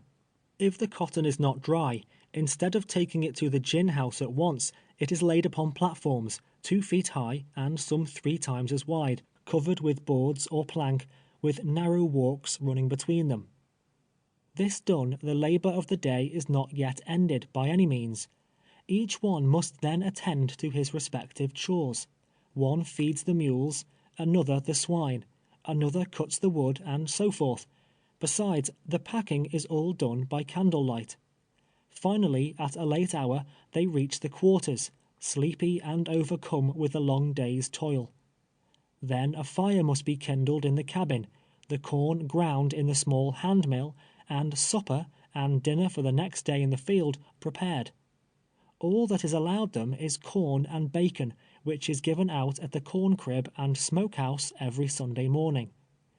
Each one receives, as his weekly allowance, 3½ pounds of bacon, and corn enough to make a peck of meal. That is all. No tea, coffee, sugar, and, with the exception of a very scanty sprinkling now and then, no salt. I can say, from a 10 years' residence with Master Epps, that no slave of his is ever likely to suffer from the gout, superinduced by excessive high living. Master Epps' hogs were fed on shelled corn. It was thrown out to his "niggers" in the ear. The former, he thought, would fatten faster by shelling, and soaking it in the water. The latter, perhaps, if treated in the same manner, might grow too fat to labor. Master Epps was a shrewd calculator, and knew how to manage his own animals, drunk or sober. The corn mill stands in the yard beneath a shelter. It is like a common coffee mill, the hopper holding about 6 quarts. There was one privilege which Master Epps granted freely to every slave he had.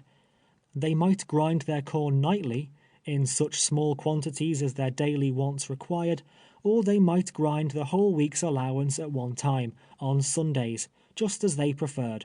A very generous man was Master Epps. I kept my corn in a small wooden box, the meal in a gourd. And, by the way, the gourd is one of the most convenient and necessary utensils on a plantation. Besides supplying the place of all kinds of crockery in a slave cabin, it is used for carrying water to the fields. Another, also, contains the dinner. It dispenses with the necessity of pails, dippers, basins, and such tin and wooden superfluities altogether. When the corn is ground, and fire is made, the bacon is taken down from the nail on which it hangs, a slice cut off and thrown upon the coals to broil. The majority of slaves have no knife, much less a fork. They cut their bacon with the axe at the woodpile. The corn meal is mixed with a little water, placed in the fire, and baked.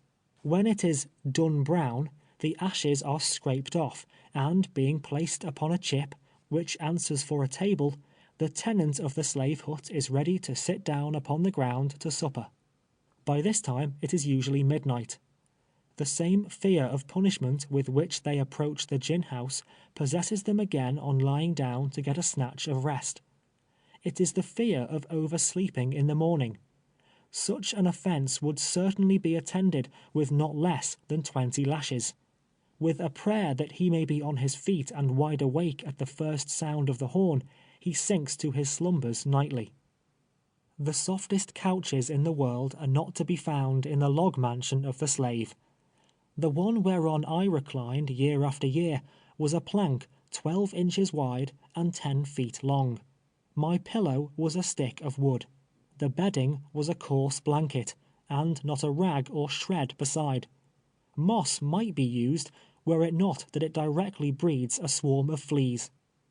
The cabin is constructed of logs, without floor or window. The latter is altogether unnecessary, the crevices between the logs admitting sufficient light. In stormy weather, the rain drives through them, rendering it comfortless and extremely disagreeable.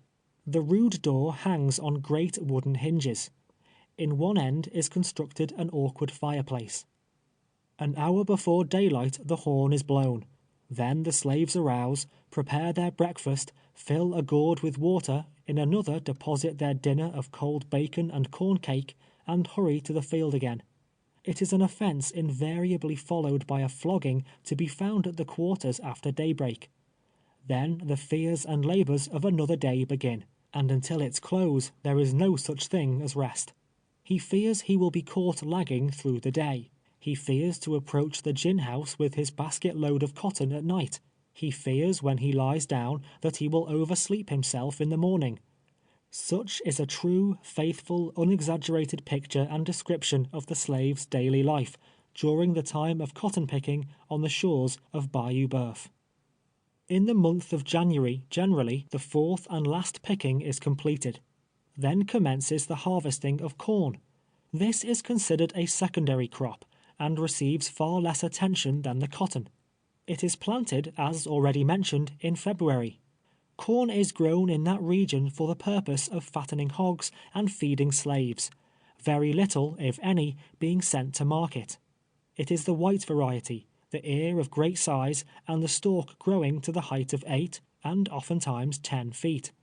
In August the leaves are stripped off, dried in the sun, bound in small bundles, and stored away as provender for the mules and oxen. After this, the slaves go through the field, turning down the ear, for the purpose of keeping the rains from penetrating to the grain. It is left in this condition until after cotton picking is over, whether earlier or later. Then the ears are separated from the stalks, and deposited in the corn crib with the husks on. Otherwise, stripped of the husks, the weevil would destroy it. The stalks are left standing in the field. The Carolina, or sweet, potato is also grown in that region to some extent. They are not fed, however, to hogs or cattle, and are considered but of small importance. They are preserved by placing them upon the surface of the ground with a slight covering of earth or corn stalks. There is not a cellar on Bayou Boeuf. The ground is so low it would fill with water. Potatoes are worth from 2 to 3 bits, or shillings a barrel. Corn, except where there is an unusual scarcity, can be purchased at the same rate. As soon as the cotton and corn crops are secured, the stalks are pulled up, thrown into piles, and burned. The ploughs are started at the same time, throwing up the beds again, preparatory to another planting. The soil, in the parishes of Rapides and Avoyelles, and throughout the whole country, as far as my observation extended, is of exceeding richness and fertility. It is a kind of marl, of a brown or reddish color. It does not require those invigorating composts necessary to more barren lands, and on the same field the same crop is grown for many successive years. Ploughing, planting, picking cotton, gathering the corn, and pulling and burning stalks occupies the whole of the 4 seasons of the year. Drawing and cutting wood, pressing cotton, fattening and killing hogs are but incidental labors. In the month of September or October, the hogs are run out of the swamps by dogs and confined in pens. On a cold morning, generally about New Year's Day, they are slaughtered. Each carcass is cut into 6 parts, and piled one above the other in salt, upon large tables in the smokehouse. In this condition it remains a fortnight, when it is hung up, and a fire built and continued more than half the time during the remainder of the year. This thorough smoking is necessary to prevent the bacon from becoming infested with worms.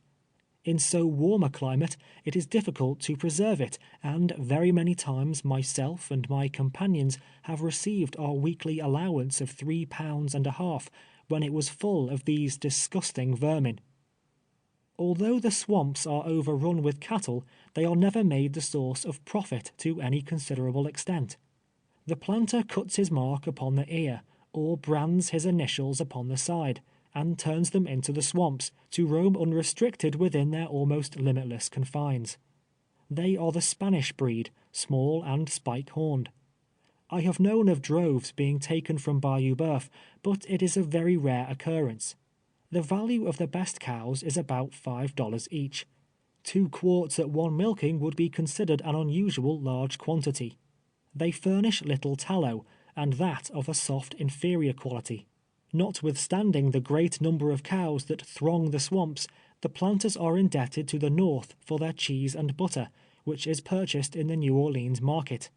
Salted beef is not an article of food either in the great house or in the cabin.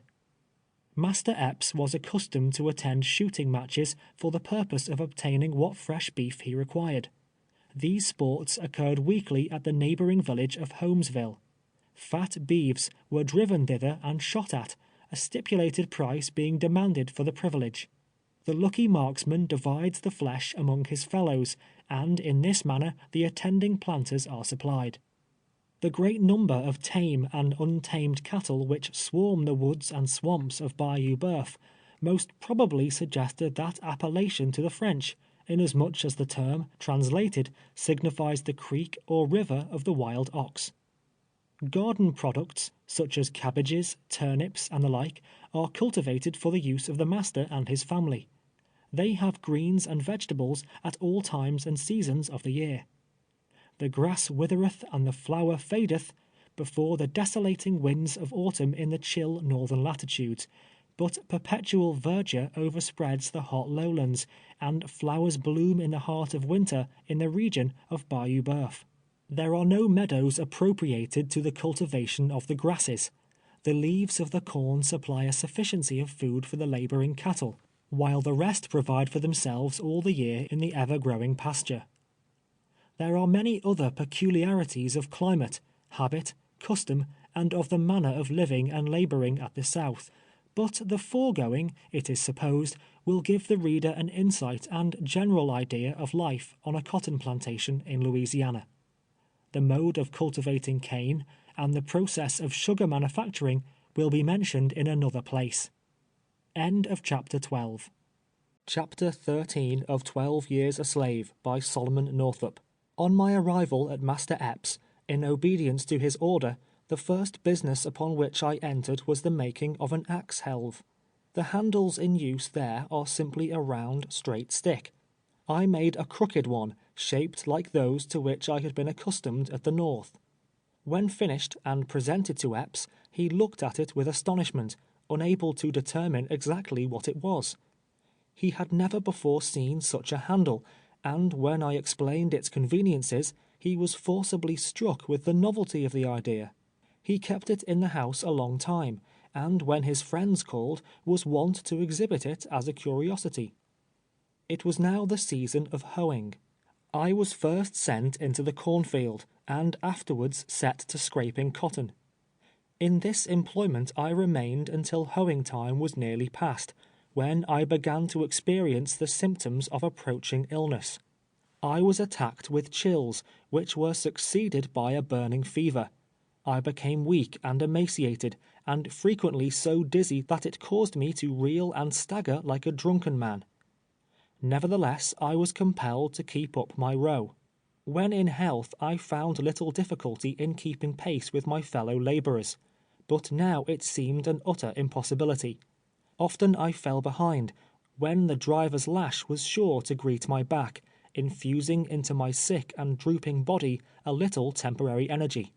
I continued to decline until at length the whip became entirely ineffectual. The sharpest sting of the rawhide could not arouse me. Finally, in September, when the busy season of cotton picking was at hand, I was unable to leave my cabin. Up to this time I had received no medicine, nor any attention from my master or mistress. The old cook visited me occasionally, preparing me corn coffee and sometimes boiling a bit of bacon, when I had grown too feeble to accomplish it myself. When it was said that I would die, Master Epps, unwilling to bear the loss which the death of an animal worth $1,000 would bring upon him, concluded to incur the expense of sending to Holmesville for Dr. Wines. He announced to Epps that it was the effect of the climate, and there was a probability of his losing me. He directed me to eat no meat, and to partake of no more food than was absolutely necessary to sustain life. Several weeks elapsed, during which time, under the scanty diet to which I was subjected, I had partially recovered. One morning, long before I was in a proper condition to labor, Epps appeared at the cabin door, and, presenting me a sack, ordered me to the cotton field. At this time I had had no experience whatever in cotton picking. It was an awkward business indeed. While others used both hands, snatching the cotton and depositing it in the mouth of the sack with a precision and dexterity that was incomprehensible to me, I had to seize the boll with one hand, and deliberately draw out the white, gushing blossom with the other.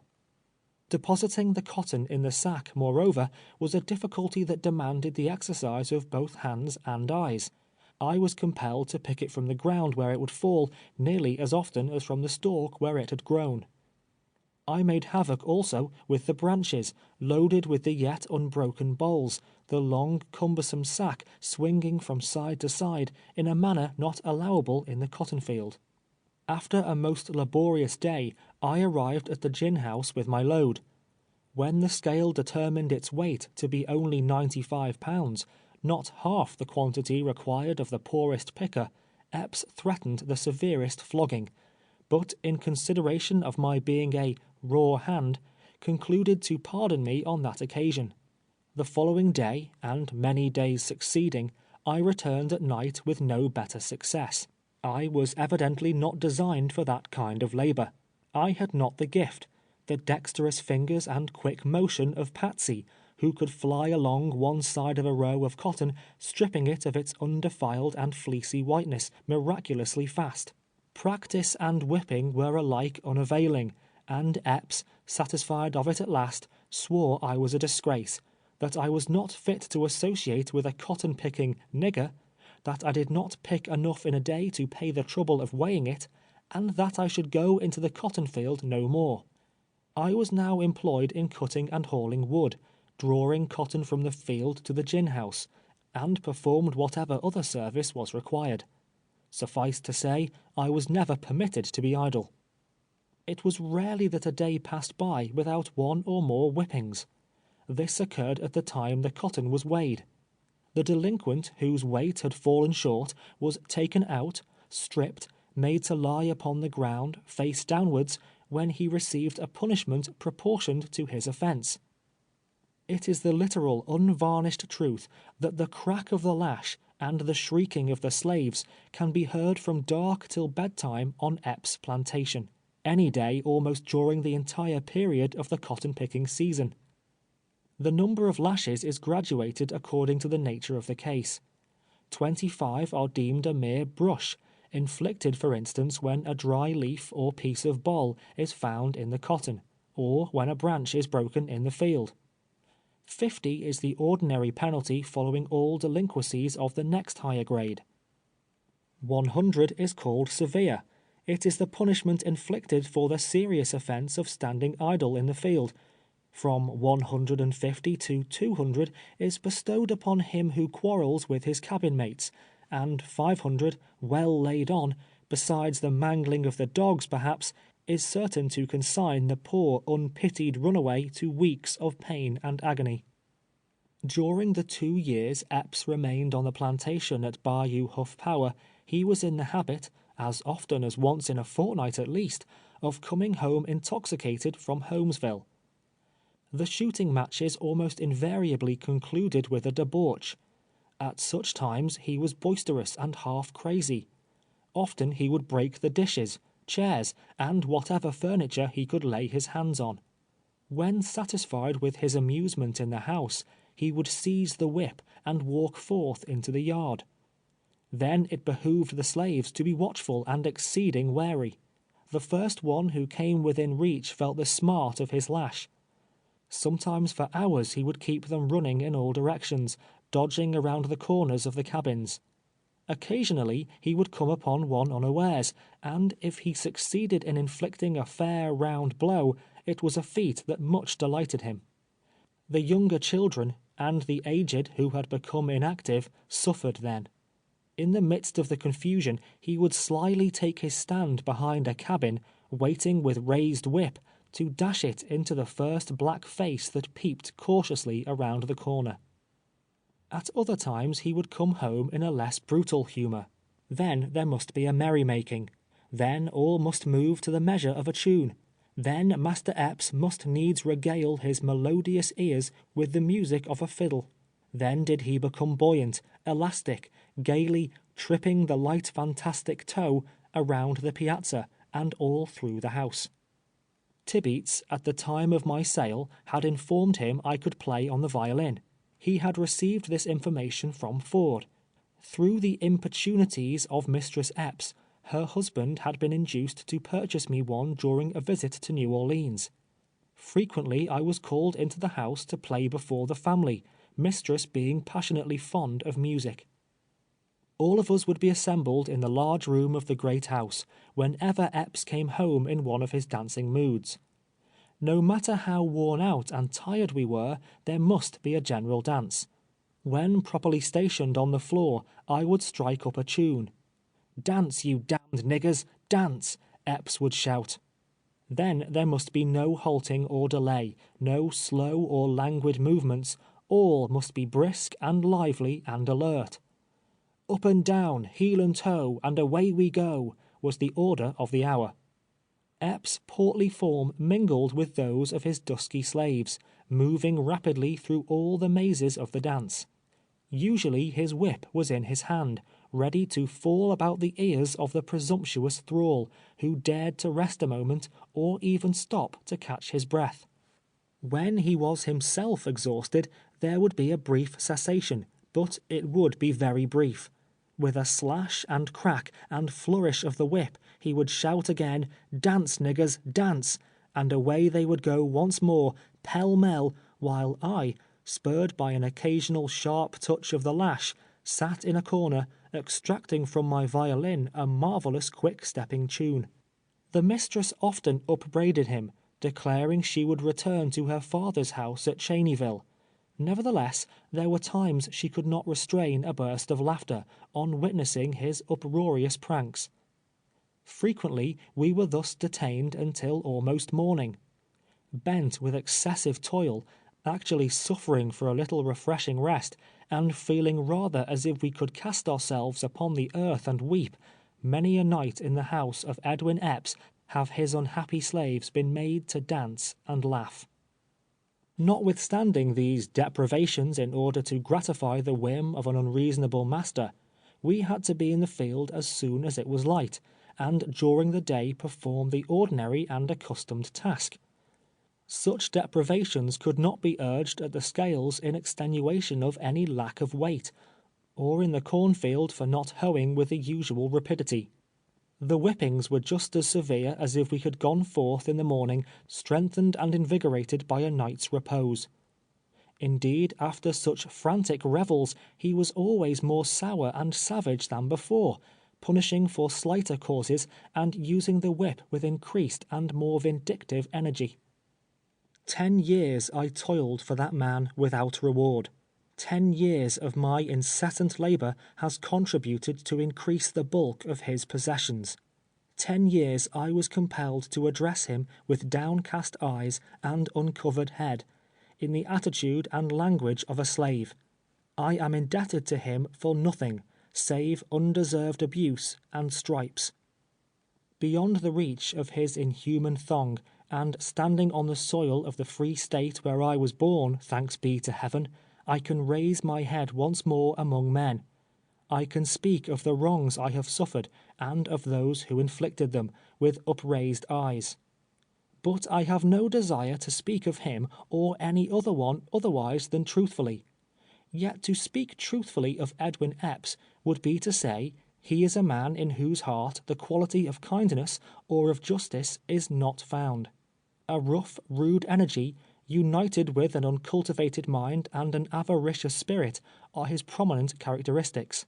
He is known as a nigger breaker, distinguished for his faculty of subduing the spirit of the slave, and priding himself upon his reputation in this respect, as a jockey boasts of his skill in managing a refractory horse. He looked upon a colored man, not as a human being responsible to his Creator for the small talent entrusted to him, but as a chattel personal, as mere live property, no better, except in value, than his mule or dog. When the evidence, clear and indisputable, was laid before him that I was a free man, and as much entitled to my liberty as he, when, on the day I left, he was informed that I had a wife and children, as dear to me as his own babes to him, he only raved and swore, denouncing the law that tore me from him, and declaring he would find out the man who had forwarded the letter that disclosed the place of my captivity, if there was any virtue or power in money, and would take his life. He thought of nothing but his loss, and cursed me for having been born free. He could have stood unmoved and seen the tongues of his poor slaves torn out by the roots. He could have seen them burned to ashes over a slow fire, or gnawed to death by dogs, if it only brought him profit.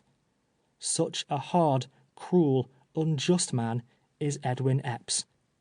There was but one greater savage on Bayou Boeuf than he. Jim Burns' plantation was cultivated, as already mentioned, exclusively by women. That barbarian kept their backs so sore and raw that they could not perform the customary labor demanded daily of the slave. He boasted of his cruelty, and through all the country round was accounted a more thoroughgoing, energetic man than even Epps. A brute himself, Jim Burns had not a particle of mercy for his subject brutes, and, like a fool, whipped and scourged away the very strength upon which depended his amount of gain. Epps remained on Huff Power 2 years, when, having accumulated a considerable sum of money, he expended it in the purchase of the plantation on the east bank of Bayou Boeuf, where he still continues to reside. He took possession of it in 1845, after the holidays were past. He carried thither with him 9 slaves, all of whom, except myself, and Susan, who has since died, remain there yet. He made no addition to this force, and for 8 years the following were my companions in his quarters, viz., Abram, Wiley, Phoebe, Bob, Henry, Edward, and Patsy. All these, except Edward, born since, were purchased out of a drove by Epps during the time he was overseer for Archie B. Williams, whose plantation is situated on the shore of Red River, not far from Alexandria. Abram was tall, standing a full head above any common man. He is 60 years of age and was born in Tennessee. 20 years ago he was purchased by a trader, carried into South Carolina, and sold to James Buford, of Williamsburg County, in that state. In his youth he was renowned for his great strength, but age and unremitting toil have somewhat shattered his powerful frame and enfeebled his mental faculties. Wiley is 48.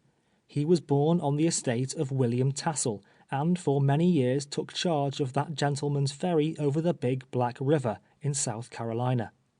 Phoebe was a slave of Buford, Tassel's neighbor, and having married Wiley, he bought the latter at her instigation. Buford was a kind master, sheriff of the county, and in those days a man of wealth. Bob and Henry are Phoebe's children, by a former husband, their father having been abandoned to give place to Wiley.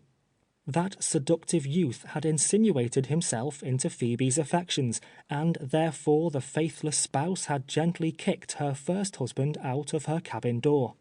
Edward had been born to them on Bayou Huff Power. Patsy is 23, also from Buford's plantation. She is in no wise connected with the others, but glories in the fact that she is the offspring of a Guinea nigger, brought over to Cuba in a slave ship, and in the course of trade transferred to Buford, who was her mother's owner. This, as I learned from them, is a genealogical account of my master's slaves. For years they had been together. Often they recalled the memories of other days, and sighed to retrace their steps to the old home in Carolina. Troubles came upon their master Buford, which brought far greater troubles upon them. he became involved in debt, and unable to bear up against his failing fortunes, was compelled to sell these and others of his slaves. In a chain gang they had been driven from beyond the Mississippi to the plantation of Archie B. Williams. Edwin Epps, who for a long while had been his driver and overseer, was about establishing himself in business on his own account at the time of their arrival, and accepted them in payment of his wages. Old Abram was a kind-hearted being, a sort of patriarch among us, fond of entertaining his younger brethren with grave and serious discourse. He was deeply versed in such philosophy as is taught in the cabin of the slave. But the great absorbing hobby of Uncle Abram was General Jackson, whom his young master in Tennessee had followed to the wars. He loved to wander back, in imagination, to the place where he was born, and to recount the scenes of his youth during those stirring times when the nation was in arms. He had been athletic, and more keen and powerful than the generality of his race, but now his eye had become dim, and his natural force abated. Very often, indeed, while discussing the best method of baking the hoe cake, or expatiating at large upon the glory of Jackson, he would forget where he left his hat, or his hoe, or his basket, and then would the old man be laughed at, if Epps was absent, and whipped if he was present. So was he perplexed continually, and sighed to think that he was growing aged and going to decay. Philosophy and Jackson and forgetfulness had played the mischief with him, and it was evident that all of them combined were fast bringing down the gray hairs of Uncle Abram to the grave. Aunt Phoebe had been an excellent field hand, but latterly was put into the kitchen, where she remained, except occasionally in a time of uncommon hurry. She was a sly old creature, and when not in the presence of her mistress or her master, was garrulous in the extreme. Wiley, on the contrary, was silent. He performed his task without murmur or complaint, seldom indulging in the luxury of speech, except to utter a wish that he was away from Epps, and back once more in South Carolina. Bob and Henry had reached the ages of 20 and 23, and were distinguished for nothing extraordinary or unusual, while Edward, a lad of 13, not yet able to maintain his row in the corn or the cotton field, was kept in the great house, to wait on the little Eppses. Patsy was slim and straight. She stood erect as the human form is capable of standing. There was an air of loftiness in her movement that neither labor, nor weariness, nor punishment could destroy. Truly, Patsy was a splendid animal, and were it not that bondage had enshrouded her intellect in utter and everlasting darkness, would have been chief among 10,000 of her people. She could leap the highest fences, and a fleet hound it was indeed that could outstrip her in a race. No horse could fling her from his back. She was a skillful teamster. She turned as true a furrow as the best, and at splitting rails there was none who could excel her. When the order to halt was heard at night, she would have her mules at the crib, unharnessed, fed, and curried, before Uncle Abram had found his hat. Not, however, for all or any of these was she chiefly famous. Such lightning-like motion was in her fingers as no other fingers ever possessed, and therefore it was that in cotton-picking time, Patsy was queen of the field. She had a genial and pleasant temper, and was faithful and obedient. Naturally, she was a joyous creature, a laughing, light-hearted girl, rejoicing in the mere sense of existence.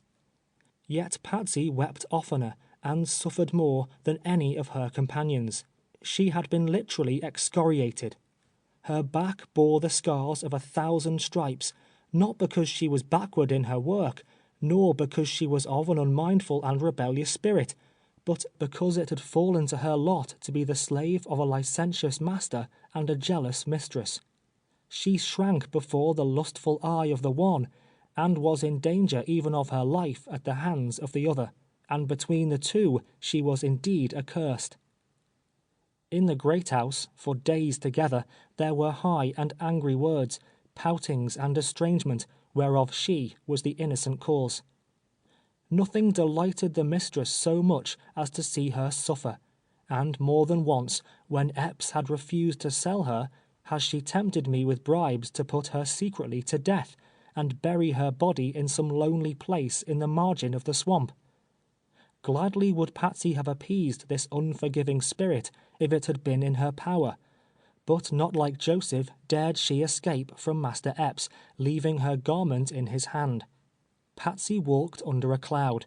If she uttered a word in opposition to her master's will, the lash was resorted to at once to bring her to subjection.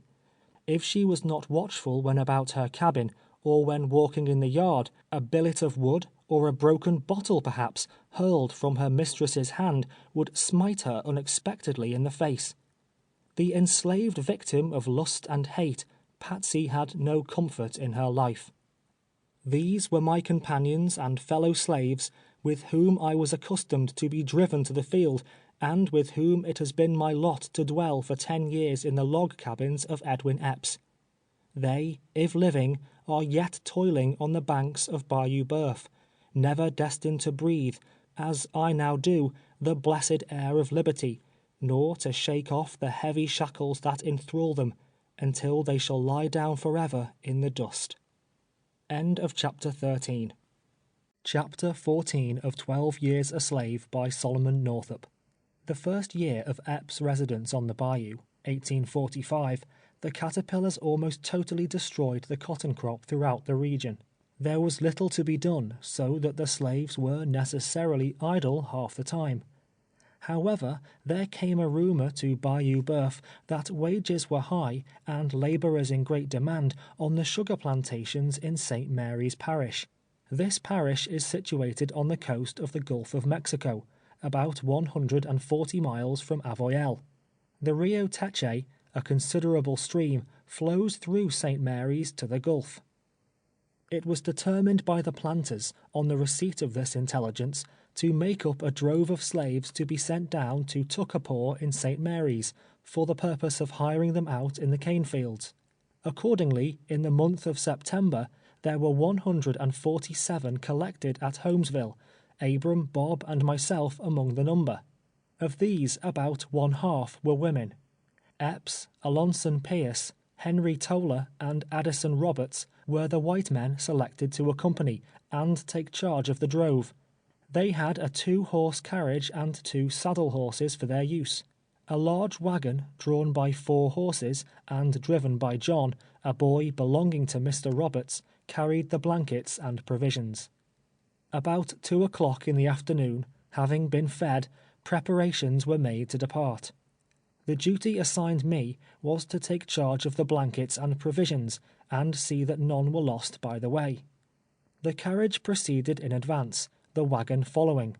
Behind this the slaves were arranged, while the 2 horsemen brought up the rear, and in this order the procession moved out of Holmesville. That night we reached a Mr. McCrow's plantation, a distance of 10 or 15 miles, when we were ordered to halt. Large fires were built, and each one spreading his blanket on the ground, the white men lodged in the great house. An hour before day we were aroused by the drivers coming among us, cracking their whips and ordering us to arise. Then the blankets were rolled up, and being severally delivered to me and deposited in the wagon, the procession set forth again. The following night it rained violently. We were all drenched, our clothes saturated with mud and water. Reaching an open shed, formerly a gin house, we found beneath it such shelter as it afforded. There was not room for all of us to lay down. There we remained, huddled together, through the night, continuing our march as usual in the morning.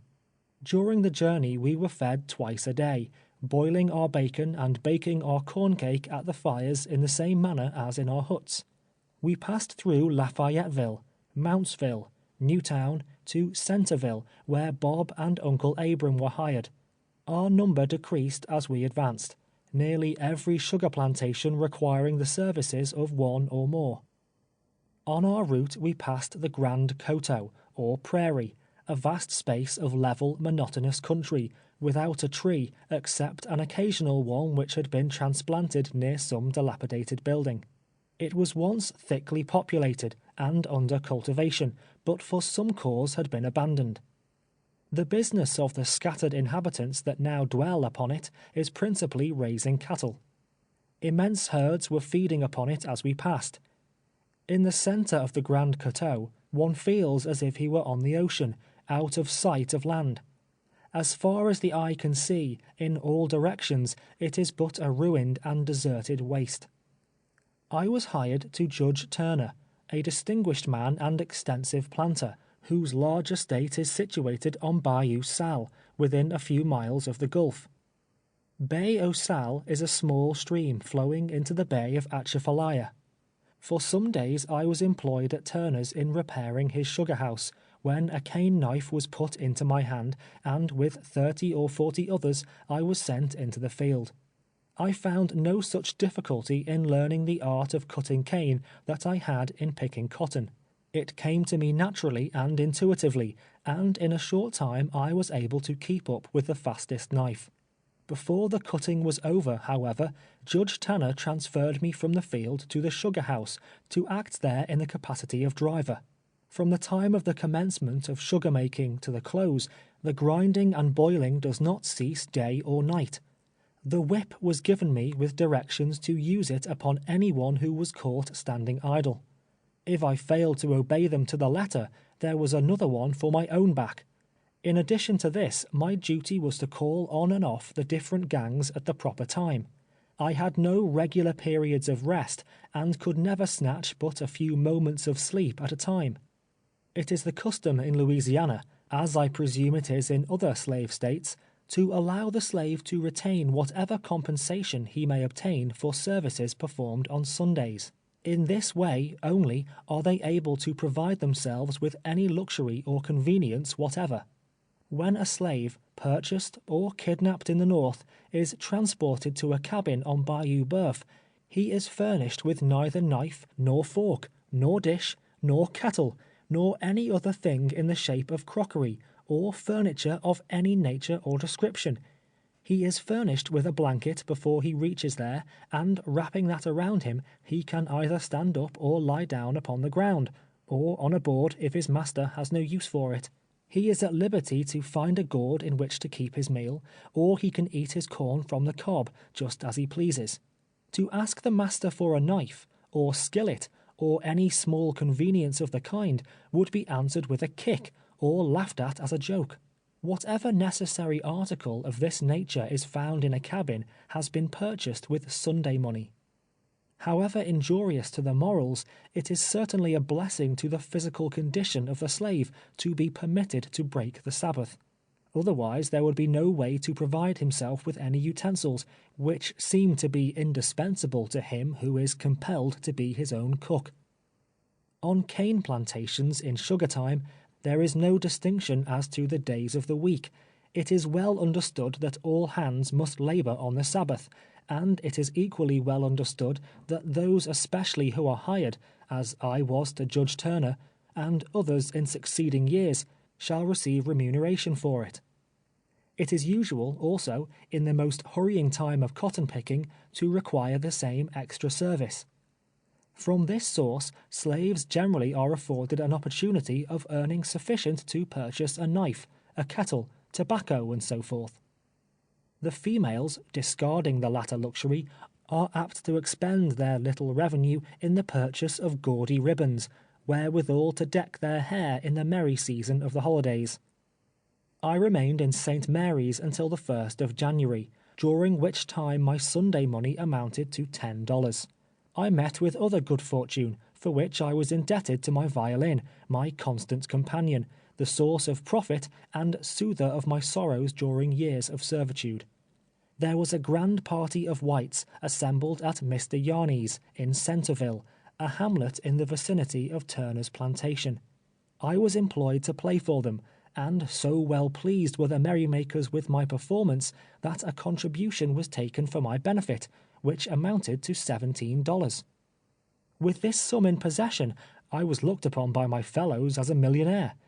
It afforded me great pleasure to look at it, to count it over and over again, day after day. Visions of cabin furniture, of water pails, of pocket knives, new shoes and coats and hats floated through my fancy, and up through all rose the triumphant contemplation that I was the wealthiest "nigger" on Bayou Boeuf. Vessels run up the Rio Teche to Centerville. While there, I was bold enough one day to present myself before the captain of a steamer, and beg permission to hide myself among the freight. I was emboldened to risk the hazard of such a step from overhearing a conversation, in the course of which I ascertained he was a native of the North. I did not relate to him the particulars of my history, but only expressed an ardent desire to escape from slavery to a free state. He pitied me, but said it would be impossible to avoid the vigilant custom house officers in New Orleans, and that detection would subject him to punishment, and his vessel to confiscation. My earnest entreaties evidently excited his sympathies, and doubtless he would have yielded to them, could he have done so with any kind of safety.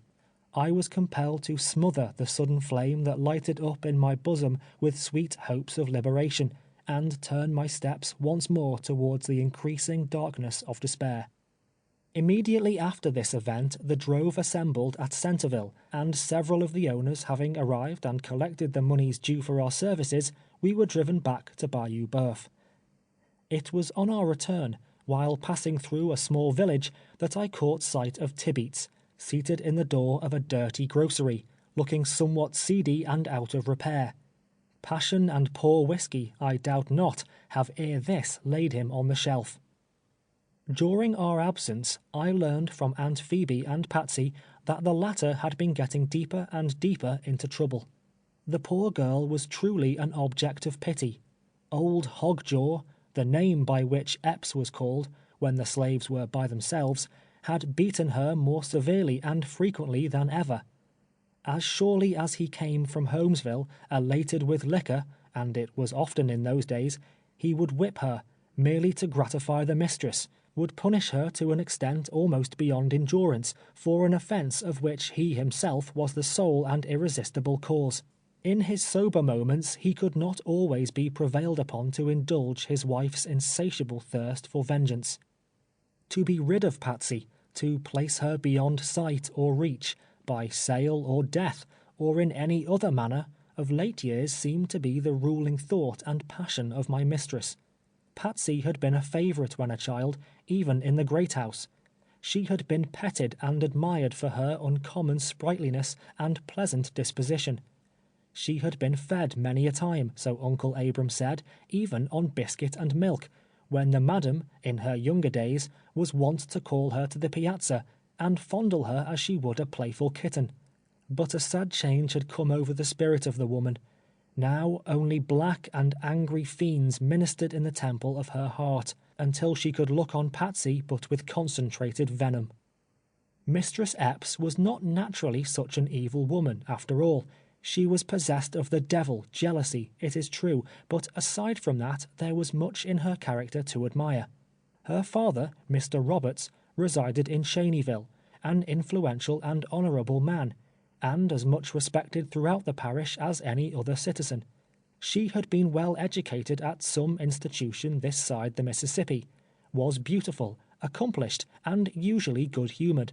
She was kind to all of us but Patsy, frequently in the absence of her husband, sending out to us some little dainty from her own table.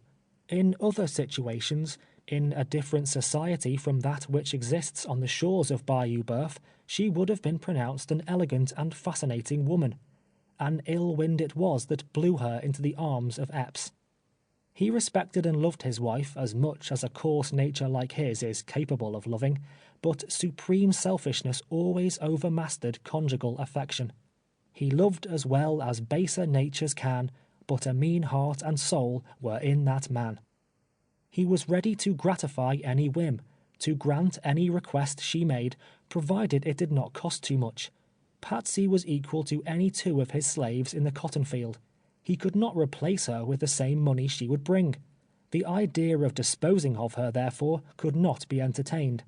The mistress did not regard her at all in that light. The pride of the haughty woman was aroused. The blood of the fiery Southern boiled at the sight of Patsy, and nothing less than trampling out the life of the helpless bondwoman would satisfy her. Sometimes the current of her wrath turned upon him whom she had just cause to hate, but the storm of angry words would pass over at length, and there would be a season of calm again. At such times Patsy trembled with fear, and cried as if her heart would break, for she knew from painful experience that if mistress should work herself to the red-hot pitch of rage, Epps would quiet her at last with a promise that Patsy should be flogged, a promise he was sure to keep. Thus did pride, and jealousy, and vengeance war with avarice and brute passion in the mansion of my master, filling it with daily tumult and contention. Thus upon the head of Patsy, the simple-minded slave in whose heart God had implanted the seeds of virtue, the force of all these domestic tempests spent itself at last. During the summer succeeding my return from St. Mary's Parish, I conceived a plan of providing myself with food, which, though simple, succeeded beyond expectation. It has been followed by many others in my condition, up and down the bayou, and of such benefit has it become that I am almost persuaded to look upon myself as a benefactor. That summer the worms got into the bacon. Nothing but ravenous hunger could induce us to swallow it. The weekly allowance of meal scarcely sufficed to satisfy us.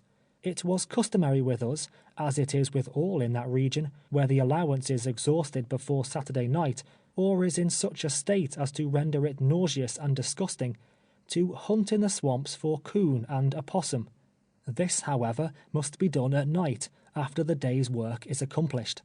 There are planters whose slaves, for months at a time, have no other meat than such as obtained in this manner. No objections are made to hunting, inasmuch as it dispenses with drafts upon the smokehouse, and because every marauding coon that is killed is so much saved from the standing corn. They are hunted with dogs and clubs, slaves not being allowed the use of firearms. The flesh of the coon is palatable, but verily there is nothing in all butcherdom so delicious as a roasted possum. They are a round, rather long-bodied, little animal of a whitish color, with nose like a pig, and caudal extremity like a rat. They burrow among the roots and in the hollows of the gum tree, and are clumsy and slow of motion. They are deceitful and cunning creatures.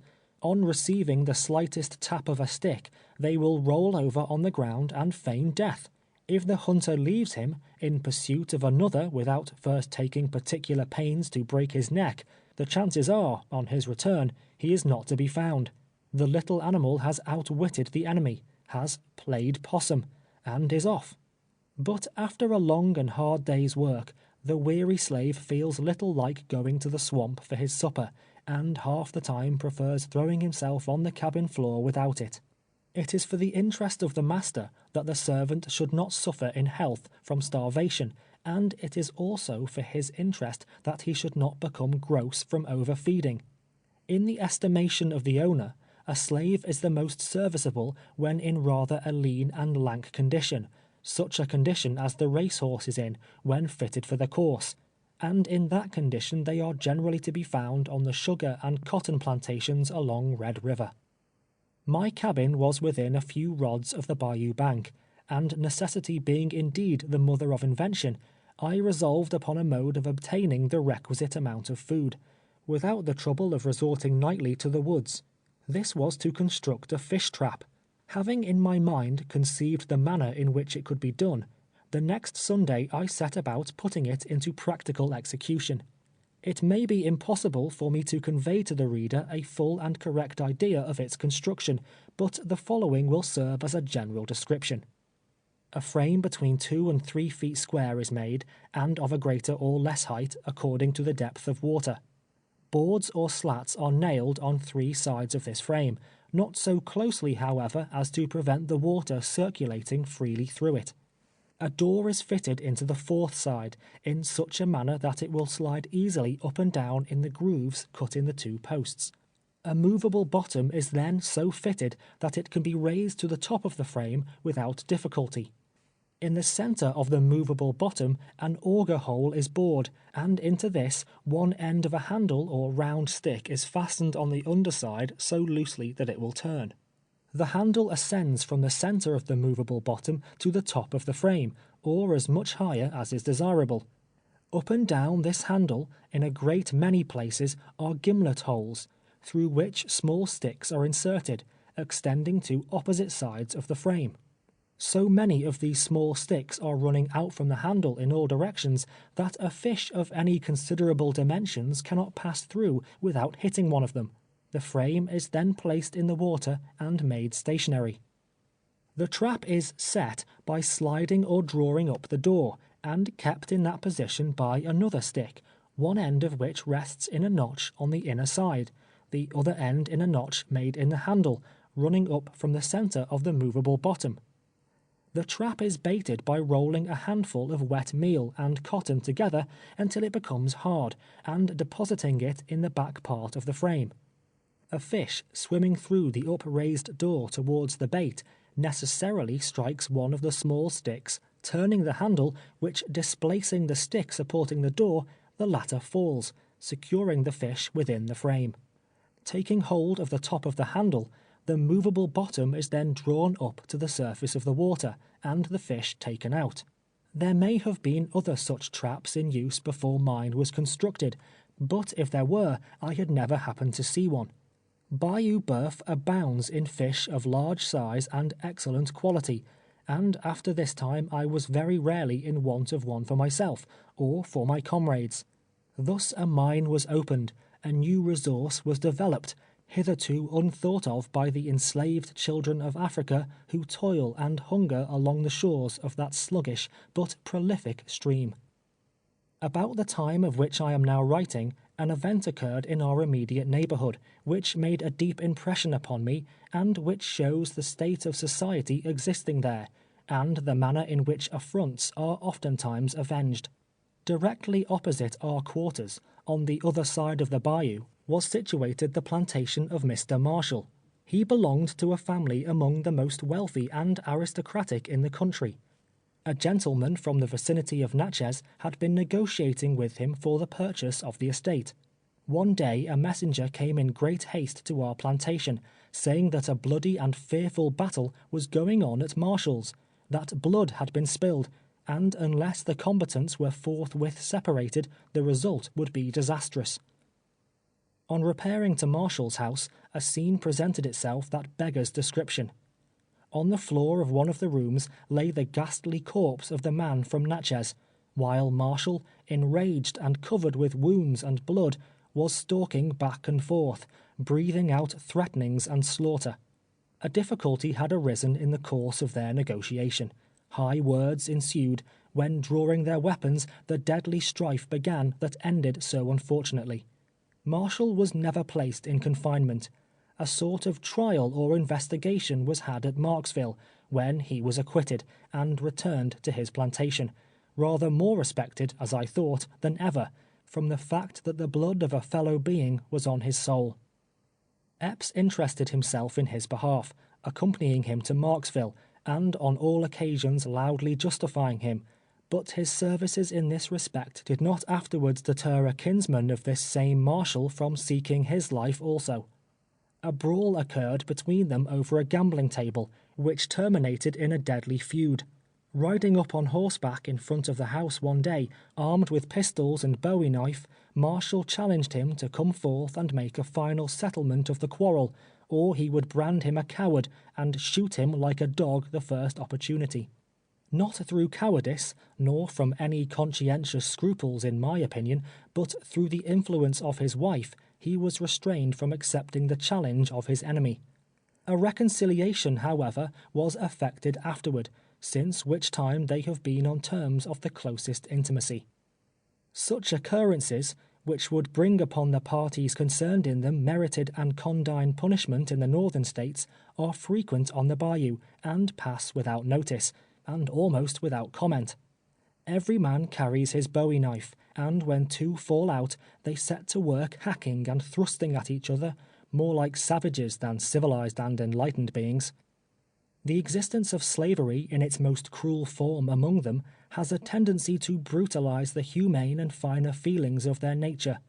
Daily witnesses of human suffering, listening to the agonizing screeches of the slave, beholding him writhing beneath the merciless lash, bitten and torn by dogs, dying without attention, and buried without shroud or coffin, it cannot otherwise be expected that they should become brutified and reckless of human life. It is true there are many kind-hearted and good men in the parish of Avoyelles, such men as William Ford, who can look with pity upon the sufferings of a slave, just as there are, all over the world, sensitive and sympathetic spirits, who cannot look with indifference upon the sufferings of any creature which the Almighty has endowed with life. It is not the fault of the slaveholder that he is cruel, so much as it is the fault of the system under which he lives. He cannot withstand the influence of habit and associations that surround him. Taught from earliest childhood, by all that he sees and hears, that the rod is for the slave's back, he will not be apt to change his opinions in maturer years. There may be humane masters, as there certainly are inhuman ones. There may be slaves well clothed, well fed, and happy, as there surely are those half-clad, half-starved, and miserable. Nevertheless, the institution that tolerates such wrong and inhumanity as I have witnessed is a cruel, unjust, and barbarous one. Men may write fictions portraying lowly life as it is, or as it is not, may expatiate with owlish gravity upon the bliss of ignorance, discourse flippantly from armchairs of the pleasures of slave life, but let them toil with him in the field, sleep with him in the cabin, feed with him on husks, let him behold him scourged, hunted, trampled on, and they will come back with another story in their mouths. Let them know the heart of the poor slave, learn his secret thoughts he dare not utter in the hearing of the white man. Let them sit by him in the silent watches of the night, converse with him in trustful confidence of life, liberty, and the pursuit of happiness, and they will find that 99 out of every 100 are intelligent enough to understand their situation, and to cherish in their bosoms the love of freedom, as passionately as themselves. End of chapter 14. Chapter 15 of 12 Years a Slave by Solomon Northup. In consequence of my inability in cotton picking, Epps was in the habit of hiring me out on sugar plantations during the season of cane cutting and sugar making. He received for my services $1 a day, with the money supplying my place on his cotton plantation. Cutting cane was an employment that suited me, and for 3 successive years I held the lead row at Hawkins, leading a gang of from 50 to 100 hands. In a previous chapter, the mode of cultivating cotton is described. This may be the proper place to speak of the manner of cultivating cane. The ground is prepared in beds, the same as it is prepared for the reception of the cotton seed, except it is ploughed deeper. Drills are made in the same manner. Planting commences in January, and continues until April. It is necessary to plant a sugar field only once in 3 years. 3 crops are taken before the seed or plant is exhausted. 3 gangs are employed in the operation. 1 draws the cane from the rick, or stack, cutting the top and flags from the stalk, leaving only that part which is sound and healthy. Each joint of the cane has an eye, like the eye of a potato, which sends forth a sprout when buried in the soil. Another gang lays the cane in the drill, placing 2 stalks side by side in such manner that joints will occur once in 4 or 6 inches. The 3rd gang follows with hoes, drawing earth upon the stalks and covering them to the depth of 3 inches. In 4 weeks, at the farthest, the sprouts appear above the ground, and from this time forward grow with great rapidity. A sugar field is hoed 3 times, the same as cotton, save that a greater quantity of earth is drawn to the roots. By the 1st of August, hoeing is usually over. About the middle of September, whatever is required for seed is cut and stacked in ricks, as they are termed. In October, it is ready for the mill or sugar house, and then the general cutting begins. The blade of a cane knife is 15 inches long, 3 inches wide in the middle, and tapering towards the point and handle. The blade is thin, and in order to be at all serviceable, must be kept very sharp. Every 3rd hand takes the lead of 2 others, one of whom is on each side of him. The lead hand, in the first place, with a blow of his knife, shears the flags from the stalk. He next cuts off the top down as far as it's green.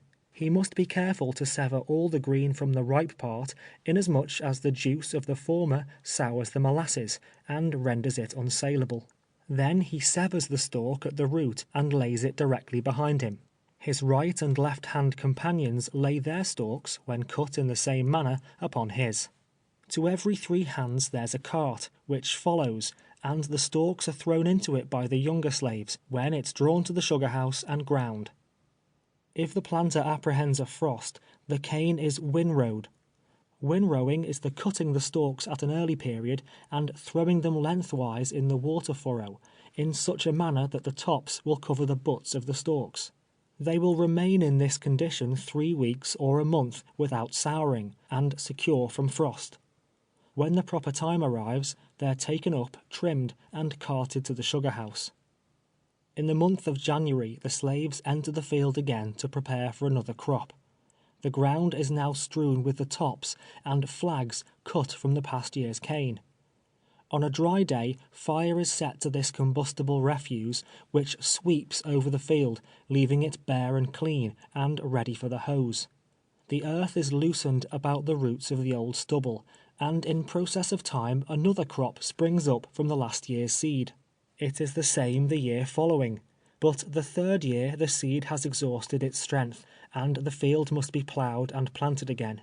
The 2nd year the cane is sweeter and yields more than the first, and the 3rd year more than the 2nd.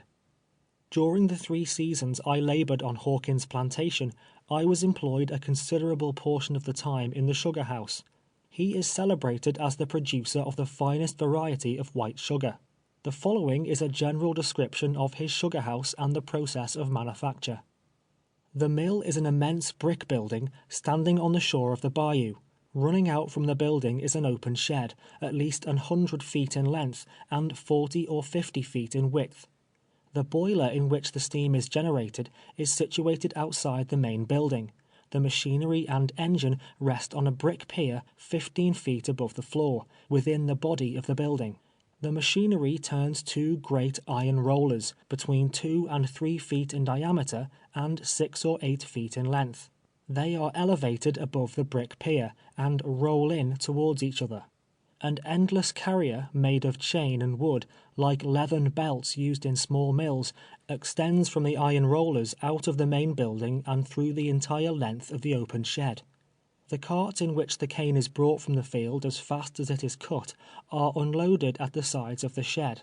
All along the endless carrier are ranged slave children, whose business it is to place the cane upon it, when it is conveyed through the shed into the main building, where it falls between the rollers, is crushed, and drops upon another carrier that conveys it out of the main building in an opposite direction, depositing it in the top of a chimney upon a fire beneath, which consumes it. It is necessary to burn it in this manner, because otherwise it would soon fill the building, and more especially because it would soon sour and engender disease.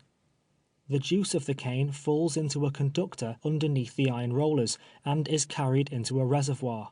Pipes convey it from thence into 5 filterers, holding several hogsheads each. These filterers are filled with bone black, a substance resembling pulverized charcoal. It is made of bones calcinated in close vessels, and is used for the purpose of decolorizing, by filtration, the cane juice before boiling. Through these 5 filterers it passes in succession, and then runs into a large reservoir underneath the ground floor, from whence it is carried up, by means of a steam pump, into a clarifier made of sheet iron, where it is heated by steam until it boils. From the first clarifier it is carried in pipes to a second, and a third, and thence into close iron pans, through which tubes pass filled with steam. While in a boiling state it flows through 3 pans in succession, and is then carried in other pipes down to the coolers on the ground floor. Coolers are wooden boxes with sieve bottoms made of the finest wire. As soon as the syrup passes into the coolers, and is met by the air, it grains, and the molasses at once escapes through the sieves into a cistern below. It is then white or loaf sugar of the finest kind, clear, clean, and as white as snow. When cool, it is taken out, packed in hogsheads, and is ready for market.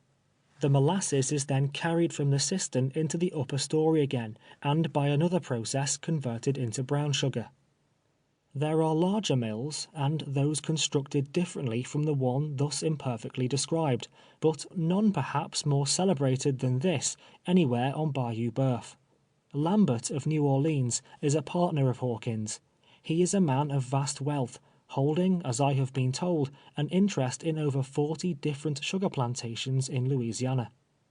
The only respite from constant labor the slave has through the whole year is during the Christmas holidays. Epps allowed us 3, others allow 4, 5, and 6 days, according to the measure of their generosity. It is the only time to which they look forward with any interest or pleasure. They are glad when night comes, not only because it brings them a few hours' repose, but because it brings them one day nearer Christmas. It is hailed with equal delight by the old and the young. Even Uncle Abram ceases to glorify Andrew Jackson, and Patsy forgets her many sorrows, amid the general hilarity of the holidays. It is the time of feasting, and frolicking, and fiddling, the carnival season with the children of bondage.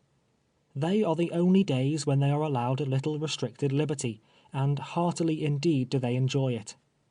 It is the custom for one planter to give a Christmas supper, inviting the slaves from neighboring plantations to join his own on the occasion. For instance, one year it's given by Epps, the next by Marshall, the next by Hawkins, and so on. Usually from 300 to 500 are assembled, coming together on foot, in carts, on horseback, on mules, riding double and triple, sometimes a boy and girl, at others a girl and 2 boys, and at others again a boy, a girl, and an old woman. Uncle Abram astride a mule, with Aunt Phoebe and Patsy behind him, trotting towards a Christmas supper, would be no uncommon sight on Bayou Boeuf. Then, too, of all days in the year, they array themselves in their best attire. The cotton coat has been washed clean, the stump of a tallow candle has been applied to the shoes, and if so fortunate as to possess a rimless or a crownless hat, it is placed jauntily on the head. They are welcomed with equal cordiality, however, if they come bareheaded and barefooted to the feast. As a general thing, the women wear handkerchiefs tied about their heads, but if chance has thrown in their way a fiery red ribbon, or a cast-off bonnet of their mistress grandmother, it is sure to be worn on such occasions. Red, the deep blood red, is decidedly the favorite color among the enslaved damsels of my acquaintance. If a red ribbon does not encircle the neck, you will be certain to find all the hair of their woolly heads tied up with red strings of some sort or another. The table is spread in the open air, and loaded with varieties of meat and piles of vegetables. Bacon and cornmeal at such times are dispensed with. Sometimes the cooking is performed in the kitchen on the plantation, at others in the shade of wide branching trees. In the latter case, a ditch is dug in the ground, and wood laid in and burned until it is filled with glowing coals, over which chickens, ducks, turkeys, pigs, and not infrequently the entire body of a wild ox are roasted. They are furnished also with flour, of which biscuits are made, and often with peach and other preserves, with tarts, and every manner and description of pies, except the mince, that being an article of pastry as yet unknown among them. Only the slave who has lived all the years on his scanty allowance of meal and bacon can appreciate such suppers. White people in great numbers assemble to witness the gastronomical enjoyments. They seat themselves at the rustic table, the males on one side, the females on the other. The two between whom there may have been an exchange of tenderness invariably manage to sit opposite, for the omnipresent Cupid disdains not to hurl his arrows into the simple hearts of slaves. Unalloyed and exulting happiness lights up the dark faces of them all. The ivory teeth, contrasting with their black complexions, exhibit 2 long white streaks the whole extent of the table. All round the bountiful board a multitude of eyes roll in ecstasy. Giggling and laughter and the clattering of cutlery and crockery succeed. Cuffy's elbow hunches his neighbor's side, impelled by an involuntary impulse of delight. Nellie shakes her finger at Sambo and laughs, she knows not why, and so the fun and merriment flows on. When the viands have disappeared, and the hungry maws of the children of toil are satisfied, then, next in the order of amusement, is the Christmas dance. My business on these gala days always was to play on the violin. The African race is a music-loving one, proverbially, and many there were among my fellow bondsmen whose organs of tune were strikingly developed, and who could thumb the banjo with dexterity. But at the expense of appearing egotistical, I must, nevertheless, declare that I was considered the Hurle Boule of Bayou Boeuf. My master often received letters, sometimes from a distance of 10 miles, requesting him to send me to play at a ball or festival of the whites. He received his compensation, and usually I also returned with many picayunes jingling in my pockets, the extra contributions of those whose delight I had administered. In this manner I became more acquainted than I otherwise would, up and down the bayou. The young men and maidens of Holmesville always knew there was to be a jollification somewhere, whenever Platt Epps was seen passing through the town with his fiddle in his hand. "Where are you going now, Platt?" and "What is coming off to-night, Platt?" would be interrogatories issuing from every door and window, and many a time when there was no special hurry, yielding to pressing importunities, Platt would draw his bow, and, sitting astride his mule, perhaps, discourse musically to a crowd of delighted children, gathered around him in the street. Alas, had it not been for my beloved violin, I scarcely can conceive how I could have endured the long years of bondage. It introduced me to great houses, relieved me of many days' labor in the field, supplied me with conveniences for my cabin, with pipes and tobacco and extra pairs of shoes, and oftentimes led me away from the presence of a hard master, to witness scenes of jollity and mirth. It was my companion, the friend of my bosom, triumphing loudly when I was joyful, and uttering its soft, melodious consolations when I was sad. Often, at midnight, when sleep had fled affrighted from the cabin, and my soul was disturbed and troubled with the contemplation of my fate, it would sing me a song of peace. On holy Sabbath days, when an hour or two of leisure was allowed, it would accompany me to some quiet place on the bayou bank, and, lifting up its voice, discourse kindly and pleasantly indeed. It heralded my name round the country, made me friends who otherwise would not have noticed me, gave me an honored seat at the yearly feasts, and secured the loudest and heartiest welcome of them all at the Christmas dance. The Christmas dance! O ye pleasure-seeking sons and daughters of idleness, who move with measured step, listless and snail-like, through the slow-winding cotillon, if you wish to look upon the celerity, if not the poetry of motion, upon genuine happiness, rampant and unrestrained, go down to Louisiana and see the slaves dancing in the starlight of a Christmas night. On that particular Christmas I have now in my mind, a description whereof will serve as a description of the day generally, Miss Lively and Mr. Sam, the first belonging to Stewart, the latter to Roberts, started the ball. It was well known that Sam cherished an ardent passion for Lively, as also did one of Marshall's and another of Carey's boys. For Lively was lively indeed, and a heart-breaking coquette withal. It was a victory for Sam Roberts, when, rising from the repast, she gave him her hand for the first "figure," in preference to either of his rivals. They were somewhat crestfallen, and, shaking their heads angrily, rather intimated they would like to pitch into Sam and hurt him badly. But not an emotion of wrath ruffled the placid bosom of Samuel as his legs flew like drumsticks down the outside and up the middle, by the side of his bewitching partner. The whole company cheered them vociferously, and, excited with the applause, they continued, tearing down, after all the others had become exhausted and halted a moment to recover breath. But Sam's superhuman exertions overcame him finally, leaving Lively alone, yet whirling like a top. Thereupon one of Sam's rivals, Pete Marshall, dashed in, and with might and main leaped and shuffled and threw himself into every conceivable shape, as if determined to show Miss Lively and all the world that Sam Roberts was of no account. Pete's affection, however, was greater than his discretion. Such violent exercise took the breath out of him directly, and he dropped like an empty bag. Then was the time for Harry Carey to try his hand, but Lively also soon outwinded him, amidst hurrahs and shouts, fully sustaining her well-earned reputation of being the fastest gal on the bayou.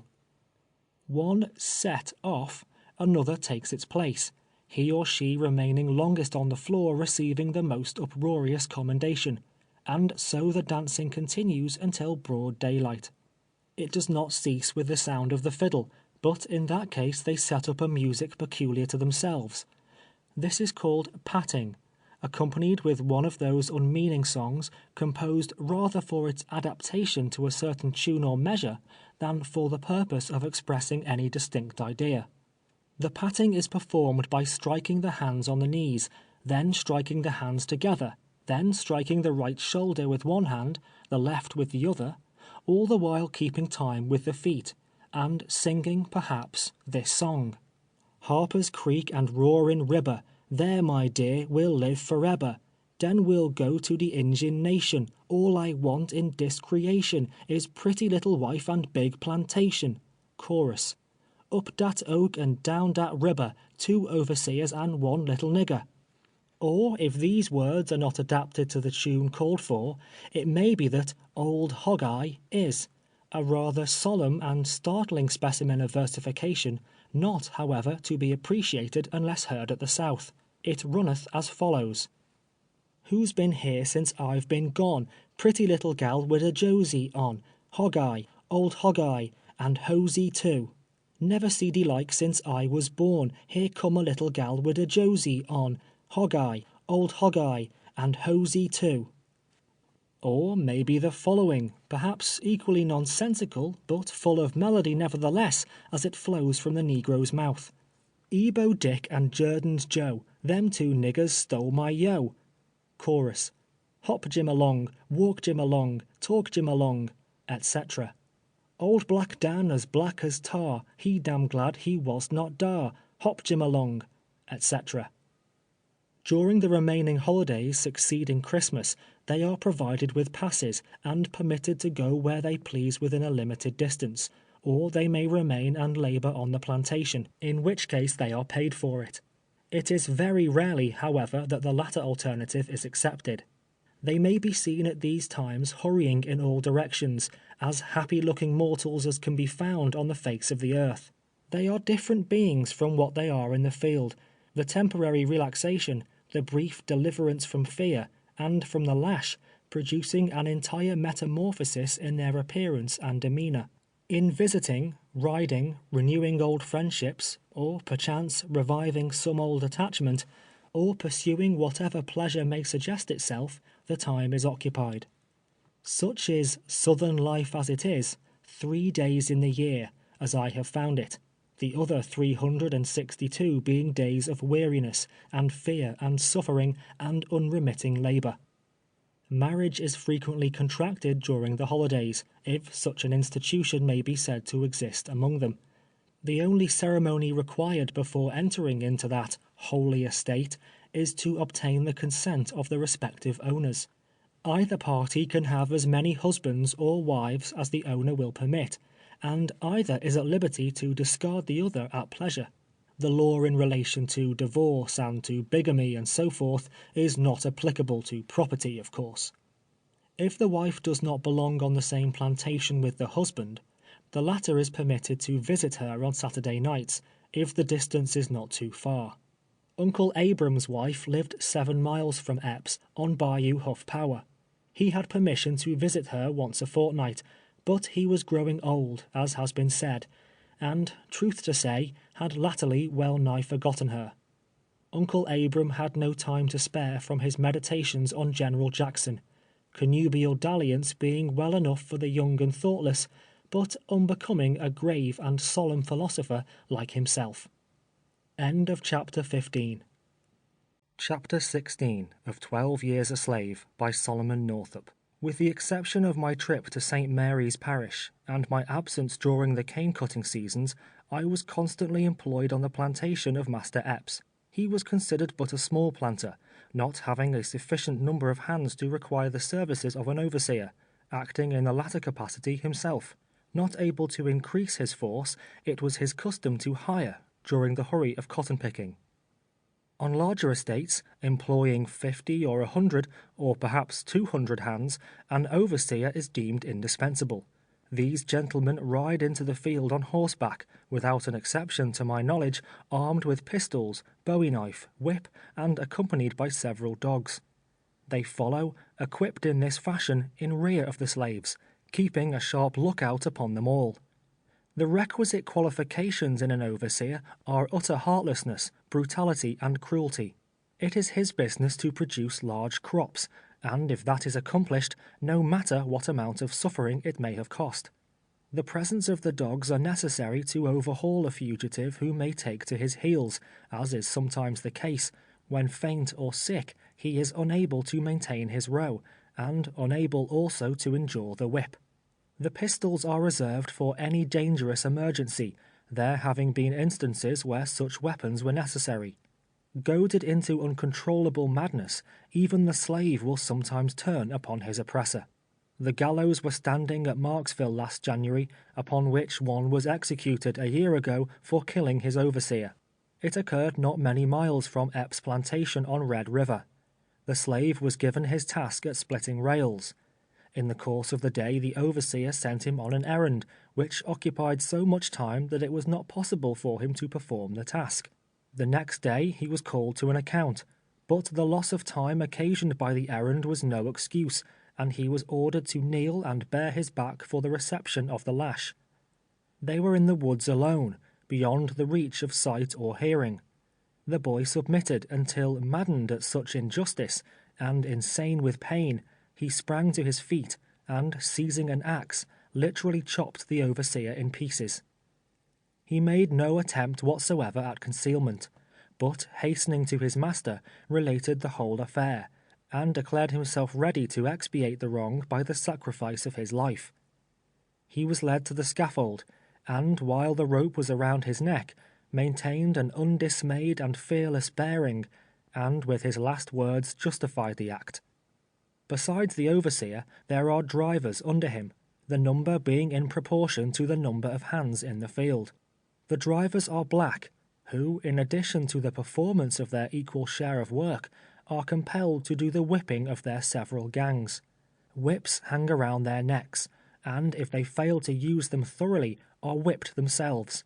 They have a few privileges, however. For example, in cane cutting, the hands are not allowed to sit down long enough to eat their dinners. Carts filled with corn cake, cooked at the kitchen, are driven into the field at noon. The cake is distributed by the drivers, and must be eaten with the least possible delay. When the slave ceases to perspire, as he often does when taxed beyond his strength, he falls to the ground and becomes utterly helpless. It is then the duty of the driver to drag him into the shade of a standing cotton or cane, or of a neighboring tree, where he dashes buckets of water upon him, and uses other means of bringing out perspiration again, when he is ordered to his place and compelled to continue his labor. At Huff Power, when I first came to Epps, Tom, one of Robert's negroes, was driver. He was a burly fellow, and severe in the extreme. After Epps' removal to Bayou Boeuf, that distinguished honor was conferred upon myself. Up to the time of my departure, I had to wear a whip about my neck in the field. If Epps was present, I dared not show any lenity, not having the Christian fortitude of a certain well-known Uncle Tom sufficiently to brave his wrath, by refusing to perform the office. In that way, only, I escaped the immediate martyrdom he suffered, and, withal, saved my companions much suffering, as it proved in the end. Epps, I soon found, whether actually in the field or not, had his eyes pretty generally upon us. From the piazza, from behind some adjacent tree, or other concealed point of observation, he was perpetually on the watch. If one of us had been backward or idle through the day, we were apt to be told all about it on returning to the quarters, and it was a matter of principle with him to reprove every offence of that kind that came within his knowledge. The offender not only was certain of receiving a castigation for his tardiness, but I likewise was punished for permitting it. If, on the other hand, he had seen me use the lash freely, the man was satisfied. Practice makes perfect truly, and during my 8 years' experience as a driver, I learned to handle the whip with marvelous dexterity and precision, throwing the lash within a hair's breadth of the back, the ear, the nose, without, however, touching either of them. If Epps was observed at a distance, or we had reason to apprehend he was sneaking somewhere in the vicinity, I would commence plying the lash vigorously, when, according to arrangement, they would squirm and screech as if in agony, although not one of them had in fact been even grazed. Patsy would take occasion, if he had made his appearance presently, to mumble in his hearing some complaints that Platt was lashing them the whole time, and Uncle Abram, with an appearance of honesty peculiar to himself, would declare roundly I had just whipped them worse than General Jackson whipped the enemy at New Orleans. If Epps was not drunk, and in one of his beastly humours, this was, in general, satisfactory. If he was, some one or more of us must suffer, as a matter of course. Sometimes his violence assumed a dangerous form, placing the lives of his human stock in jeopardy. On one occasion the drunken madman thought to amuse himself by cutting my throat. He had been absent at Holmesville, in attendance at a shooting match, and none of us were aware of his return. While hoeing by the side of Patsy, she exclaimed in a low voice suddenly, "Platt, do you see old Hogjaw beckoning me to come to him?" Glancing sideways, I discovered him in the edge of the field, motioning and grimacing, as was his habit when half intoxicated. Aware of his lewd intentions, Patsy began to cry. I whispered her not to look up, and to continue at her work, as if she had not observed him. Suspecting the truth of the matter, however, he soon staggered up to me in a great rage. "What did you say to Pats?" he demanded with an oath. I made him some evasive answer, which only had the effect of increasing his violence. "How long have you owned this plantation, say, you damned nigger?"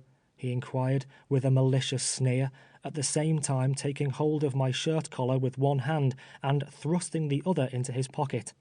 "Now I'll cut your black throat, that's what I'll do," drawing his knife as he said it, but with one hand he was unable to open it, until finally seizing the blade in his teeth, I saw he was about to succeed, and felt the necessity of escaping from him, for in his present reckless state it was evident he was not joking by any means. My shirt was open in front, and as I turned round quickly and sprang from him, while he still retained his grip, it was stripped entirely from my back. There was no difficulty now in eluding him. He would chase me until out of breath, then stop until it was recovered, swear, and renew the chase again. Now he would command me to come to him, now endeavor to coax me, but I was careful to keep at a respectful distance.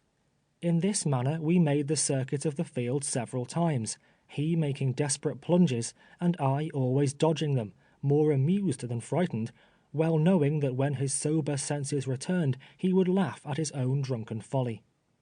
At length I observed the mistress standing by the yard fence, watching our half-serious, half-comical manoeuvres. Shooting past him, I ran directly to her. Epps, on discovering her, did not follow. He remained about the field an hour or more, during which time I stood by the mistress, having related the particulars of what had taken place. Now, she was aroused again, denouncing her husband and Patsy about equally. Finally, Epps came towards the house, by this time nearly sober, walking demurely with his hands behind his back, and attempting to look as innocent as a child. As he approached, nevertheless, Mistress Epps began to berate him roundly, heaping upon him many rather disrespectful epithets, and demanding for what reason he had attempted to cut my throat. Epps made wondrous strange of it all, and to my surprise swore by all the saints in the calendar he had not spoken to me that day. "Platt, you lying nigger, have I?" was his brazen appeal to me. It is not safe to contradict a master, even by the assertion of a truth, so I was silent, and when he entered the house I returned to the field, and the affair was never after alluded to. Shortly after this time a circumstance occurred that came nigh divulging the secret of my real name and history, which I had so long and carefully concealed, and upon which I was convinced depended my final escape. Soon after he purchased me, Epps asked me if I could write and read, and on being informed that I had received some instruction in those branches of education, he assured me, with emphasis, if he ever caught me with a book, or with pen and ink, he would give me 100 lashes. He said he wanted me to understand that he bought niggers to work and not to educate. He never inquired a word of my past life, or from whence I came. The mistress, however, cross-examined me frequently about Washington, which she supposed was my native city, and more than once remarked that I did not talk nor act like the other niggers, and she was sure I had seen more of the world than I admitted. My great object was always to invent means of getting a letter secretly into the post office, directed to some of my friends or family at the North. The difficulty of such an achievement cannot be comprehended by one unacquainted with the severe restrictions imposed upon me. In the first place, I was deprived of pen, ink, and paper. In the second place, a slave cannot leave his plantation without a pass, nor will a postmaster mail a letter for one without written instructions from his owner. I was in slavery 9 years, and always watchful and on the alert, before I met with the good fortune of obtaining a sheet of paper. While Epps was in New Orleans one winter, disposing of his cotton, the mistress sent me to Holmesville, with an order for several articles, and among the rest, a quantity of foolscap. I appropriated a sheet, concealing it in the cabin, under the board on which I slept. After various experiments, I succeeded in making ink, by boiling white maple bark, and with a feather plucked from the wing of a duck, manufactured a pen. When all were asleep in the cabin, by the light of the coals lying upon my plank couch, I managed to complete a somewhat lengthy epistle. It was directed to an old acquaintance at Sandy Hill, stating my condition and urging him to take measures to restore me to liberty. This letter I kept a long time, contriving measures by which it could be safely deposited in the post office. At length, a low fellow by the name of Armsby, hitherto a stranger, came into the neighborhood, seeking a situation as overseer. He applied to Epps, and was about the plantation for several days. He next went over to Shaw's nearby, and remained with him several weeks. Shaw was generally surrounded by such worthless characters, being himself noted as a gambler and unprincipled man. He had made a wife of his slave Charlotte, and a brood of young mulattoes were growing up in his house. Armsby became so much reduced at last that he was compelled to labor with the slaves. A white man working in a field is a rare and unusual spectacle on Bayou Boeuf. I improved every opportunity of cultivating his acquaintance privately, desiring to obtain his confidence so far as to be willing to entrust the letter to his keeping. He visited Marksville repeatedly, he informed me, a town some 20 miles distant, and there I proposed to myself the letter should be mailed. Carefully deliberating on the most proper manner of approaching him on the subject, I concluded finally to ask him simply if he would deposit a letter for me in the Marksville post office the next time he visited that place, without disclosing to him that the letter was written, or any of the particulars it contained. For I had fears that he might betray me, and knew that some inducement must be held out to him of a pecuniary nature, before it would be safe to confide in him. As late as 1 o'clock one night, I stole noiselessly from my cabin, and, crossing the field to Shaw's, found him sleeping on the piazza. I had but a few picayunes, the proceeds of my fiddling performances, but all I had in the world I promised him if he would do me the favor required.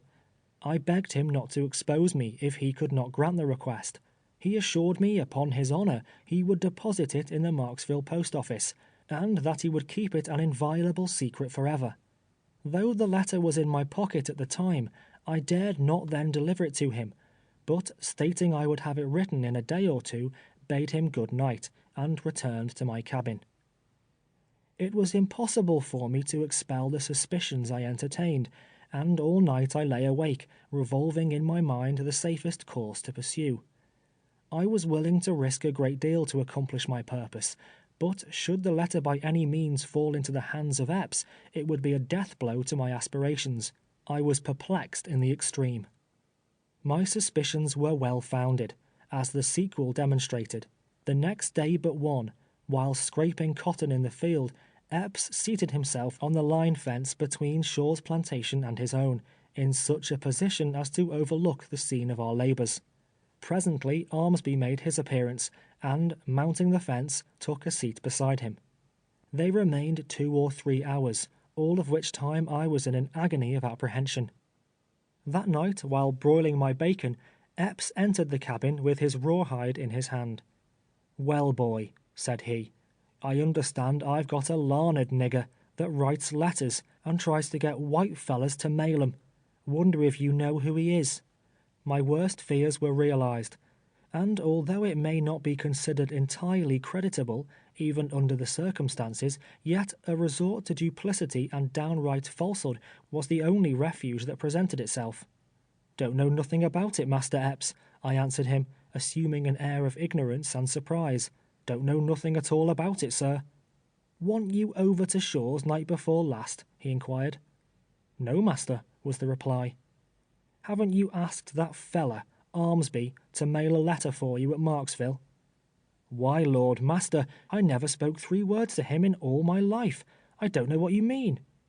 "Well," he continued, "Armsby told me to-day the devil was among my niggers, that I had one that needed close watching or he would run away, and when I asked him why, he said you come over to Shaw's and waked him up in the night and wanted him to carry a letter to Marksville. What have you got to say to that, huh?" "All I've got to say, master," I replied, "is there is no truth in it. How could I write a letter without any ink or paper? 'Cause I ain't got no friends living as I know of. That Armsby is a lying, drunken feller, they say, and nobody believes him anyway. You know I always tell the truth, and that I never go off the plantation without a pass. Now, master, I can see what that Armsby is after plain enough. Didn't he want you to hire him for an overseer?" "Yes, he wanted me to hire him," answered Epps. "That's it," said I. "He wants to make you believe we're all going to run away, and then he thinks you'll hire an overseer to watch us. He just made that story out of whole cloth, 'cause he wants to get a situation. It's all a lie, master, you may depend on it." Epps mused a while, evidently impressed with the plausibility of my theory, and exclaimed, "I'm damned, Platt, if I don't believe you tell the truth. He must take me for a soft, to think he can come it over me with them kind of yarns, mustn't he? Maybe he thinks he can fool me. Maybe he thinks I don't know nothing. Can't take care of my own niggers, eh? Soft soap old Epps, eh? Damn Armsby. Set the dogs on him, Platt." And with many other comments descriptive of Armsby's general character, and his capability of taking care of his own business, and attending to his own niggers, Master Epps left the cabin.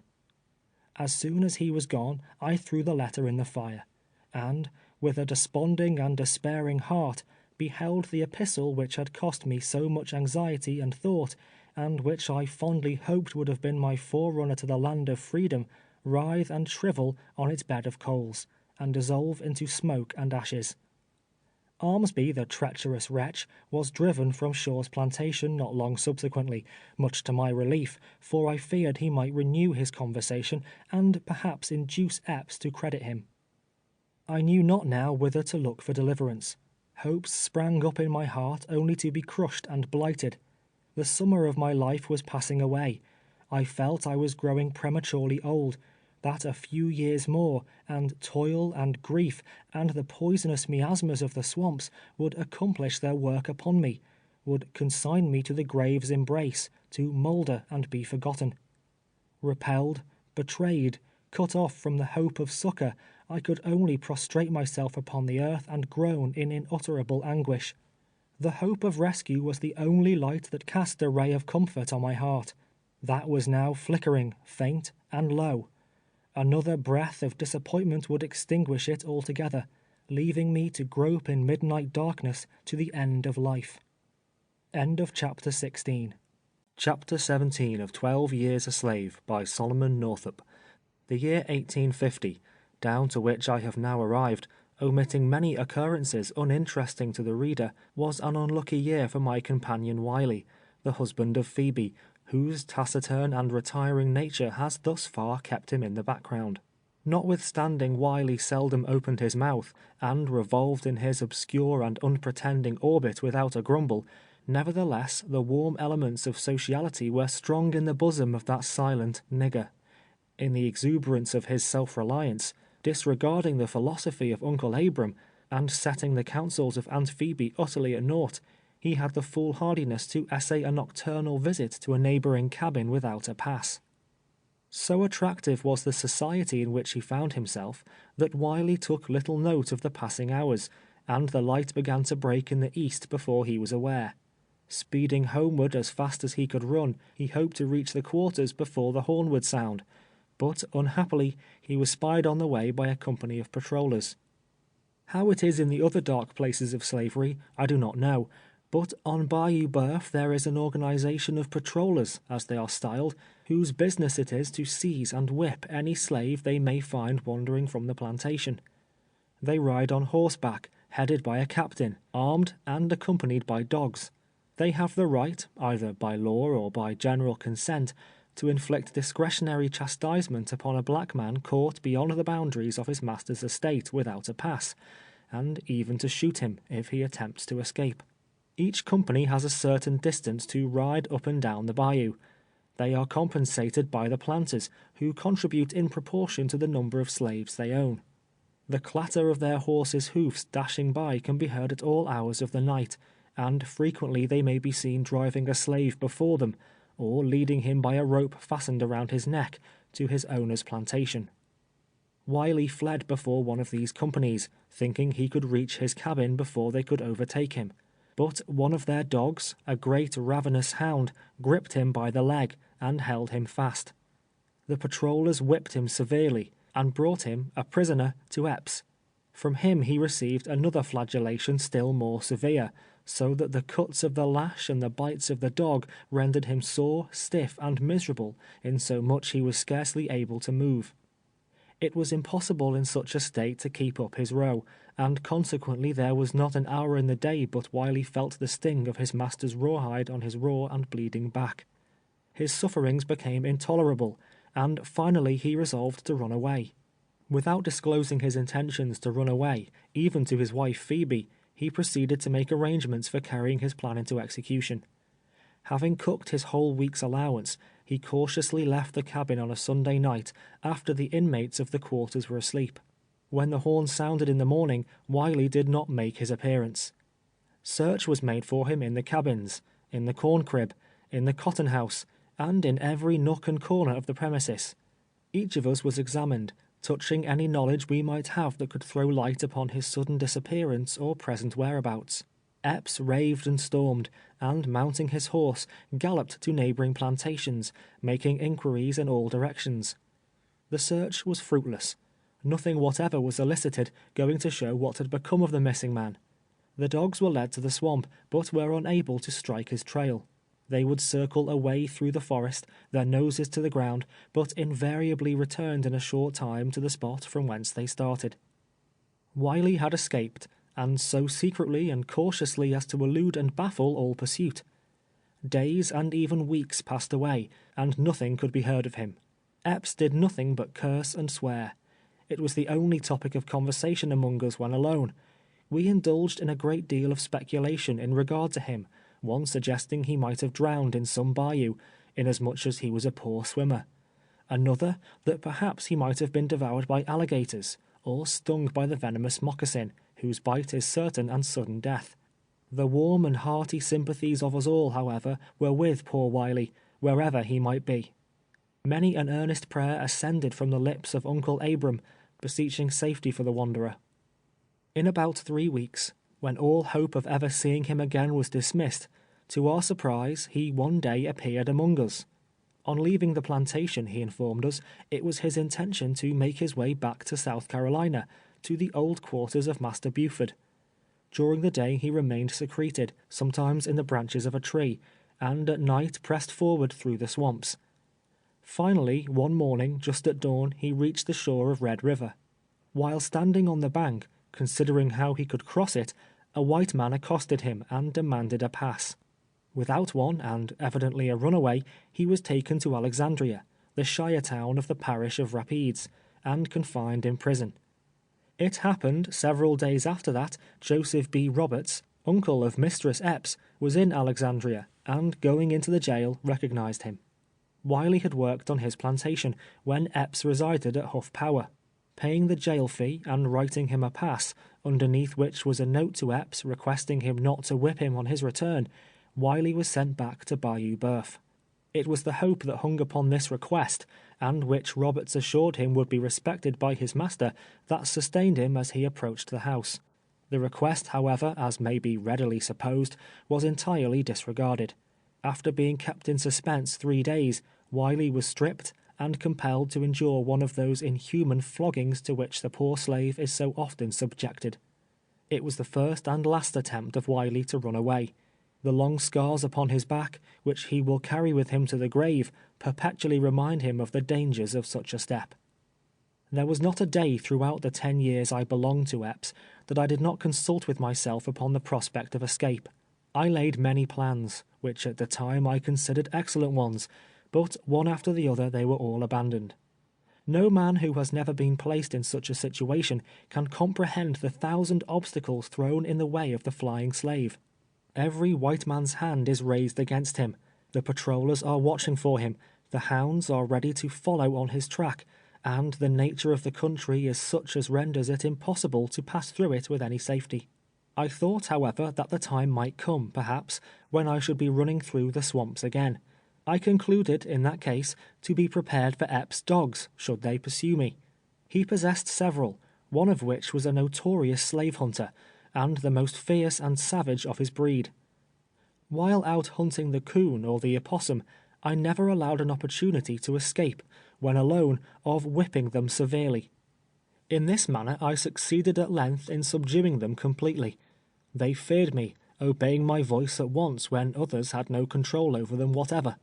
Had they followed and overtaken me, I doubt not they would have shrank from attacking me. Notwithstanding the certainty of being captured, the woods and swamps are, nevertheless, continually filled with runaways. Many of them, when sick or so worn out as to be unable to perform their tasks, escape into the swamps, willing to suffer the punishment inflicted for such offences, in order to obtain a day or two of rest. When I belonged to Ford, I was unwittingly the means of disclosing the hiding place of 6 or 8, who had taken up their residence in the Great Pine Woods. Adam Tatum frequently sent me from the mills over to the opening after provisions. The whole distance was then a thick pine forest.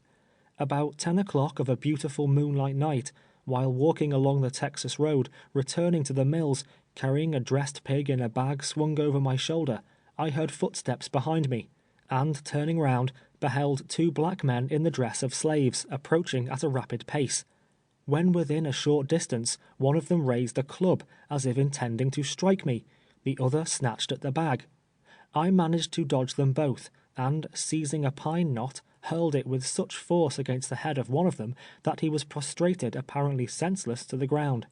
Just then 2 more made their appearance from one side of the road. Before they could grapple me, however, I succeeded in passing them, and taking to my heels, fled, much affrighted, towards the mills. When Adam was informed of the adventure, he hastened straightway to the Indian village, and arousing Cascalla and several of his tribe, started in pursuit of the highwaymen. I accompanied them to the scene of attack, when we discovered a puddle of blood in the road, where the man whom I had smitten with the pine knot had fallen.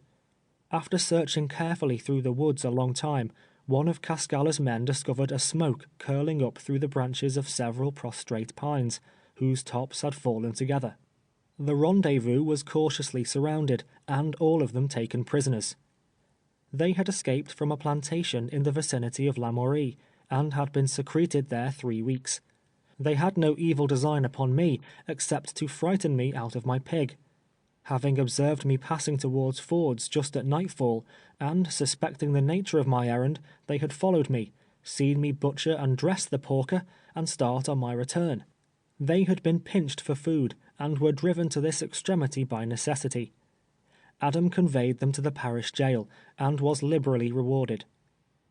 Not unfrequently the runaway loses his life in the attempt to escape. Epps' premises were bounded on one side by Cary's, a very extensive sugar plantation. He cultivates annually at least 1,500 acres of cane, manufacturing 22 or 2,300 hogsheads of sugar, and hogshead and a half being the usual yield of an acre. Besides this, he also cultivates 500 or 600 acres of corn and cotton. He owned last year 153 field hands, besides nearly as many children, and yearly hires a drove during the busy season from this side the Mississippi. One of his negro drivers, a pleasant, intelligent boy, was named Augustus. During the holidays, and occasionally while at work in adjoining fields, I had an opportunity of making his acquaintance, which eventually ripened into a warm and mutual attachment. Summer before last, he was so unfortunate as to incur the displeasure of the overseer, a coarse, heartless brute, who whipped him most cruelly. Augustus ran away. Reaching a cane rick on Hawkins' plantation, he secreted himself in the top of it. All Carey's dogs were put upon his track, some 15 of them, and soon scented his footsteps to the hiding place. They surrounded the rick, baying and scratching, but could not reach him. Presently, guided by the clamor of the hounds, the pursuers rode up, when the overseer, mounting onto the rick, drew him forth. As he rolled down to the ground, the whole pack plunged upon him, and before they could be beaten off, had gnawed and mutilated his body in the most shocking manner, their teeth having penetrated to the bone in 100 places. He was taken up, tied upon a mule, and carried home. But this was Augustus' last trouble. He lingered until the next day, when death sought the unhappy boy, and kindly relieved him from his agony. It was not unusual for slave women as well as slave men to endeavor to escape. Nellie, Eldret's girl, with whom I lumbered for a time in the Big Cane Brake, lay concealed in Epps' corn crib 3 days. At night, when his family were asleep, she would steal into the quarters for food, and return to the crib again. We concluded it would no longer be safe for us to allow her to remain, and accordingly she retraced her steps to her own cabin. But the most remarkable instance of a successful evasion of dogs and hunters was the following. Among Carey's girls was one by the name of Celeste. She was 19 or 20, and far whiter than her owner or any of his offspring. It required a close inspection to distinguish in her features the slightest trace of African blood. A stranger would never have dreamed that she was the descendant of slaves. I was sitting in my cabin late at night, playing a low air on my violin, when the door opened carefully, and Celeste stood before me. She was pale and haggard. Had an apparition arisen from the earth, I could not have been more startled. "Who are you?" I demanded, after gazing at her a moment. "I'm hungry, give me some bacon," was her reply. My first impression was that she was some deranged young mistress, who, escaping from home, was wandering she knew not whither, and had been attracted to my cabin by the sound of the violin. The coarse cotton slave dress she wore, however, soon dispelled such a supposition. "What is your name?" I again interrogated. "My name is Celeste," she answered. "I belong to Carey, and have been 2 days among the palmettos. I'm sick and can't work, and would rather die in the swamp than be whipped to death by the overseer. Carey's dogs won't follow me. They've tried to set them on. There's a secret between them and Celeste, and they won't mind the devilish orders of the overseer. Give me some meat, I'm starving." I divided my scanty allowance with her, and while partaking of it, she related how she had managed to escape, and described the place of her concealment. In the edge of the swamp, not half a mile from Epps' house, was a large space, thousands of acres in extent, thickly covered with palmetto. Tall trees, whose long arms interlocked each other, formed a canopy above them, so dense as to exclude the beams of the sun. It was like twilight always, even in the middle of the brightest day. In the center of this great space, which nothing but serpents very often explore, a somber and solitary spot, Celeste had erected a rude hut of dead branches that had fallen to the ground, and covered it with the leaves of the palmetto. This was the abode she had selected. She had no fear of Carey's dogs, any more than I had of Epps. It is a fact, which I have never been able to explain, that there are those whose tracks the hounds will absolutely refuse to follow. Celeste was one of them. For several nights she came to my cabin for food. On one occasion our dogs barked as she approached, which aroused Epps and induced him to reconnoitre the premises. He did not discover her, but after that it was not deemed prudent for her to come to the yard. While all was silent, I carried provisions to a certain spot agreed upon, where she would find them. In this manner Celeste passed the greater part of the summer. She regained her health, and became strong and hearty. At all seasons of the year the howlings of wild animals can be heard at night along the borders of the swamps. Several times they had made her a midnight call, awakening her from slumber with a growl. Terrified by such unpleasant salutations, she finally concluded to abandon her lonely dwelling, and accordingly, returning to her master, was scourged, her neck meanwhile being fastened in the stocks, and sent into the field again. The year before my arrival in the country, there was a concerted movement among a number of slaves on Bayou Boeuf, that terminated tragically indeed. It was, I presume, a matter of newspaper notoriety at the time, but all the knowledge I have of it has been derived from the relation of those living at that period in the immediate vicinity of the excitement. It has become a subject of general and unfailing interest in every slave hut on the bayou, and will doubtless go down to succeeding generations as their chief tradition. Lew Cheney, with whom I became acquainted, a shrewd, cunning negro, more intelligent than the generality of his race, but unscrupulous and full of treachery, conceived the project of organizing a company sufficiently strong to fight their way against all opposition to the neighboring territory of Mexico. A remote spot, far within the depths of the swamp, back of Hawkins' plantation, was selected as the rallying point. Lew flitted from one plantation to another in the dead of night, preaching a crusade to Mexico, and, like Peter the Hermit, creating a furore of excitement wherever he appeared. At length, a large number of runaways were assembled, stolen mules and corn gathered from the fields and bacon filched from smokehouses had been conveyed into the woods. The expedition was about ready to proceed, when their hiding place was discovered. Lew Cheney, becoming convinced of the ultimate failure of his project, in order to curry favor with his master and avoid the consequences which he foresaw would follow, deliberately determined to sacrifice all his companions. Departing secretly from the encampment, he proclaimed among the planters the number collected in the swamp, and instead of stating truly the object they had in view, asserted their intention was to emerge from their seclusion the first favorable opportunity and murder every white person along the bayou. Such an announcement, exaggerated as it passed from mouth to mouth, filled the whole country with terror. The fugitives were surrounded and taken prisoners, carried in chains to Alexandria, and hung by the populace. Not only those, but many who were suspected, though entirely innocent, were taken from the field and from the cabin, and without the shadow of process or form of trial, hurried to the scaffold. The planters on Bayou Boeuf finally rebelled against such reckless destruction of property, but it was not until a regiment of soldiers had arrived from some fort on the Texan frontier, demolished the gallows, and opened the doors of the Alexandria prison, that the indiscriminate slaughter was stayed. Lew Cheney escaped, and was even rewarded for his treachery. He is still living, but his name is despised and execrated by all his race throughout the parishes of Rapides and Avoyelles. Such an idea as insurrection, however, is not new among the enslaved population of Bayou Boeuf. More than once I have joined in serious consultation, when the subject has been discussed, and there have been times when a word from me would have placed hundreds of my fellow bondsmen in an attitude of defiance. Without arms or ammunition, or even with them, I saw such a step would result in certain defeat, disaster, and death, and always raised my voice against it. During the Mexican War, I well remember the extravagant hopes that were excited.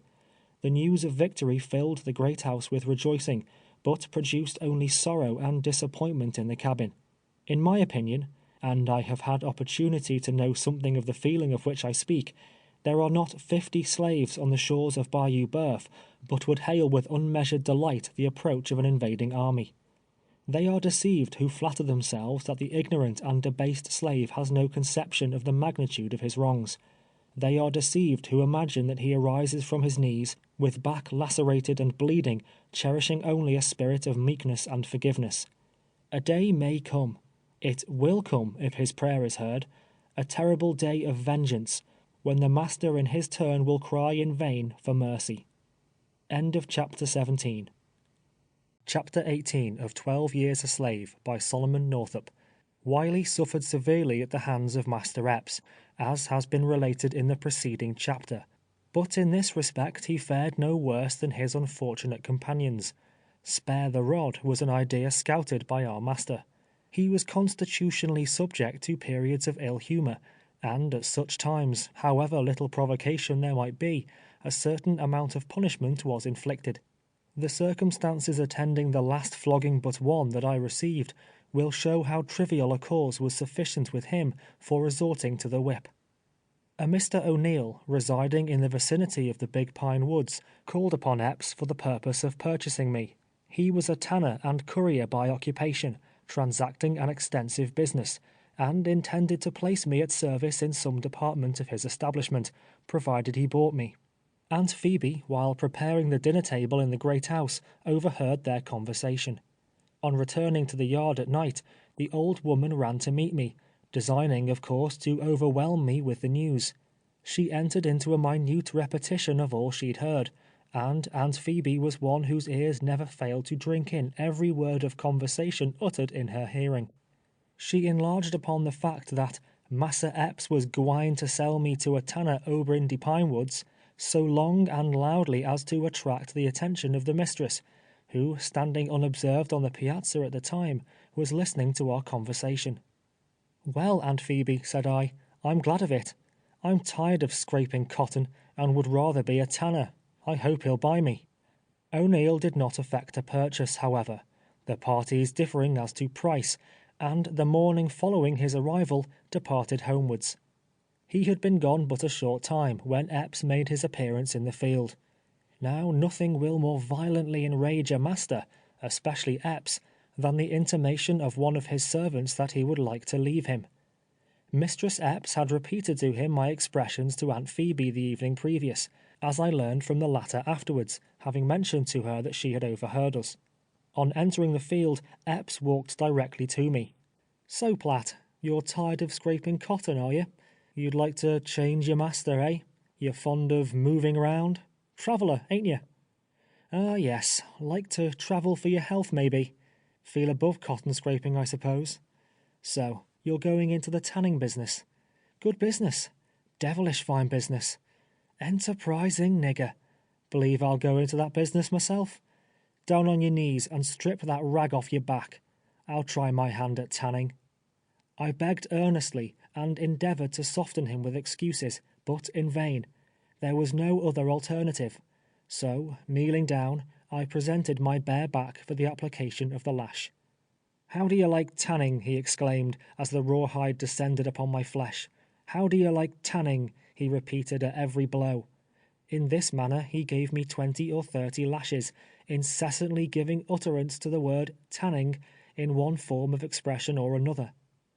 When sufficiently tanned, he allowed me to arise, and with a half-malicious laugh assured me, if I still fancied the business, he would give me further instruction in it whenever I desired. This time, he remarked, he had only given me a short lesson in tanning. The next time he would curry me down. Uncle Abram also was frequently treated with great brutality, although he was one of the kindest and most faithful creatures in the world. He was my cabin mate for years. There was a benevolent expression in the old man's face, pleasant to behold. He regarded us with a kind of parental feeling, always counseling us with remarkable gravity and deliberation. Returning from Marshall's plantation one afternoon, whither I had been sent on some errand of the mistress, I found him lying on the cabin floor, his clothes saturated with blood. He informed me that he had been stabbed. While spreading cotton on the scaffold, Epps came home intoxicated from Holmesville. He found fault with everything, giving many orders so directly contrary that it was impossible to execute any of them. Uncle Abram, whose faculties were growing dull, became confused, and committed some blunder of no particular consequence. Epps was so enraged thereat, that with drunken recklessness he flew upon the old man and stabbed him in the back. It was a long, ugly wound, but did not happen to penetrate far enough to result fatally. It was sewed up by the mistress, who censured her husband with extreme severity, not only denouncing his inhumanity, but declaring that she expected nothing else than that he would bring the family to poverty, that he would kill all the slaves on the plantation in some of his drunken fits. It was no uncommon thing with him to prostrate Aunt Phoebe with a chair or stick of wood, but the most cruel whipping that ever I was doomed to witness, one I can never recall with any other emotion than that of horror, was inflicted on the unfortunate Patsy. It has been seen that the jealousy and hatred of Mistress Epps made the daily life of her young and agile slave completely miserable. I am happy in the belief that on numerous occasions I was the means of averting punishment from the inoffensive girl. In Epps' absence the mistress often ordered me to whip her without the remotest provocation. I would refuse, saying that I feared my master's displeasure, and several times ventured to remonstrate with her against the treatment Patsy received. I endeavored to impress her with the truth that the latter was not responsible for the acts of which she complained, but that she, being a slave, and subject entirely to her master's will, he alone was answerable. At length, the green-eyed monster crept into the soul of Epps also, and then it was that he joined with his wrathful wife in an infernal jubilee over the girl's miseries. On a Sabbath day in hoeing time, not long ago, we were on the bayou bank, washing our clothes, as was our usual custom. Presently, Patsy was missing. Epps called aloud, but there was no answer. No one had observed her leaving the yard, and it was a wonder with us whither she had gone. In the course of a couple of hours, she was seen approaching from the direction of Shaw's. This man, as has been intimated, was a notorious profligate, and withal not on the most friendly terms with Epps. Harriet, his black wife, knowing Patsy's troubles, was kind to her, in consequence of which the latter was in the habit of going over to see her every opportunity. Her visits were prompted by friendship merely, but the suspicion gradually entered the brain of Epps that another and a baser passion led her thither, that it was not Harriet she desired to meet, but rather the unblushing libertine, his neighbor. Patsy found her master in a fearful rage on her return. His violence so alarmed her that at first she attempted to evade direct answers to his questions, which only served to increase his suspicions.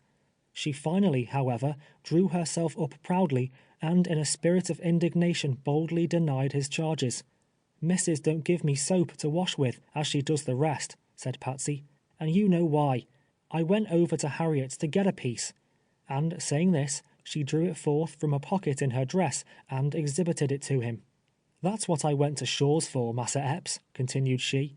"The Lord knows that was all." "You lie, you black wench," shouted Epps. "I don't lie, massa. If you kill me, I'll stick to that." "Oh, I'll fetch you down. I'll learn you to go to Shaw's. I'll take the starch out of you," he muttered fiercely through his shut teeth. Then turning to me, he ordered 4 stakes to be driven into the ground, pointing with the toe of his boot to the places where he wanted them. When the stakes were driven down, he ordered her to be stripped of every article of dress. Ropes were then brought, and the naked girl was laid upon her face, her wrists and feet each tied firmly to the stake. Stepping to the piazza, he took down a heavy whip, and placing it in my hands, commanded me to lash her. Unpleasant as it was, I was compelled to obey him. Nowhere that day, on the face of the whole earth, I venture to say, was there such a demoniac exhibition witnessed as then ensued. Mistress Epps stood on the piazza among her children, gazing on the scene with an air of heartless satisfaction. The slaves were huddled together at a little distance, their countenances indicating the sorrow of their hearts. Poor Patsy prayed piteously for mercy, but her prayers were vain. Epps ground his teeth, and stamped upon the ground, screaming at me like a mad fiend to strike harder. "Strike harder, or your turn will come next, you scoundrel," he yelled. "Oh, mercy, massa! Oh, have mercy, do! Oh, God, pity me!" Patsy exclaimed continually, struggling fruitlessly, and the flesh quivering at every stroke. When I had struck her as many as 30 times, I stopped, and turned round toward Epps, hoping he was satisfied, but with bitter oaths and threats, he ordered me to continue. I inflicted 10 or 15 blows more. By this time her back was covered with long welts, intersecting each other like network. Epps was yet furious and savage as ever, demanding if she would like to go to Shaw's again, and swearing he would flog her until she wished she was in hell. Throwing down the whip, I declared I could punish her no more. He ordered me to go on, threatening me with a severer flogging than she had received, in case of refusal. My heart revolted at the inhuman scene, and risking the consequences, I absolutely refused to raise the whip. He then seized it himself, and applied it with 10-fold greater force than I had. The painful cries and shrieks of the tortured Patsy, mingling with the loud and angry curses of Epps, loaded the air.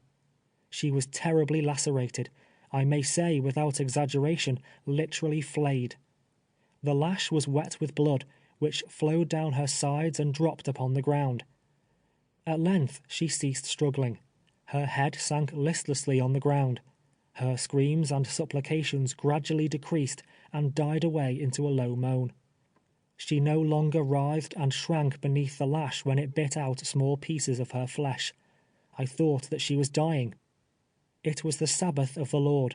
The fields smiled in the warm sunlight.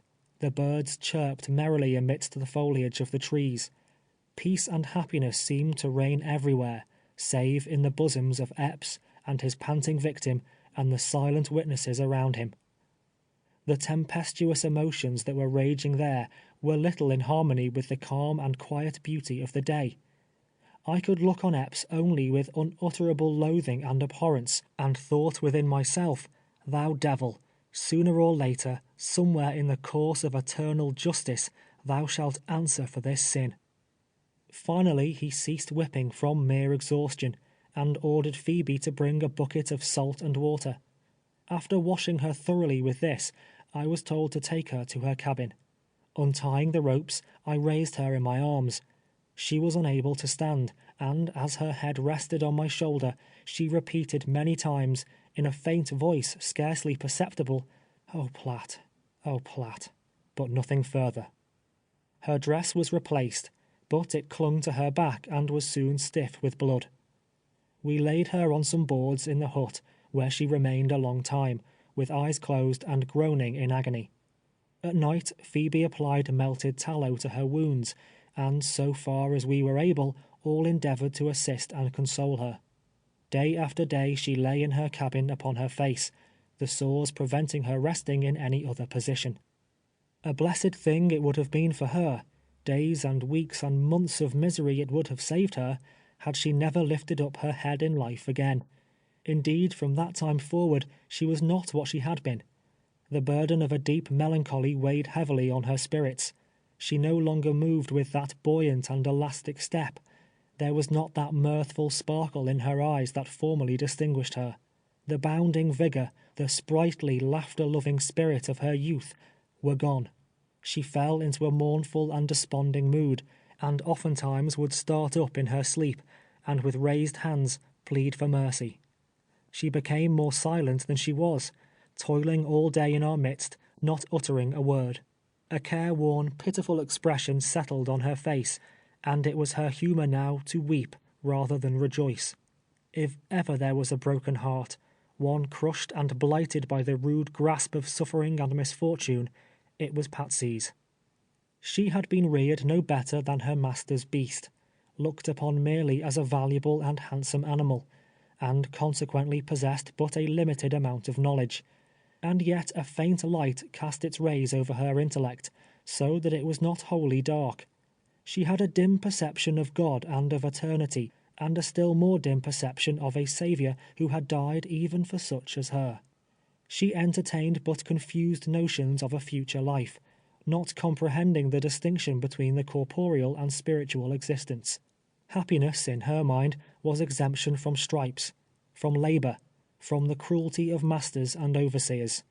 Her idea of the joy of heaven was simply rest, and is fully expressed in these lines of a melancholy bard. I ask no paradise on high, with cares on earth oppressed. The only heaven for which I sigh is rest, eternal rest. It is a mistaken opinion that prevails in some quarters, that the slave does not understand the term, does not comprehend the idea of freedom. Even on Bayou Boeuf, where I conceive slavery exists in its most abject and cruel form, where it exhibits features altogether unknown in more northern states, the most ignorant of them generally know full well its meaning. They understand the privilege and exemptions that belong to it, that it would bestow upon them the fruits of their own labors, and that it would secure to them the enjoyment of domestic happiness. They do not fail to observe the difference between their own condition and the meanest white man's, and to realize the injustice of the laws which place it in his power not only to appropriate the profits of their industry, but to subject them to unmerited and unprovoked punishment, without remedy, or the right to resist, or to remonstrate. Patsy's life, especially after her whipping, was one long dream of liberty. Far away, to her fancy an immeasurable distance, she knew there was a land of freedom. 1,000 times she had heard that somewhere in the distant north there were no slaves, no masters. In her imagination it was an enchanted region, the paradise of the earth. To dwell where the black man may work for himself, live in his own cabin, till his own soil, was a blissful dream of Patsy's, a dream, alas, the fulfillment of which she can never realize. The effect of these exhibitions of brutality on the household of the slaveholder is apparent. Epps' oldest son is an intelligent lad of 10 or 12 years of age. It is pitiable sometimes to see him chastising, for instance, the venerable Uncle Abram. He will call the old man to account, and if in his childish judgment it is necessary, sentence him to a certain number of lashes, which he proceeds to inflict with much gravity and deliberation. Mounted on his pony, he often rides into the field with his whip, playing the overseer, greatly to his father's delight. Without discrimination at such times, he applies the rawhide, urging the slaves forward with shouts and occasional expressions of profanity, while the old man laughs and commends him as a thorough-going boy. The child is father to the man, and with such training, whatever may be his natural disposition, it cannot well be otherwise than that, on arriving at maturity, the sufferings and miseries of the slave will be looked upon with entire indifference. The influence of the iniquitous system necessarily fosters an unfeeling and cruel spirit, even in the bosoms of those who, among their equals, are regarded as humane and generous. Young Master Epps possessed some noble qualities, yet no process of reasoning could lead him to comprehend that in the eye of the Almighty there is no distinction of color.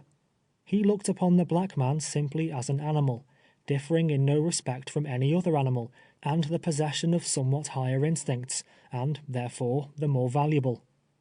To work like his father's mules, to be whipped and kicked and scourged through life, to address the white man with hat in hand, and eyes bent servilely on the earth, in his mind was the natural and proper destiny of the slave.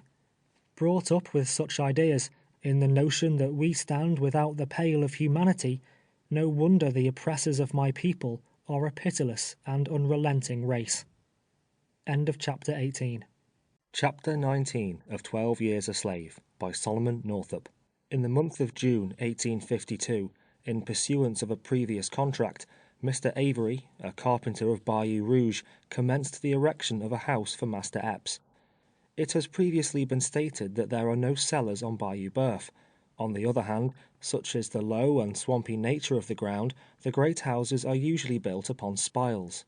Another peculiarity is, the rooms are not plastered, but the ceiling and sides are covered with matched cypress boards, painted such colour as most pleases the owner's taste.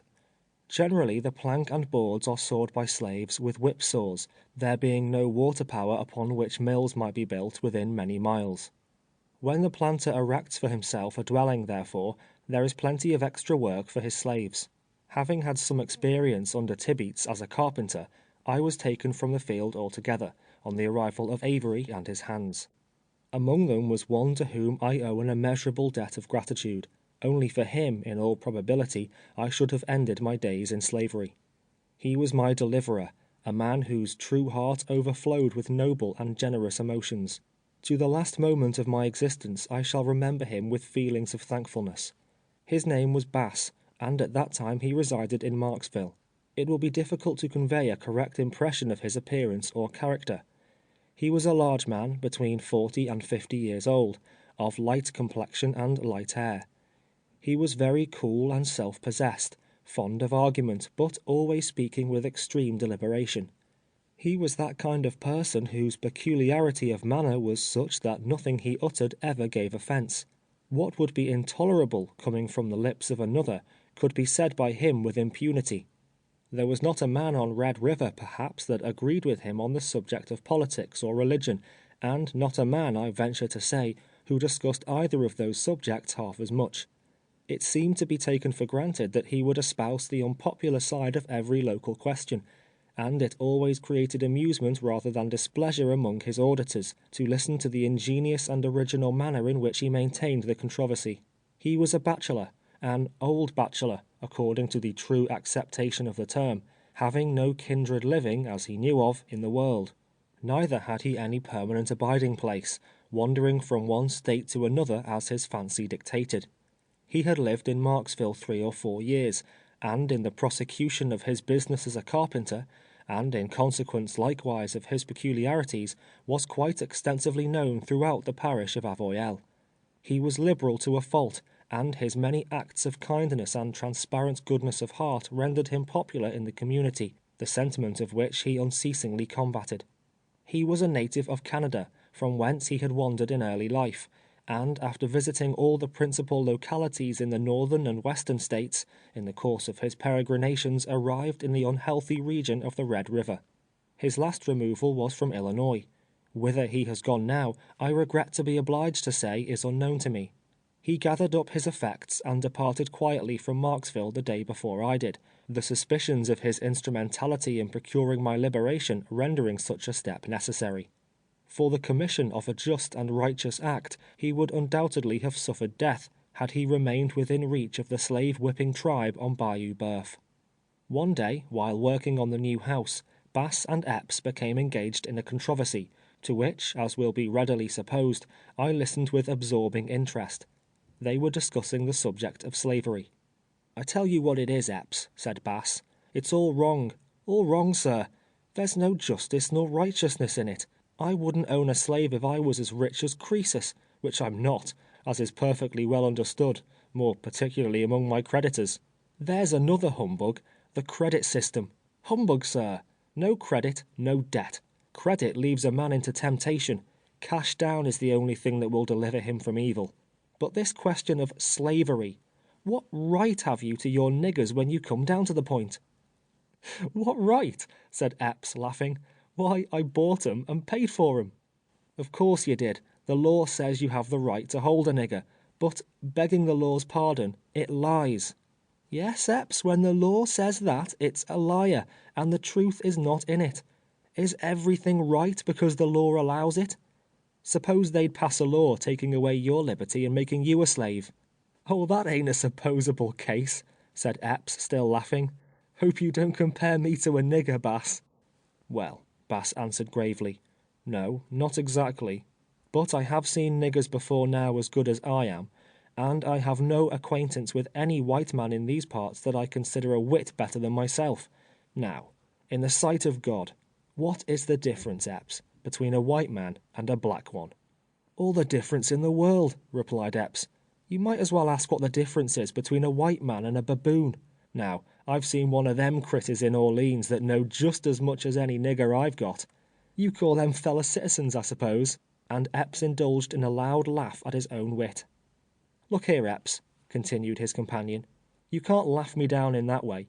Some men are witty, and some ain't so witty as they think they are. Now, let me ask you a question.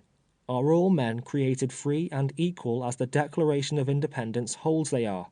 "Yes," responded Epps, "but all men, niggers, and monkeys ain't." And hereupon he broke forth into a more boisterous laugh than before. "There are monkeys among white people as well as black, when you come to that," coolly remarked Bass. "I know some white men that use arguments no sensible monkey would.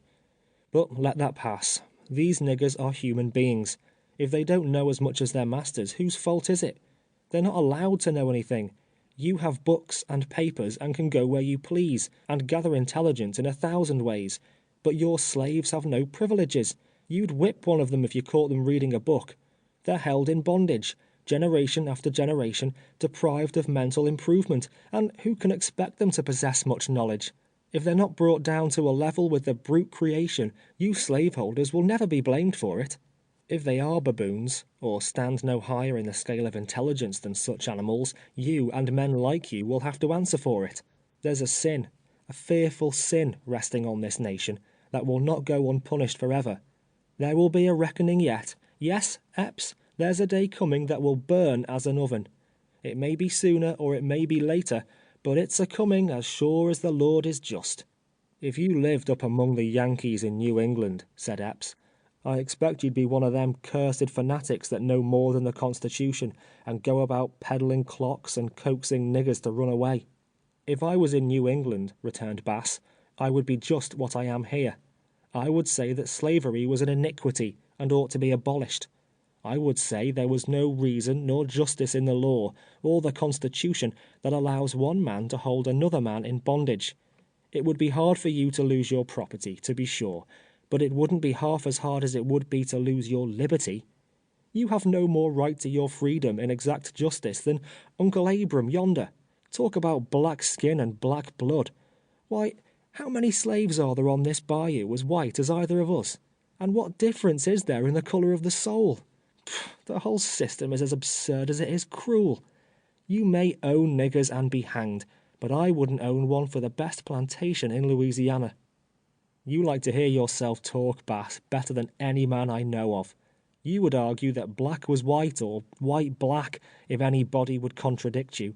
Nothing suits you in this world, and I don't believe you will be satisfied with the next, if you should have your choice in them." Conversations substantially like the foregoing were not unusual between the two after this, Epps drawing him out more for the purpose of creating a laugh at his expense than with a view of fairly discussing the merits of the question. He looked upon Bass as a man ready to say anything merely for the pleasure of hearing his own voice, as somewhat self-conceited perhaps, contending against his faith and judgment in order simply to exhibit his dexterity in argumentation. He remained at Epps through the summer, visiting Marksville generally once a fortnight. The more I saw of him, the more I became convinced he was a man in whom I could confide. Nevertheless, my previous ill fortune had taught me to be extremely cautious. It was not my place to speak to a white man, except when spoken to, but I omitted no opportunity of throwing myself in his way, and endeavored constantly in every possible manner to attract his attention.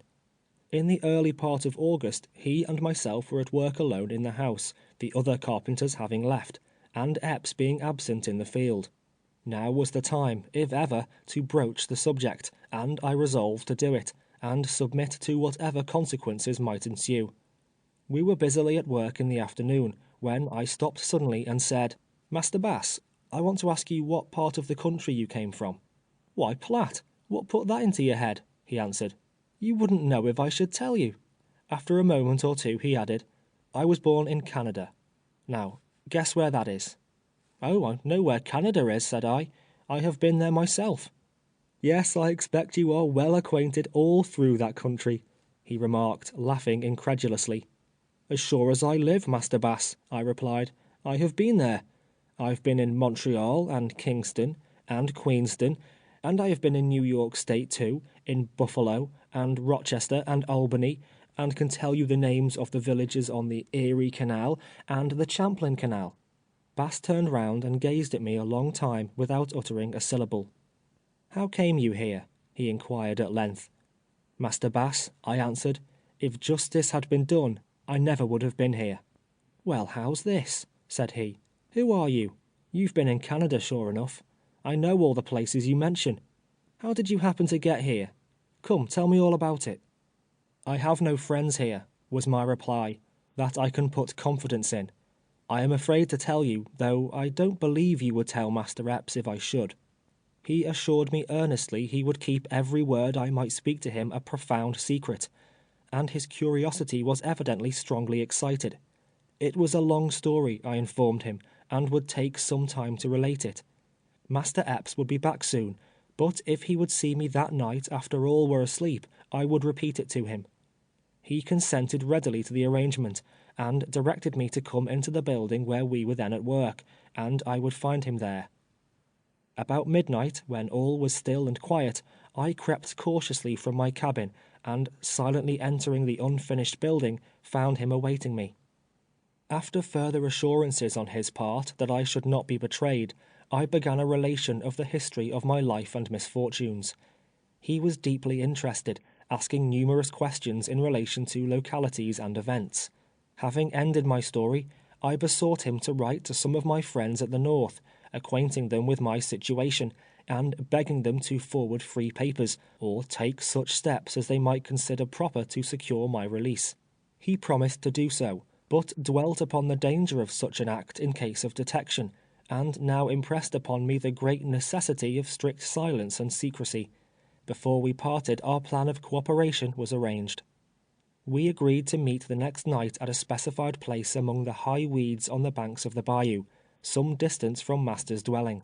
There he was to write down on paper the names and address of several persons, old friends in the North, to whom he would direct letters during his next visit to Marksville. It was not deemed prudent to meet in the new house, inasmuch as the light it would be necessary to use might possibly be discovered. In the course of the day, I managed to obtain a few matches and a piece of candle, unperceived, from the kitchen, during a temporary absence of Aunt Phoebe. Bass had pencil and paper in his tool chest. At the appointed hour we met on the bayou bank, and creeping among the high weeds, I lighted the candle, while he drew forth pencil and paper and prepared for business. I gave him the names of William Perry, Cephas Parker, and Judge Marvin, all of Saratoga Springs, Saratoga County, New York.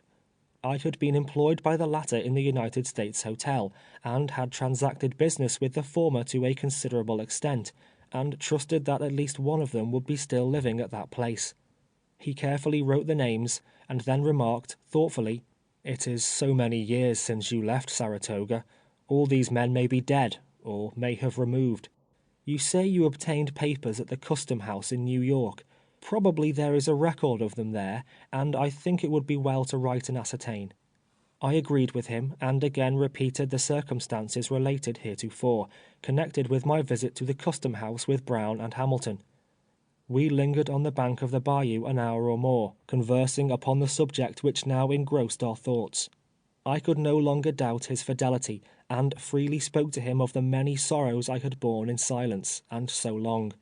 I spoke of my wife and children, mentioning their names and ages, and dwelling upon the unspeakable happiness it would be to clasp them to my heart once more before I died. I caught him by the hand, and with tears and passionate entreaties implored him to befriend me, to restore me to my kindred and to liberty, promising I would weary heaven the remainder of my life with prayers that it would bless and prosper him. In the enjoyment of freedom, surrounded by the associations of youth, and restored to the bosom of my family, that promise is not yet forgotten, nor shall it ever be so long as I have strength to raise my imploring eyes on high. O blessings on his kindly voice and on his silver hair, and blessings on his whole life long, until he meet me there. He overwhelmed me with assurances of friendship and faithfulness, saying he had never before taken so deep an interest in the fate of anyone. He spoke of himself in a somewhat mournful tone, as a lonely man, a wanderer about the world, that he was growing old, and must soon reach the end of his earthly journey, and lie down to his final rest without kith or kin to mourn for him, or to remember him, that his life was of little value to himself, and henceforth should be devoted to the accomplishment of my liberty, and to an unceasing warfare against the accursed shame of slavery. After this time we seldom spoke to or recognized each other. He was moreover less free in his conversation with Epps on the subject of slavery. The remotest suspicion that there was any unusual intimacy, any secret understanding between us, never once entered the mind of Epps, or any other person, white or black, on the plantation. I am often asked, with an air of incredulity, how I succeeded so many years in keeping from my daily and constant companions the knowledge of my true name and history.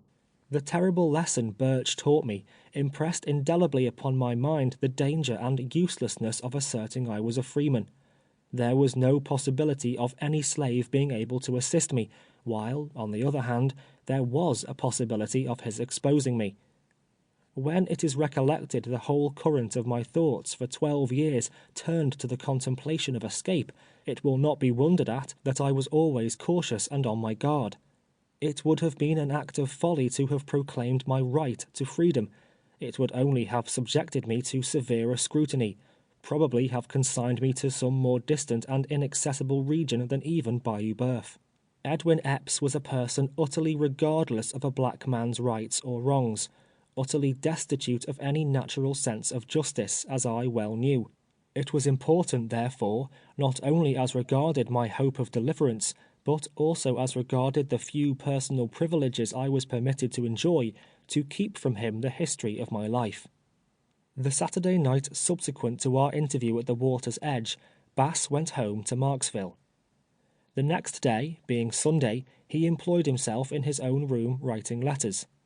One he directed to the Collector of Customs at New York, another to Judge Marvin, and another to Messrs. Parker and Perry jointly. The latter was the one which led to my recovery. He subscribed my true name, but in the postscript intimated I was not the writer. The letter itself shows that he considered himself engaged in a dangerous undertaking, no less than running the risk of his life if detected. I did not see the letter before it was mailed, but have since obtained a copy, which is here inserted. Bayou Berth, August 15, 1852. Mr. William Perry or Mr. Cephas Parker. Gentlemen, it having been a long time since I have seen or heard from you, and not knowing that you are living, it is with uncertainty that I write to you, but the necessity of the case must be my excuse. Having been born free, just across the river from you, I am certain you must know me, and I am here now a slave. I wish you to obtain free papers for me, and forward them to me at Marksville, Louisiana, parish of Avoyelles, and oblige. Yours, Solomon Northup. The way I came to be a slave, I was taken sick in Washington City, and was insensible for a time. When I recovered my reason, I was robbed of my free papers, and in irons on my way to this state, and have never been able to get anyone to write for me until now, and he that is writing for me runs the risk of his life if detected. The allusion to myself in the work recently issued, entitled A Key to Uncle Tom's Cabin, contains the first part of this letter, omitting the postscript. Neither are the full names of the gentlemen to whom it is directed correctly stated, there being a slight discrepancy, probably a typographical error. To the postscript more than to the body of the communication am I indebted for my liberation, as will presently be seen. When Bass returned from Marksville, he informed me of what he had done. We continued our midnight consultations, never speaking to each other through the day, excepting as it was necessary about the work. As nearly as he was able to ascertain, it would require 2 weeks for the letter to reach Saratoga in due course of mail, and the same length of time for an answer to return. Within 6 weeks, at the farthest, we concluded, an answer would arrive, if it arrived at all. A great many suggestions were now made, and a great deal of conversation took place between us as to the most safe and proper course to pursue on receipt of the free papers. They would stand between him and harm, in case we were overtaken and arrested leaving the country altogether. It would be no infringement of law, however much it might provoke individual hostility, to assist a freeman to regain his freedom. At the end of 4 weeks he was again at Marksville, but no answer had arrived. I was sorely disappointed, but still reconciled myself with the reflection that sufficient length of time had not yet elapsed, that there might have been delays, and that I could not reasonably expect one so soon. 6, 7, 8, and 10 weeks passed by, however, and nothing came. I was in a fever of suspense whenever Bass visited Marksville, and could scarcely close my eyes until his return. Finally, my master's house was finished, and the time came when Bass must leave me. The night before his departure, I was wholly given up to despair. I had clung to him as a drowning man clings to the floating spar, knowing if it slips from his grasp, he must forever sink beneath the waves. The all-glorious hope, upon which I had laid such eager hold, was crumbling to ashes in my hands.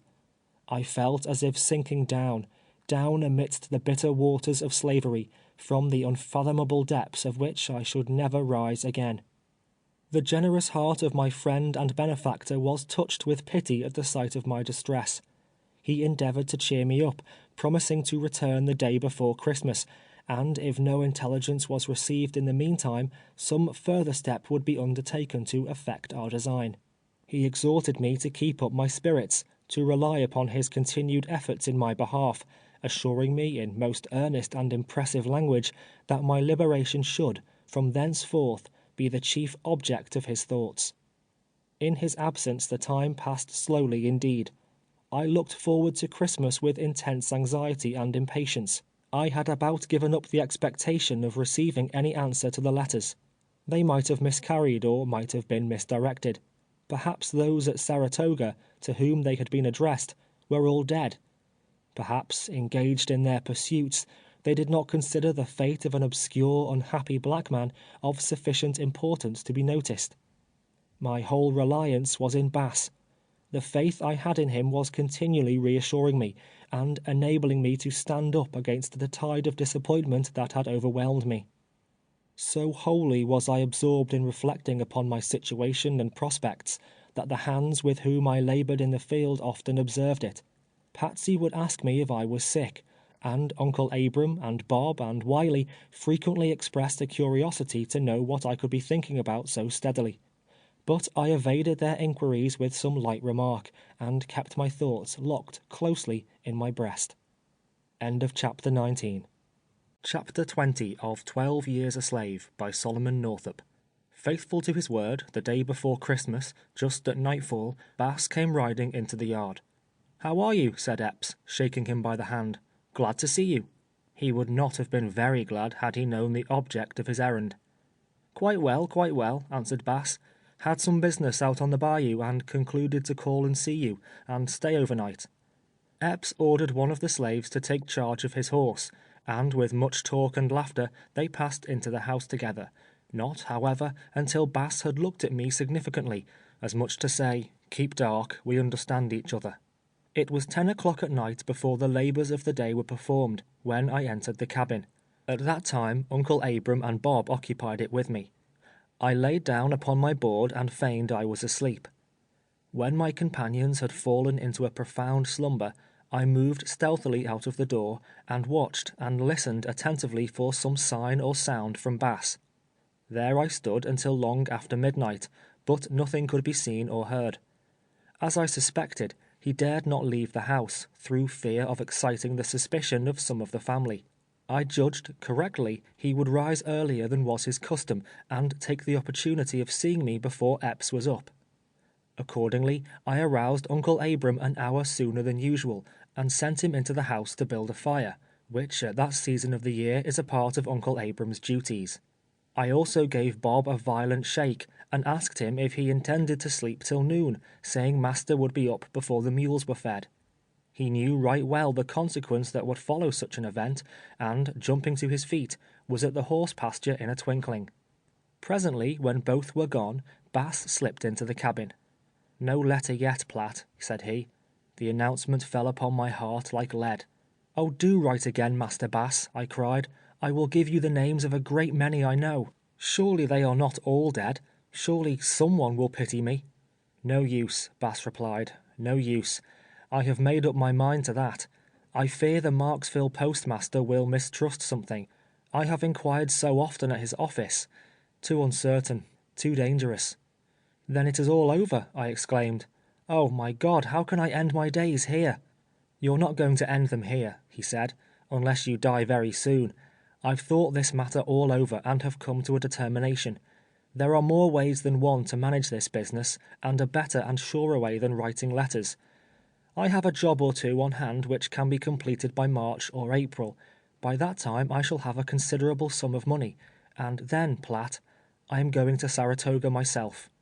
I could scarcely credit my own senses as the words fell from his lips, but he assured me, in a manner that left no doubt of the sincerity of his intention, that if his life was spared until spring, he should certainly undertake the journey. "I have lived in this region long enough," he continued. "I may as well be in one place as another. For a long time I have been thinking of going back once more to the place where I was born. I'm tired of slavery as well as you. If I can succeed in getting you away from here, it will be a good act that I shall like to think of all my life. And I shall succeed, Platt. I'm bound to do it. Now, let me tell you what I want. Epps will be up soon, and it won't do to be caught here. Think of a great many men at Saratoga and Sandy Hill, and in that neighborhood, who once knew you. I shall make excuse to come here again in the course of the winter, when I will write down their names. I will then know who to call on when I go north. Think of all you can. Cheer up, don't be discouraged. I'm with you, life or death. Goodbye, God bless you," and saying this, he left the cabin quickly and entered the great house. It was Christmas morning, the happiest day in the whole year for the slave. That morning he need not hurry to the field with his gourd and cotton bag. Happiness sparkled in the eyes and overspread the countenances of all. The time of feasting and dancing had come. The cane and cotton fields were deserted. That day the clean dress was to be donned, the red ribbon displayed. There were to be reunions and joy and laughter and hurrying to and fro. It was to be a day of liberty among the children of slavery, wherefore they were happy and rejoiced. After breakfast, Epps and Bass sauntered about the yard, conversing upon the price of cotton and various other topics. "Where do your niggers hold Christmas?" Bass inquired. "Platt's going to Tanner's today. His fiddle's in great demand. They want him at Marshall's Monday, and Miss Mary McCoy on the old Norwood plantation writes me a note that she wants him to play for her niggers Tuesday." "He is rather a smart boy, ain't he?" said Bass. "Come here, Platt," he added, looking at me as I walked up to them, as if he had never thought before to take any special notice of me. "Yes," replied Epps, taking hold of my arm and feeling it. "There isn't a bad joint in him. There ain't a boy on the bayou worth more than he is. Perfectly sound and no bad tricks. Damn him, he isn't like other niggers. Doesn't look like 'em. Don't act like 'em. I was offered $1,700 for him last week." "And didn't take it?" Bass inquired with an air of surprise. "Take it? No. Devilish clear of it. Why, he's a reg'lar genius. Can make a plow beam, wagon tongue, anything as well as you can. Marshall wanted to put up one of his niggers agin him and raffle for them, but I told him I'd see the devil have him first." "I don't see anything remarkable about him," Bass observed. "Why, just feel of him now," Epps rejoined. "You don't see a boy very often put together any closer than he is. He's a thin-skinned cuss, and won't bear as much whipping as some, but he's got the muscle in him and no mistake." Bass felt of me, turned me round, and made a thorough examination, Epps all the while dwelling on my good points. But his visitor seemed to take but little interest finally in the subject, and consequently it was dropped. Bass soon departed, giving me another sly look of recognition and significance as he trotted out of the yard. When he was gone, I obtained a pass, and started for Tanner's, not Peter Tanner's, of whom mention has previously been made, but a relative of his. I played during the day and most of the night, spending the next day, Sunday, in my cabin. Monday I crossed the bayou to Douglas Marshall's, all Epps' slaves accompanying me, and on Tuesday went to the old Norwood place, which is the third plantation above Marshall's, on the same side of the water. The estate is now owned by Miss Mary McCoy, a lovely girl some 20 years of age. She is the beauty and the glory of Bayou Boeuf. She owns about 100 working hands, besides a great many house servants, yard boys, and young children. Her brother-in-law, who resides on the adjoining estate, is her general agent. She is beloved by all her slaves, and good reason indeed have they to be thankful that they have fallen into such gentle hands. Nowhere on the bayou are there such feasts, such merrymaking, as at young Madam McCoy's. Thither, more than to any other place, do the old and the young for miles around love to repair in the time of the Christmas holidays, for nowhere else can they find such delicious repasts, nowhere else can they hear a voice speaking to them so pleasantly. No one is so well beloved, no one fills so large a space in the hearts of 1,000 slaves as young Madam McCoy, the orphan mistress of the old Norwood estate. On my arrival at her place, I found 200 or 300 had assembled. The table was prepared in a long building, which she had erected expressly for her slaves to dance in. It was covered with every variety of food the country afforded, and was pronounced by general acclamation to be the rarest of dinners. Roast turkey, pig, chicken, duck, and all kinds of meat, baked, boiled, and broiled, formed a line the whole length of the extended table, while the vacant spaces were filled with tarts, jellies, and frosted cake, and pastry of many kinds. The young mistress walked around the table, smiling and saying a kind word to each one, and seemed to enjoy the scene exceedingly. When the dinner was over, the tables were removed to make room for the dancers. I tuned my violin and struck up a lively air. While some joined in a nimble reel, others patted and sang their simple but melodious songs, filling the great room with music mingled with the sound of human voices and the clatter of many feet. In the evening the mistress returned, and stood in the door a long time, looking at us. She was magnificently arrayed. Her dark hair and eyes contrasted strongly with her clear and delicate complexion.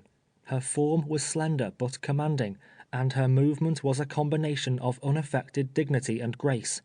As she stood there, clad in her rich apparel, her face animated with pleasure, I thought I had never looked upon a human being half so beautiful. I dwell with delight upon the description of this fair and gentle lady, not only because she inspired me with emotions of gratitude and admiration, but because I would have the reader understand that all slave owners on Bayou Boeuf are not like Epps, or Tibeats, or Jim Burns. Occasionally can be found, rarely it may be, indeed, a good man like William Ford, or an angel of kindness like young Mistress McCoy. Tuesday concluded the 3 holidays Epps yearly allowed us. On my way home, Wednesday morning, while passing the plantation of William Pierce, that gentleman hailed me, saying he had received a line from Epps, brought down by William Varnell, permitting him to detain me for the purpose of playing for his slaves that night. It was the last time I was destined to witness a slave dance on the shores of Bayou Boeuf. The party at Pierce's continued their jollification until broad daylight, when I returned to my master's house, somewhat wearied with the loss of rest, but rejoicing in the possession of numerous bits and picayunes, which the whites, who were pleased with my musical performances, had contributed. On Saturday morning, for the first time in years, I overslept myself. I was frightened on coming out of the cabin to find the slaves were already in the field. They had preceded me some 15 minutes. Leaving my dinner and water gourd, I hurried after them as fast as I could move. It was not yet sunrise, but Epps was on the piazza as I left the hut, and cried out to me that it was a pretty time of day to be getting up. By extra exertion my row was up when he came out after breakfast. This, however, was no excuse for the offence of oversleeping. Bidding me strip and lie down, he gave me 10 or 15 lashes, at the conclusion of which he inquired if I thought, after that, I could get up sometime in the morning. I expressed myself quite positively that I could, and with back stinging with pain, went about my work. The following day, Sunday, my thoughts were upon Bass, and the probabilities and hopes which hung upon his action and determination. I considered the uncertainty of life, that if it should be the will of God that he should die, my prospect of deliverance, and all expectation of happiness in this world, would be wholly ended and destroyed. My sore back, perhaps, did not have a tendency to render me unusually cheerful. I felt downhearted and unhappy all day long, and when I laid down upon the hard board at night, my heart was oppressed with such a load of grief, it seemed that it must break. Monday morning, the 3rd of January, 1853, we were in the field betimes. It was a raw, cold morning, such as is unusual in that region. I was in advance, Uncle Abram next to me, behind him Bob, Patsy, and Wiley, with our cotton bags about our necks. Epps happened, a rare thing indeed, to come out that morning without his whip. He swore in a manner that would shame a pirate that we were doing nothing. Bob ventured to say that his fingers were so numb with cold he couldn't pick fast. Epps cursed himself for not having brought his rawhide, and declared that when he came out again he would warm us well. Yes, he would make us all hotter than that fiery realm in which I am sometimes compelled to believe he will himself eventually reside. With these fervent expressions he left us. When out of hearing, we commenced talking to each other, saying how hard it was to be compelled to keep up our tasks with numb fingers, how unreasonable master was, and speaking of him generally in no flattering terms. Our conversation was interrupted by a carriage passing rapidly towards the house. Looking up, we saw 2 men approaching us through the cotton field.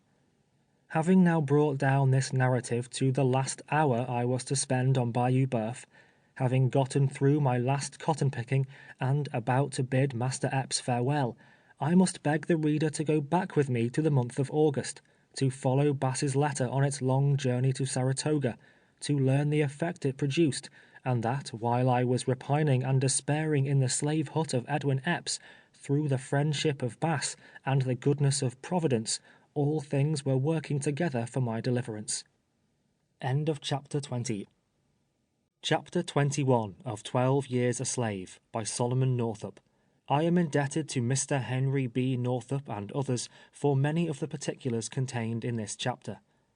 The letter written by Bass, directed to Parker and Perry, and which was deposited in the post office in Marksville on the 15th day of August 1852, arrived at Saratoga in the early part of September.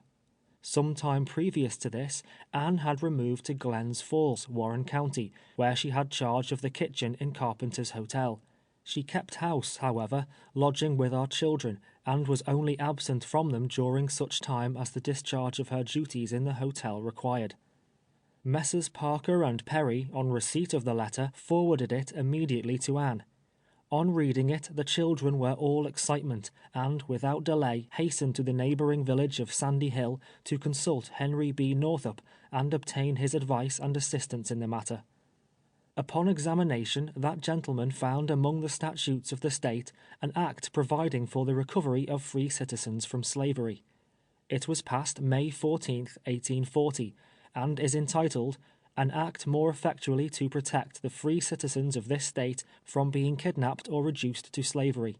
It provides that it shall be the duty of the governor, upon the receipt of satisfactory information that any free citizen or inhabitant of this state is wrongfully held in another state or territory of the United States, upon the allegation or pretense that such person is a slave, or by color of any usage or rule of law is deemed or taken to be a slave, to take such measures to procure the restoration of such person to liberty as he shall deem necessary. And to that end he is authorized to appoint and employ an agent, and directed to furnish him with such credentials and instructions as will be likely to accomplish the object of his appointment. It requires the agent so appointed to proceed to collect the proper proof to establish the right of such person to his freedom, to perform such journeys, take such measures, institute such legal proceedings, etc., as may be necessary to return such person to this state, and charges all expenses incurred in carrying the act into effect upon moneys not otherwise appropriated in the Treasury. See Appendix A. It was necessary to establish two facts to the satisfaction of the governor. First, that I was a free citizen of New York, and secondly, that I was wrongfully held in bondage. As to the first point, there was no difficulty, all the older inhabitants in the vicinity being ready to testify to it. The second point rested entirely upon the letter to Parker and Perry, written in an unknown hand, and upon the letter penned on board the brig Orleans, which, unfortunately, had been mislaid or lost. A memorial was prepared, directed to His Excellency Governor Hunt, setting forth her marriage, my departure to Washington City, the receipt of the letters, that I was a free citizen, and such other facts as were deemed important, and was signed and verified by Anne. Accompanying this memorial were several affidavits of prominent citizens of Sandy Hill and Fort Edward, corroborating fully the statements it contained, and also a request of several well-known gentlemen to the governor that Henry B. Northup be appointed agent under the Legislative Act. On reading the memorial and affidavits, His Excellency took a lively interest in the matter, and on the 23rd day of November 1852, under the seal of the state, constituted, appointed, and employed Henry B. Northup, Esquire, an agent, with full power to effect my restoration, and to take such measures as would be most likely to accomplish it, and instructing him to proceed to Louisiana with all convenient dispatch. See Appendix B. The pressing nature of Mr. Northup's professional and political engagements delayed his departure until December. On the 14th day of that month he left Sandy Hill and proceeded to Washington. The Honorable Pierre Soule, Senator in Congress from Louisiana, Honorable Mr. Conrad, Secretary of War, and Judge Nelson of the Supreme Court of the United States, upon hearing a statement of the facts and examining his commission and certified copies of the memorial and affidavits, furnished him with open letters to gentlemen in Louisiana, strongly urging their assistance in accomplishing the object of his appointment. Senator Soule especially interested himself in the matter, insisting in forcible language that it was the duty and interest of every planter in his state to aid in restoring me to freedom, and trusted the sentiments of honor and justice in the bosom of every citizen of the Commonwealth would enlist him at once in my behalf. Having obtained these valuable letters, Mr. Northup returned to Baltimore, and proceeded from thence to Pittsburgh. It was his original intention, under advice of friends at Washington, to go directly to New Orleans, and consult the authorities of that city. Providentially, however, on arriving at the mouth of Red River, he changed his mind. Had he continued on, he would not have met with Bass, in which case the search for me would probably have been fruitless. Taking passage on the first steamer that arrived, he pursued his journey up Red River, a sluggish, winding stream flowing through a vast region of primitive forests and impenetrable swamps, almost wholly destitute of inhabitants. About 9 o'clock in the forenoon, January the 1st, 1853, he left the steamboat at Marksville, and proceeded directly to Marksville Courthouse, a small village 4 miles in the interior. From the fact that the letter to Messrs. Parker and Perry was postmarked at Marksville, it was supposed by him that I was in that place or its immediate vicinity. On reaching this town, he at once laid his business before the Honorable John P. Waddell, a legal gentleman of distinction, and a man of fine genius and most noble impulses. After reading the letters and documents presented him, and listening to a representation of the circumstances under which I had been carried away into captivity, Mr. Waddell at once proffered his services, and entered into the affair with great zeal and earnestness. He, in common with others of like elevated character, looked upon the kidnapper with abhorrence. The title of his fellow parishioners and clients to the property which constituted the larger proportion of their wealth not only depended upon the good faith in which slave sales were transacted, but he was a man in whose honorable heart emotions of indignation were aroused by such an instance of injustice. Marksville, although occupying a prominent position and standing out in impressive italics on the map of Louisiana, is, in fact, but a small and insignificant hamlet. Aside from the tavern, kept by a jolly and generous Boniface, the courthouse, inhabited by lawless cows and swine in the seasons of vacation, and a high gallows with its dissevered rope dangling in the air, there is little to attract the attention of the stranger. Solomon Northup was a name Mr. Waddell had never heard, but he was confident that if there was a slave bearing that appellation in Marksville or vicinity, his black boy Tom would know him. Tom was accordingly called, but in all his extensive circle of acquaintances there was no such personage. The letter to Parker and Perry was dated at Bayou Boeuf. At this place, therefore, the conclusion was, I must be sought. But here a difficulty suggested itself, of a very grave character indeed. Bayou Boeuf, at its nearest point, was 23 miles distant, and was the name applied to the section of country extending between 50 and 100 miles, on both sides of that stream. Thousands and thousands of slaves resided upon its shores, the remarkable richness and fertility of the soil having attracted thither a great number of planters. The information in the letter was so vague and indefinite as to render it difficult to conclude upon any specific course of proceeding.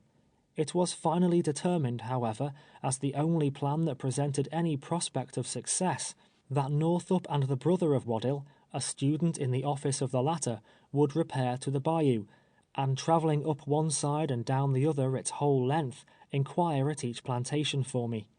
Mr. Waddell tendered the use of his carriage, and it was definitely arranged that they should start upon the excursion early Monday morning.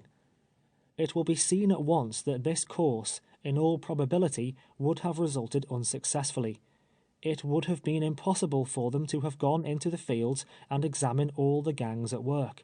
They were not aware that I was known only as Platt, and had they inquired of Epps himself, he would have stated truly that he knew nothing of Solomon Northup.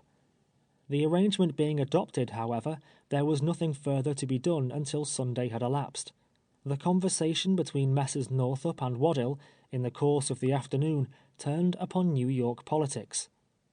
"I can scarcely comprehend the nice distinctions and shades of political parties in your state," observed Mr. Waddell.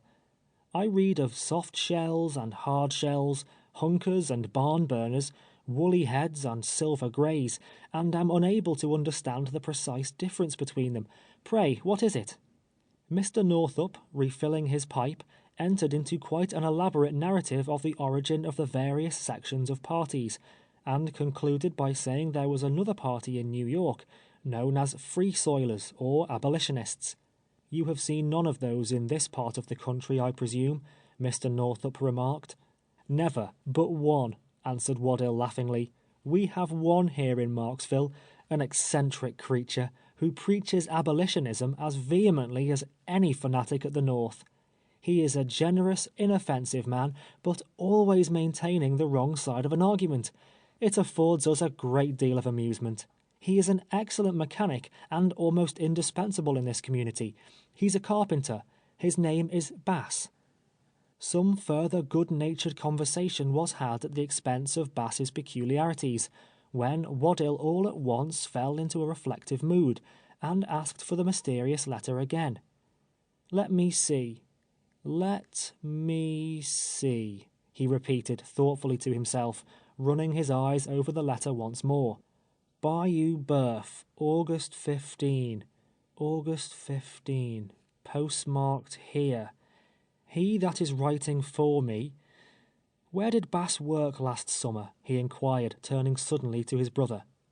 His brother was unable to inform him, but rising, left the office, and soon returned with the intelligence that Bass worked last summer somewhere on Bayou Boeuf.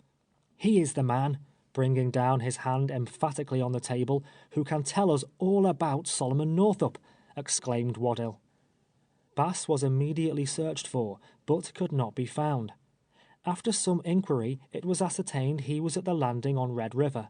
Procuring a conveyance, young Waddell and Northup were not long in traversing the few miles to the latter place. On their arrival, Bass was found, just on the point of leaving, to be absent a fortnight or more. After an introduction, Northup begged the privilege of speaking to him privately a moment. They walked together towards the river, when the following conversation ensued. "Mr. Bass," said Northup, "allow me to ask you if you were on Bayou Boeuf last August." "Yes, sir, I was there in August," was the reply. "Did you write a letter for a colored man at that place to some gentleman in Saratoga Springs?" "Excuse me, sir, if I say that is none of your business," answered Bass, stopping and looking his interrogator searchingly in the face. "Perhaps I am rather hasty, Mr. Bass. I beg your pardon. But I have come from the state of New York to accomplish the purpose the writer of a letter dated the 15th of August, postmarked at Marksville, had in view. Circumstances have led me to think that you are perhaps the man who wrote it. I am in search of Solomon Northup. If you know him, I beg you to inform me frankly where he is, and I assure you the source of any information you may give me shall not be divulged, if you desire it not to be." A long time Bass looked his new acquaintance steadily in the eyes, without opening his lips. He seemed to be doubting in his own mind if there was not an attempt to practice some deception upon him. Finally, he said, deliberately, "I have done nothing to be ashamed of. I am the man who wrote the letter. If you have come to rescue Solomon Northup, I am glad to see you." "When did you last see him, and where is he?" Northup inquired. "I last saw him Christmas, a week ago today. He is the slave of Edwin Epps, a planter on Bayou Boeuf, near Holmesville. He is not known as Solomon Northup. He is called Platt." The secret was out. The mystery was unraveled. Through the thick black cloud, amid whose dark and dismal shadows I had walked 12 years, broke the star that was to light me back to liberty. All mistrust and hesitation were soon thrown aside, and the two men conversed long and freely upon the subject uppermost in their thoughts. Bass expressed the interest he had taken in my behalf, his intention of going North in the spring, and declaring that he had resolved to accomplish my emancipation if it were in his power. He described the commencement and progress of his acquaintance with me, and listened with eager curiosity to the account given him of my family, and the history of my early life. Before separating, he drew a map of the bayou on a strip of paper, with a piece of red chalk, showing the locality of Epps Plantation and the road leading most directly to it. Northup and his young companion returned to Marksville, where it was determined to commence legal proceedings to test the question of my right to freedom. I was made plaintiff, Mr. Northup acting as my guardian, and Edwin Epps defendant. The process to be issued was in the nature of replevin, directed to the sheriff of the parish, commanding him to take me into custody and detain me until the decision of the court. By the time the papers were duly drawn up, it was 12 o'clock at night, too late to obtain the necessary signature of the judge, who resided some distance out of town. Further business was therefore suspended until Monday morning. Everything, apparently, was moving along swimmingly, until Sunday afternoon, when Waddill called at Northup's room to express his apprehension of difficulties they had not expected to encounter. Bass had become alarmed, and had placed his affairs in the hands of a person at the landing, communicating to him his intention of leaving the state. This person had betrayed the confidence reposed in him to a certain extent, and a rumor began to float about the town that the stranger at the hotel, who had been observed in the company of lawyer Waddill, was after one of old Epps's slaves, over on the bayou. Epps was known at Marksville, having frequent occasion to visit that place during the session of the courts, and the fear entertained by Mr. Northup's adviser was that intelligence would be conveyed to him in the night, giving him an opportunity of secreting me before the arrival of the sheriff. This apprehension had the effect of expediting matters considerably. The sheriff, who lived in one direction from the village, was requested to hold himself in readiness immediately after midnight, while the judge was informed he would be called upon at the same time. It is but justice to say that the authorities at Marksville cheerfully rendered all the assistance in their power. As soon after midnight as bail could be perfected, and the judge's signature obtained, a carriage containing Mr. Northup and the sheriff, driven by the landlord's son, rolled rapidly out of the village of Marksville on the road towards Bayou Boeuf. It was supposed that Epps would contest the issue involving my right to liberty, and it therefore suggested itself to Mr. Northup that the testimony of the sheriff, describing my first meeting with the former, might perhaps become material on the trial. It was accordingly arranged during the ride that, before I had an opportunity of speaking to Mr. Northup, the sheriff should propound to me certain questions agreed upon, such as the number and names of my children, the name of my wife before marriage, of places I knew at the North, and so forth. If my answers corresponded with the statements given him, the evidence must necessarily be considered conclusive. At length, shortly after Epps had left the field, with the consoling assurance that he would soon return and warm us, as was stated in the conclusion of the preceding chapter, they came in sight of the plantation and discovered us at work. Alighting from the carriage, and directing the driver to proceed to the great house, with instructions not to mention to anyone the object of their errand until they met again, Northup and the sheriff turned from the highway and came towards us across the cotton field. We observed them, on looking up at the carriage, one several rods in advance of the other. It was a singular and unusual thing to see white men approaching us in that manner, and especially at that early hour in the morning, and Uncle Abram and Patsy made some remarks expressive of their astonishment. Walking up to Bob, the sheriff inquired, "Where's the boy they call Platt?" "Thar he is, massa," answered Bob, pointing to me and twitching off his hat. I wondered to myself what business he could possibly have with me, and turning round, gazed at him until he had approached within a step.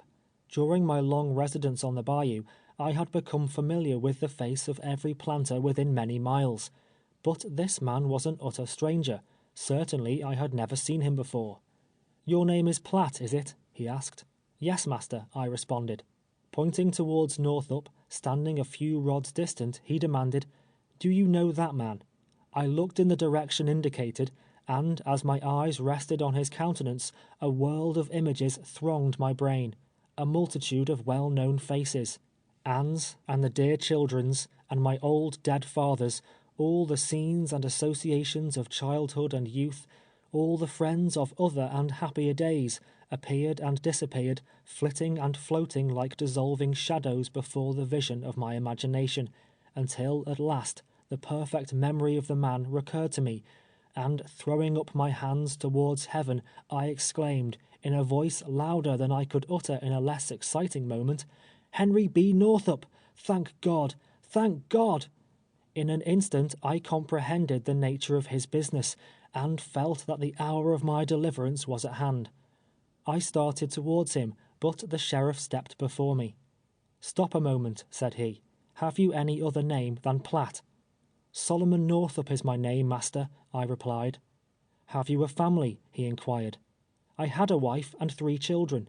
What were your children's names?" "Elizabeth, Margaret, and Alonzo." "And your wife's name before her marriage?" "Ann Hampton." "Who married you?" "Timothy Eddy of Fort Edward." "Where does that gentleman live?" again pointing to Northup, who remained standing in the same place where I had first recognized him. "He lives in Sandy Hill, Washington County, New York," was the reply. He was proceeding to ask further questions, but I pushed past him, unable longer to restrain myself. I seized my old acquaintance by both hands. I could not speak. I could not refrain from tears. "Sol," he said at length, "I'm glad to see you." I essayed to make some answer, but emotion choked all utterance, and I was silent. The slaves, utterly confounded, stood gazing upon the scene, their opening mouths and rolling eyes indicating the utmost wonder and astonishment. For 10 years I had dwelt among them, in the field and in the cabin, borne the same hardships, partaken the same fare, mingled my griefs with theirs, participated in the same scanty joys. Nevertheless, not until this hour, the last I was to remain among them, had the remotest suspicion of my true name, or the slightest knowledge of my real history, been entertained by any one of them. Not a word was spoken for several minutes, during which time I clung fast to Northup, looking up into his face, fearful I should awake and find it all a dream. "Throw down that sack," Northup added finally.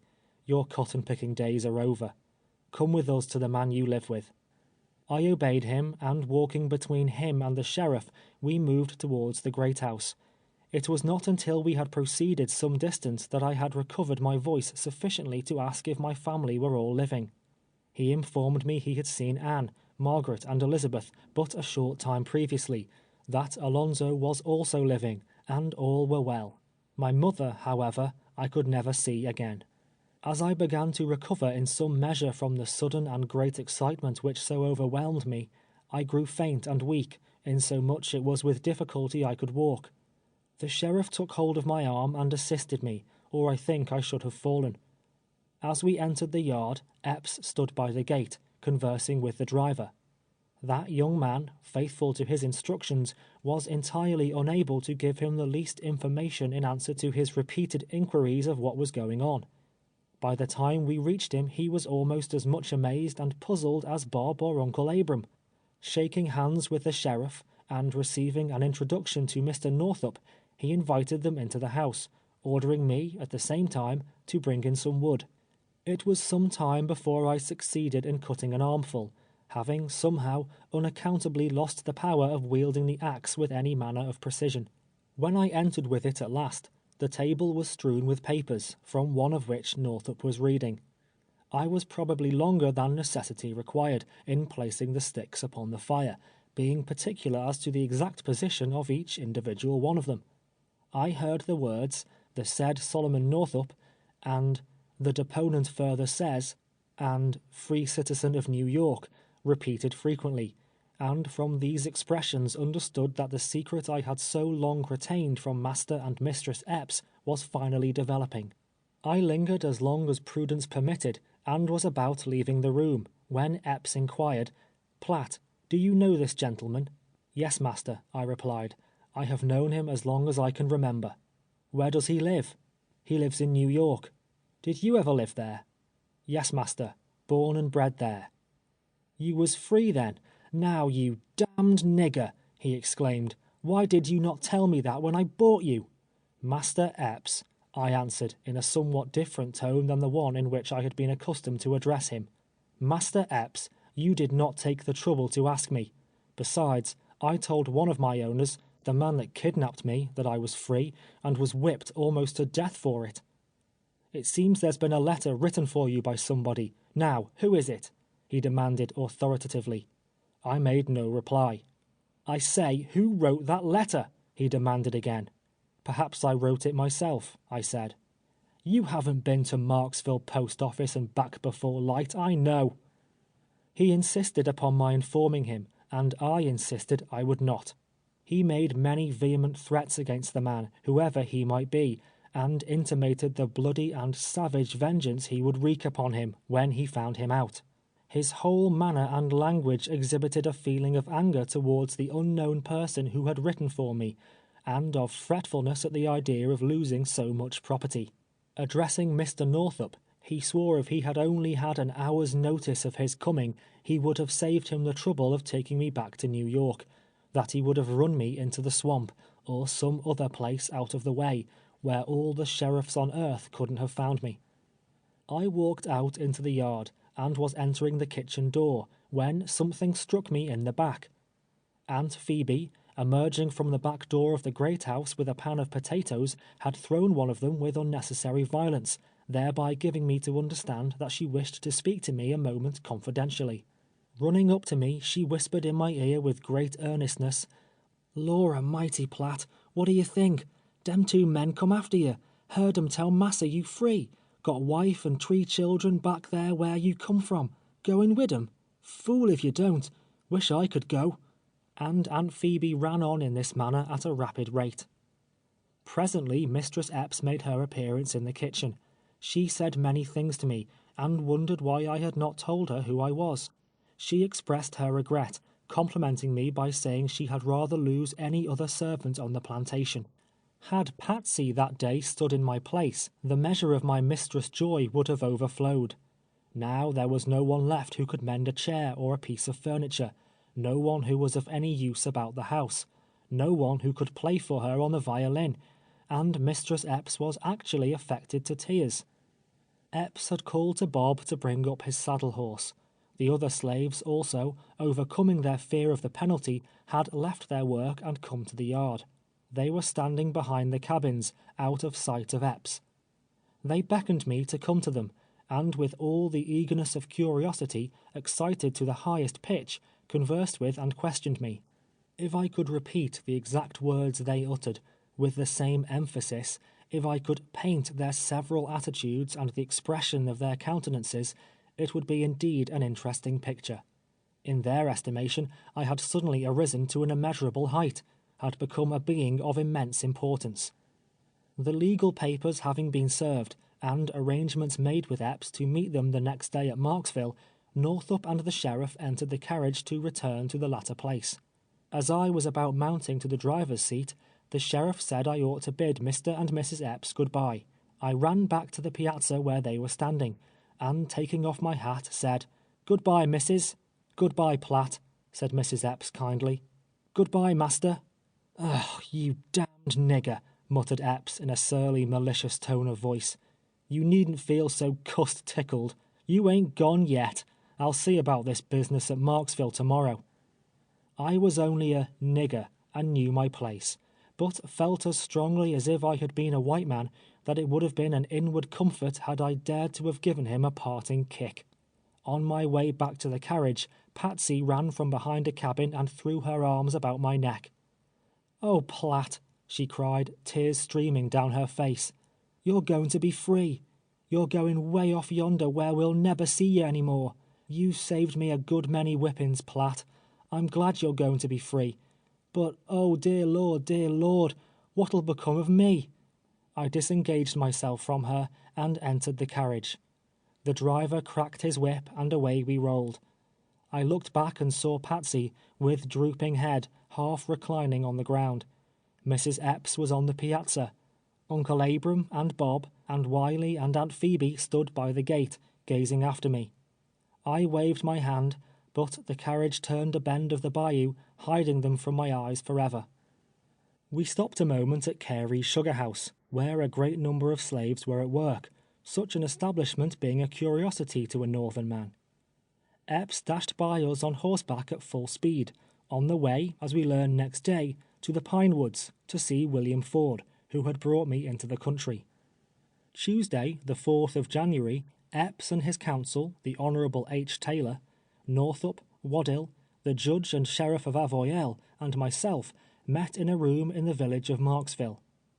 Mr. Northup stated the facts in regard to me, and presented his commission, and the affidavits accompanying it. The sheriff described the scene in the cotton field. I was also interrogated at great length. Finally, Mr. Taylor assured his client that he was satisfied, and that litigation would not only be expensive, but utterly useless.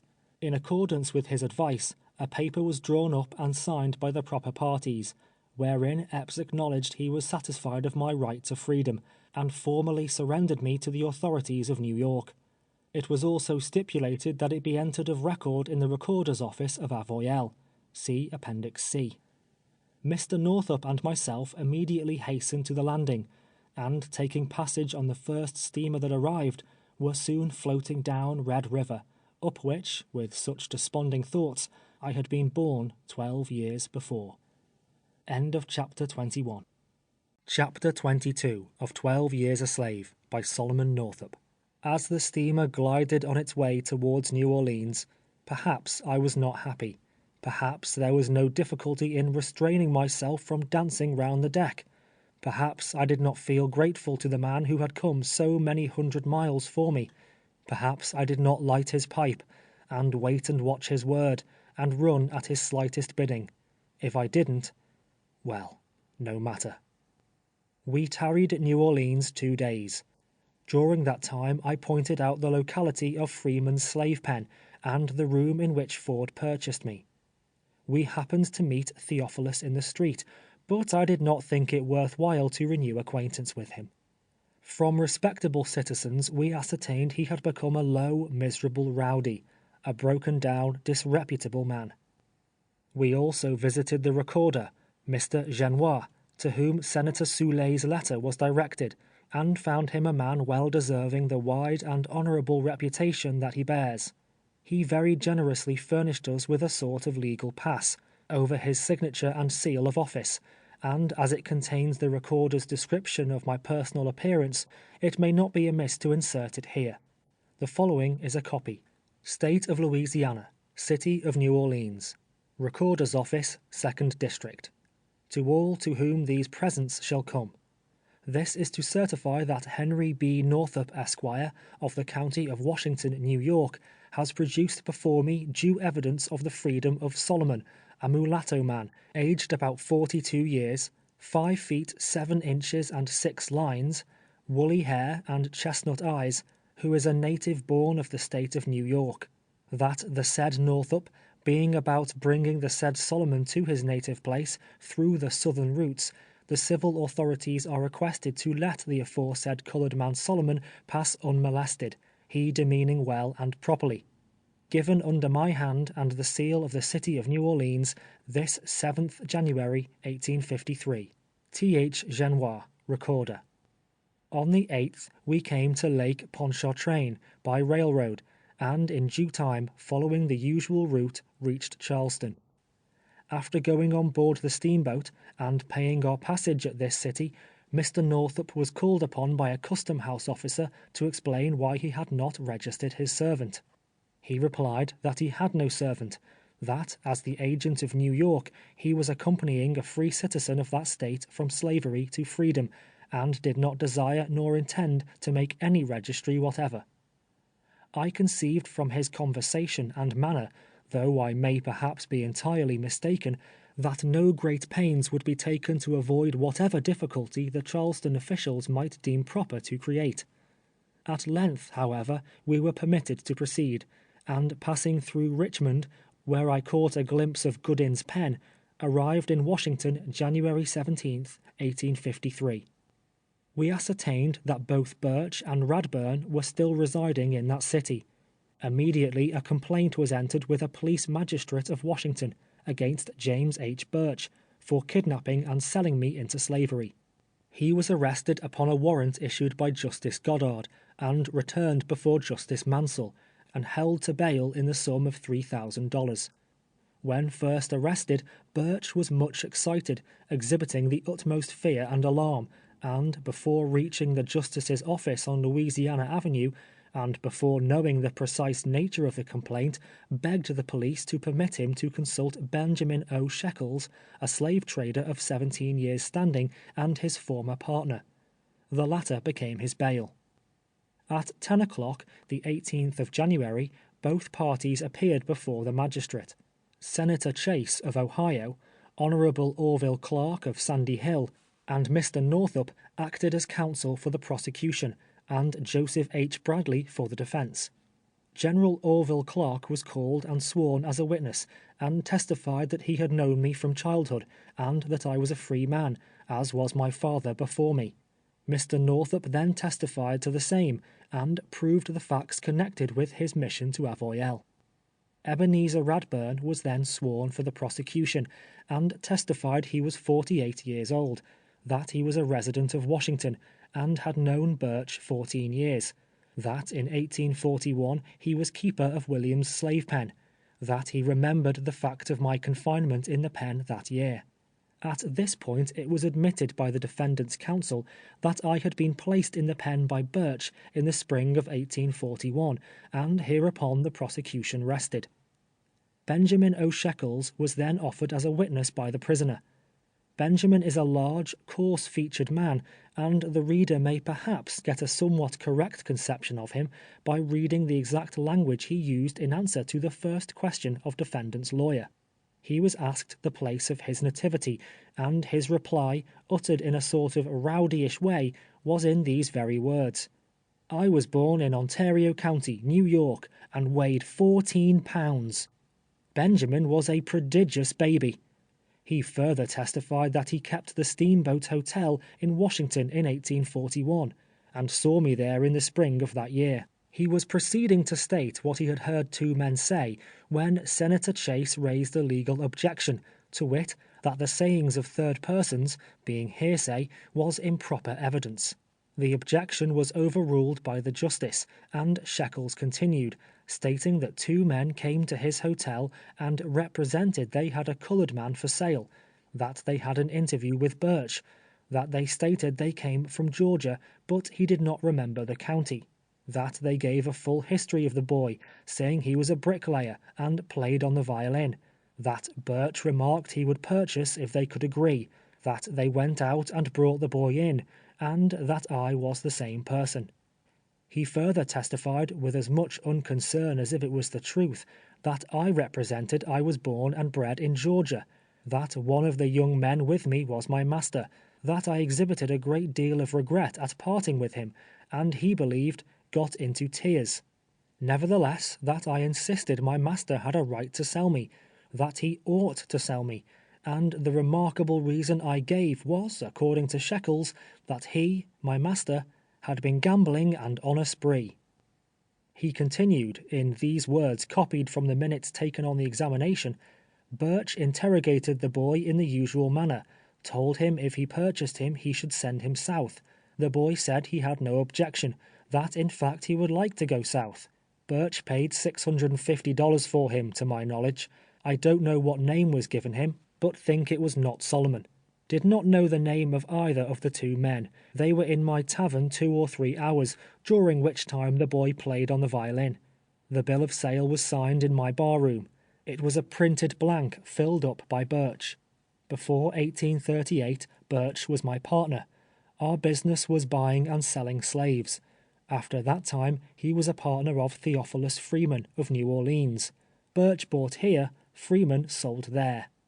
Shekels, before testifying, had heard my relation of the circumstances connected with the visit to Washington with Brown and Hamilton, and therefore, it was, undoubtedly, he spoke of 2 men, and of my playing on the violin. Such was his fabrication, utterly untrue, and yet there was found in Washington a man who endeavored to corroborate him. Benjamin A. Thorne testified he was at Shekels in 1841, and saw a colored boy playing on a fiddle. Shekels said he was for sale, heard his master tell him he should sell him. The boy acknowledged to me he was a slave. I was not present when the money was paid, will not swear positively this is the boy. The master came near shedding tears. I think the boy did. I have been engaged in the business of taking slaves south, off and on, for 20 years. When I can't do that, I do something else. I was then offered as a witness, but objection being made, the court decided my evidence inadmissible. It was rejected solely on the grounds that I was a colored man, the fact of my being a free citizen of New York not being disputed. Shekels having testified there was a bill of sale executed, Birch was called upon by the prosecution to produce it, inasmuch as such a paper would corroborate the testimony of Thorne and Shekels. The prisoner's counsel saw the necessity of exhibiting it, or giving some reasonable explanation for its non-production. To effect the latter, Birch himself was offered as a witness in his own behalf. It was contended by counsel for the people that such testimony should not be allowed, that it was in contravention of every rule of evidence, and, if permitted, would defeat the ends of justice. His testimony, however, was received by the court. He made oath that such a bill of sale had been drawn up and signed, but he had lost it, and did not know what had become of it. Thereupon the magistrate was requested to dispatch a police officer to Birch's residence, with directions to bring his books, containing his bills of sales for the year 1841. The request was granted, and before any measure could be taken to prevent it, the officer had obtained possession of the books, and brought them into court. The sales for the year 1841 were found, and carefully examined, but no sale of myself, by any name, was discovered.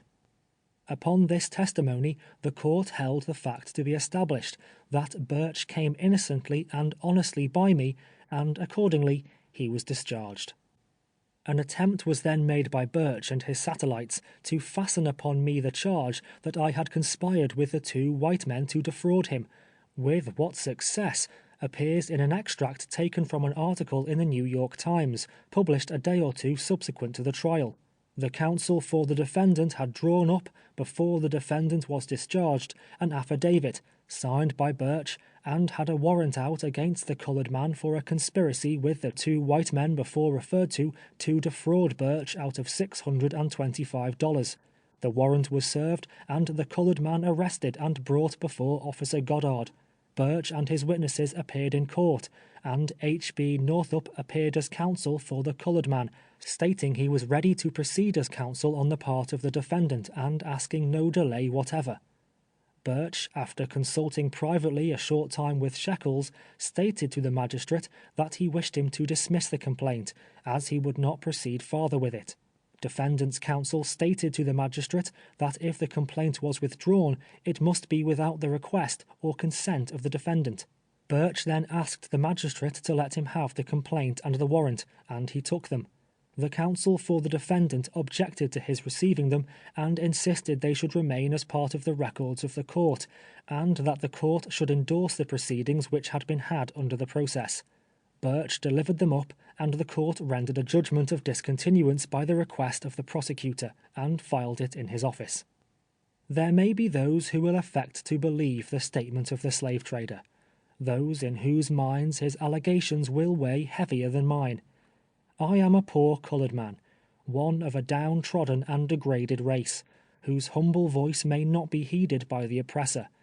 But knowing the truth, and with a full sense of my accountability, I do solemnly declare before men and before God that any charge or assertion that I conspired directly or indirectly with any person or persons to sell myself, that any other account of my visit to Washington, my capture, and imprisonment in William's slave pen, than is contained in these pages, is utterly and absolutely false. I never played on the violin in Washington. I never was in the Steamboat Hotel, and never saw Thorne or Shekels, to my knowledge, in my life, until last January. The story of the trio of slave traders is a fabrication as absurd as it is base and unfounded. Were it true, I should not have turned aside on my way back to liberty for the purpose of prosecuting Birch. I should have avoided rather than sought him. I should have known that such a step would have resulted in rendering me infamous. Under the circumstances, longing as I did to behold my family, and elated with the prospect of returning home, it is an outrage upon probability to suppose I would have run the hazard, not only of exposure, but of a criminal prosecution and conviction, by voluntarily placing myself in the position I did, if the statements of Birch and his confederates contain a particle of truth. I took pains to seek him out, to confront him in a court of law, charging him with the crime of kidnapping, and the only motive that impelled me to this step was a burning sense of the wrong he had inflicted upon me, and a desire to bring him to justice. He was acquitted, in the manner and by such means as have been described. A human tribunal has permitted him to escape, but there is another and a higher tribunal, where false testimony will not prevail, and where I am willing, so far at least as these statements are concerned, to be judged at last. We left Washington on the 20th of January, and proceeding by way of Philadelphia, New York, and Albany, reached Sandy Hill in the night of the 21st. My heart overflowed with happiness as I looked around upon old familiar scenes, and found myself in the midst of friends of other days. The following morning I started, in company with several acquaintances, for Glen Falls, the residence of Anne and our children. As I entered their comfortable cottage, Margaret was the first that met me. She did not recognize me. When I left her, she was but 7 years old, a little prattling girl, playing with her toys. Now she was grown to womanhood, was married, with a bright-eyed boy standing by her side. Not forgetful of his enslaved, unfortunate grandfather, she had named the child Solomon Northup Staunton. When told who I was, she was overcome with emotion and unable to speak. Presently Elizabeth entered the room, and Anne came running from the hotel, having been informed of my arrival.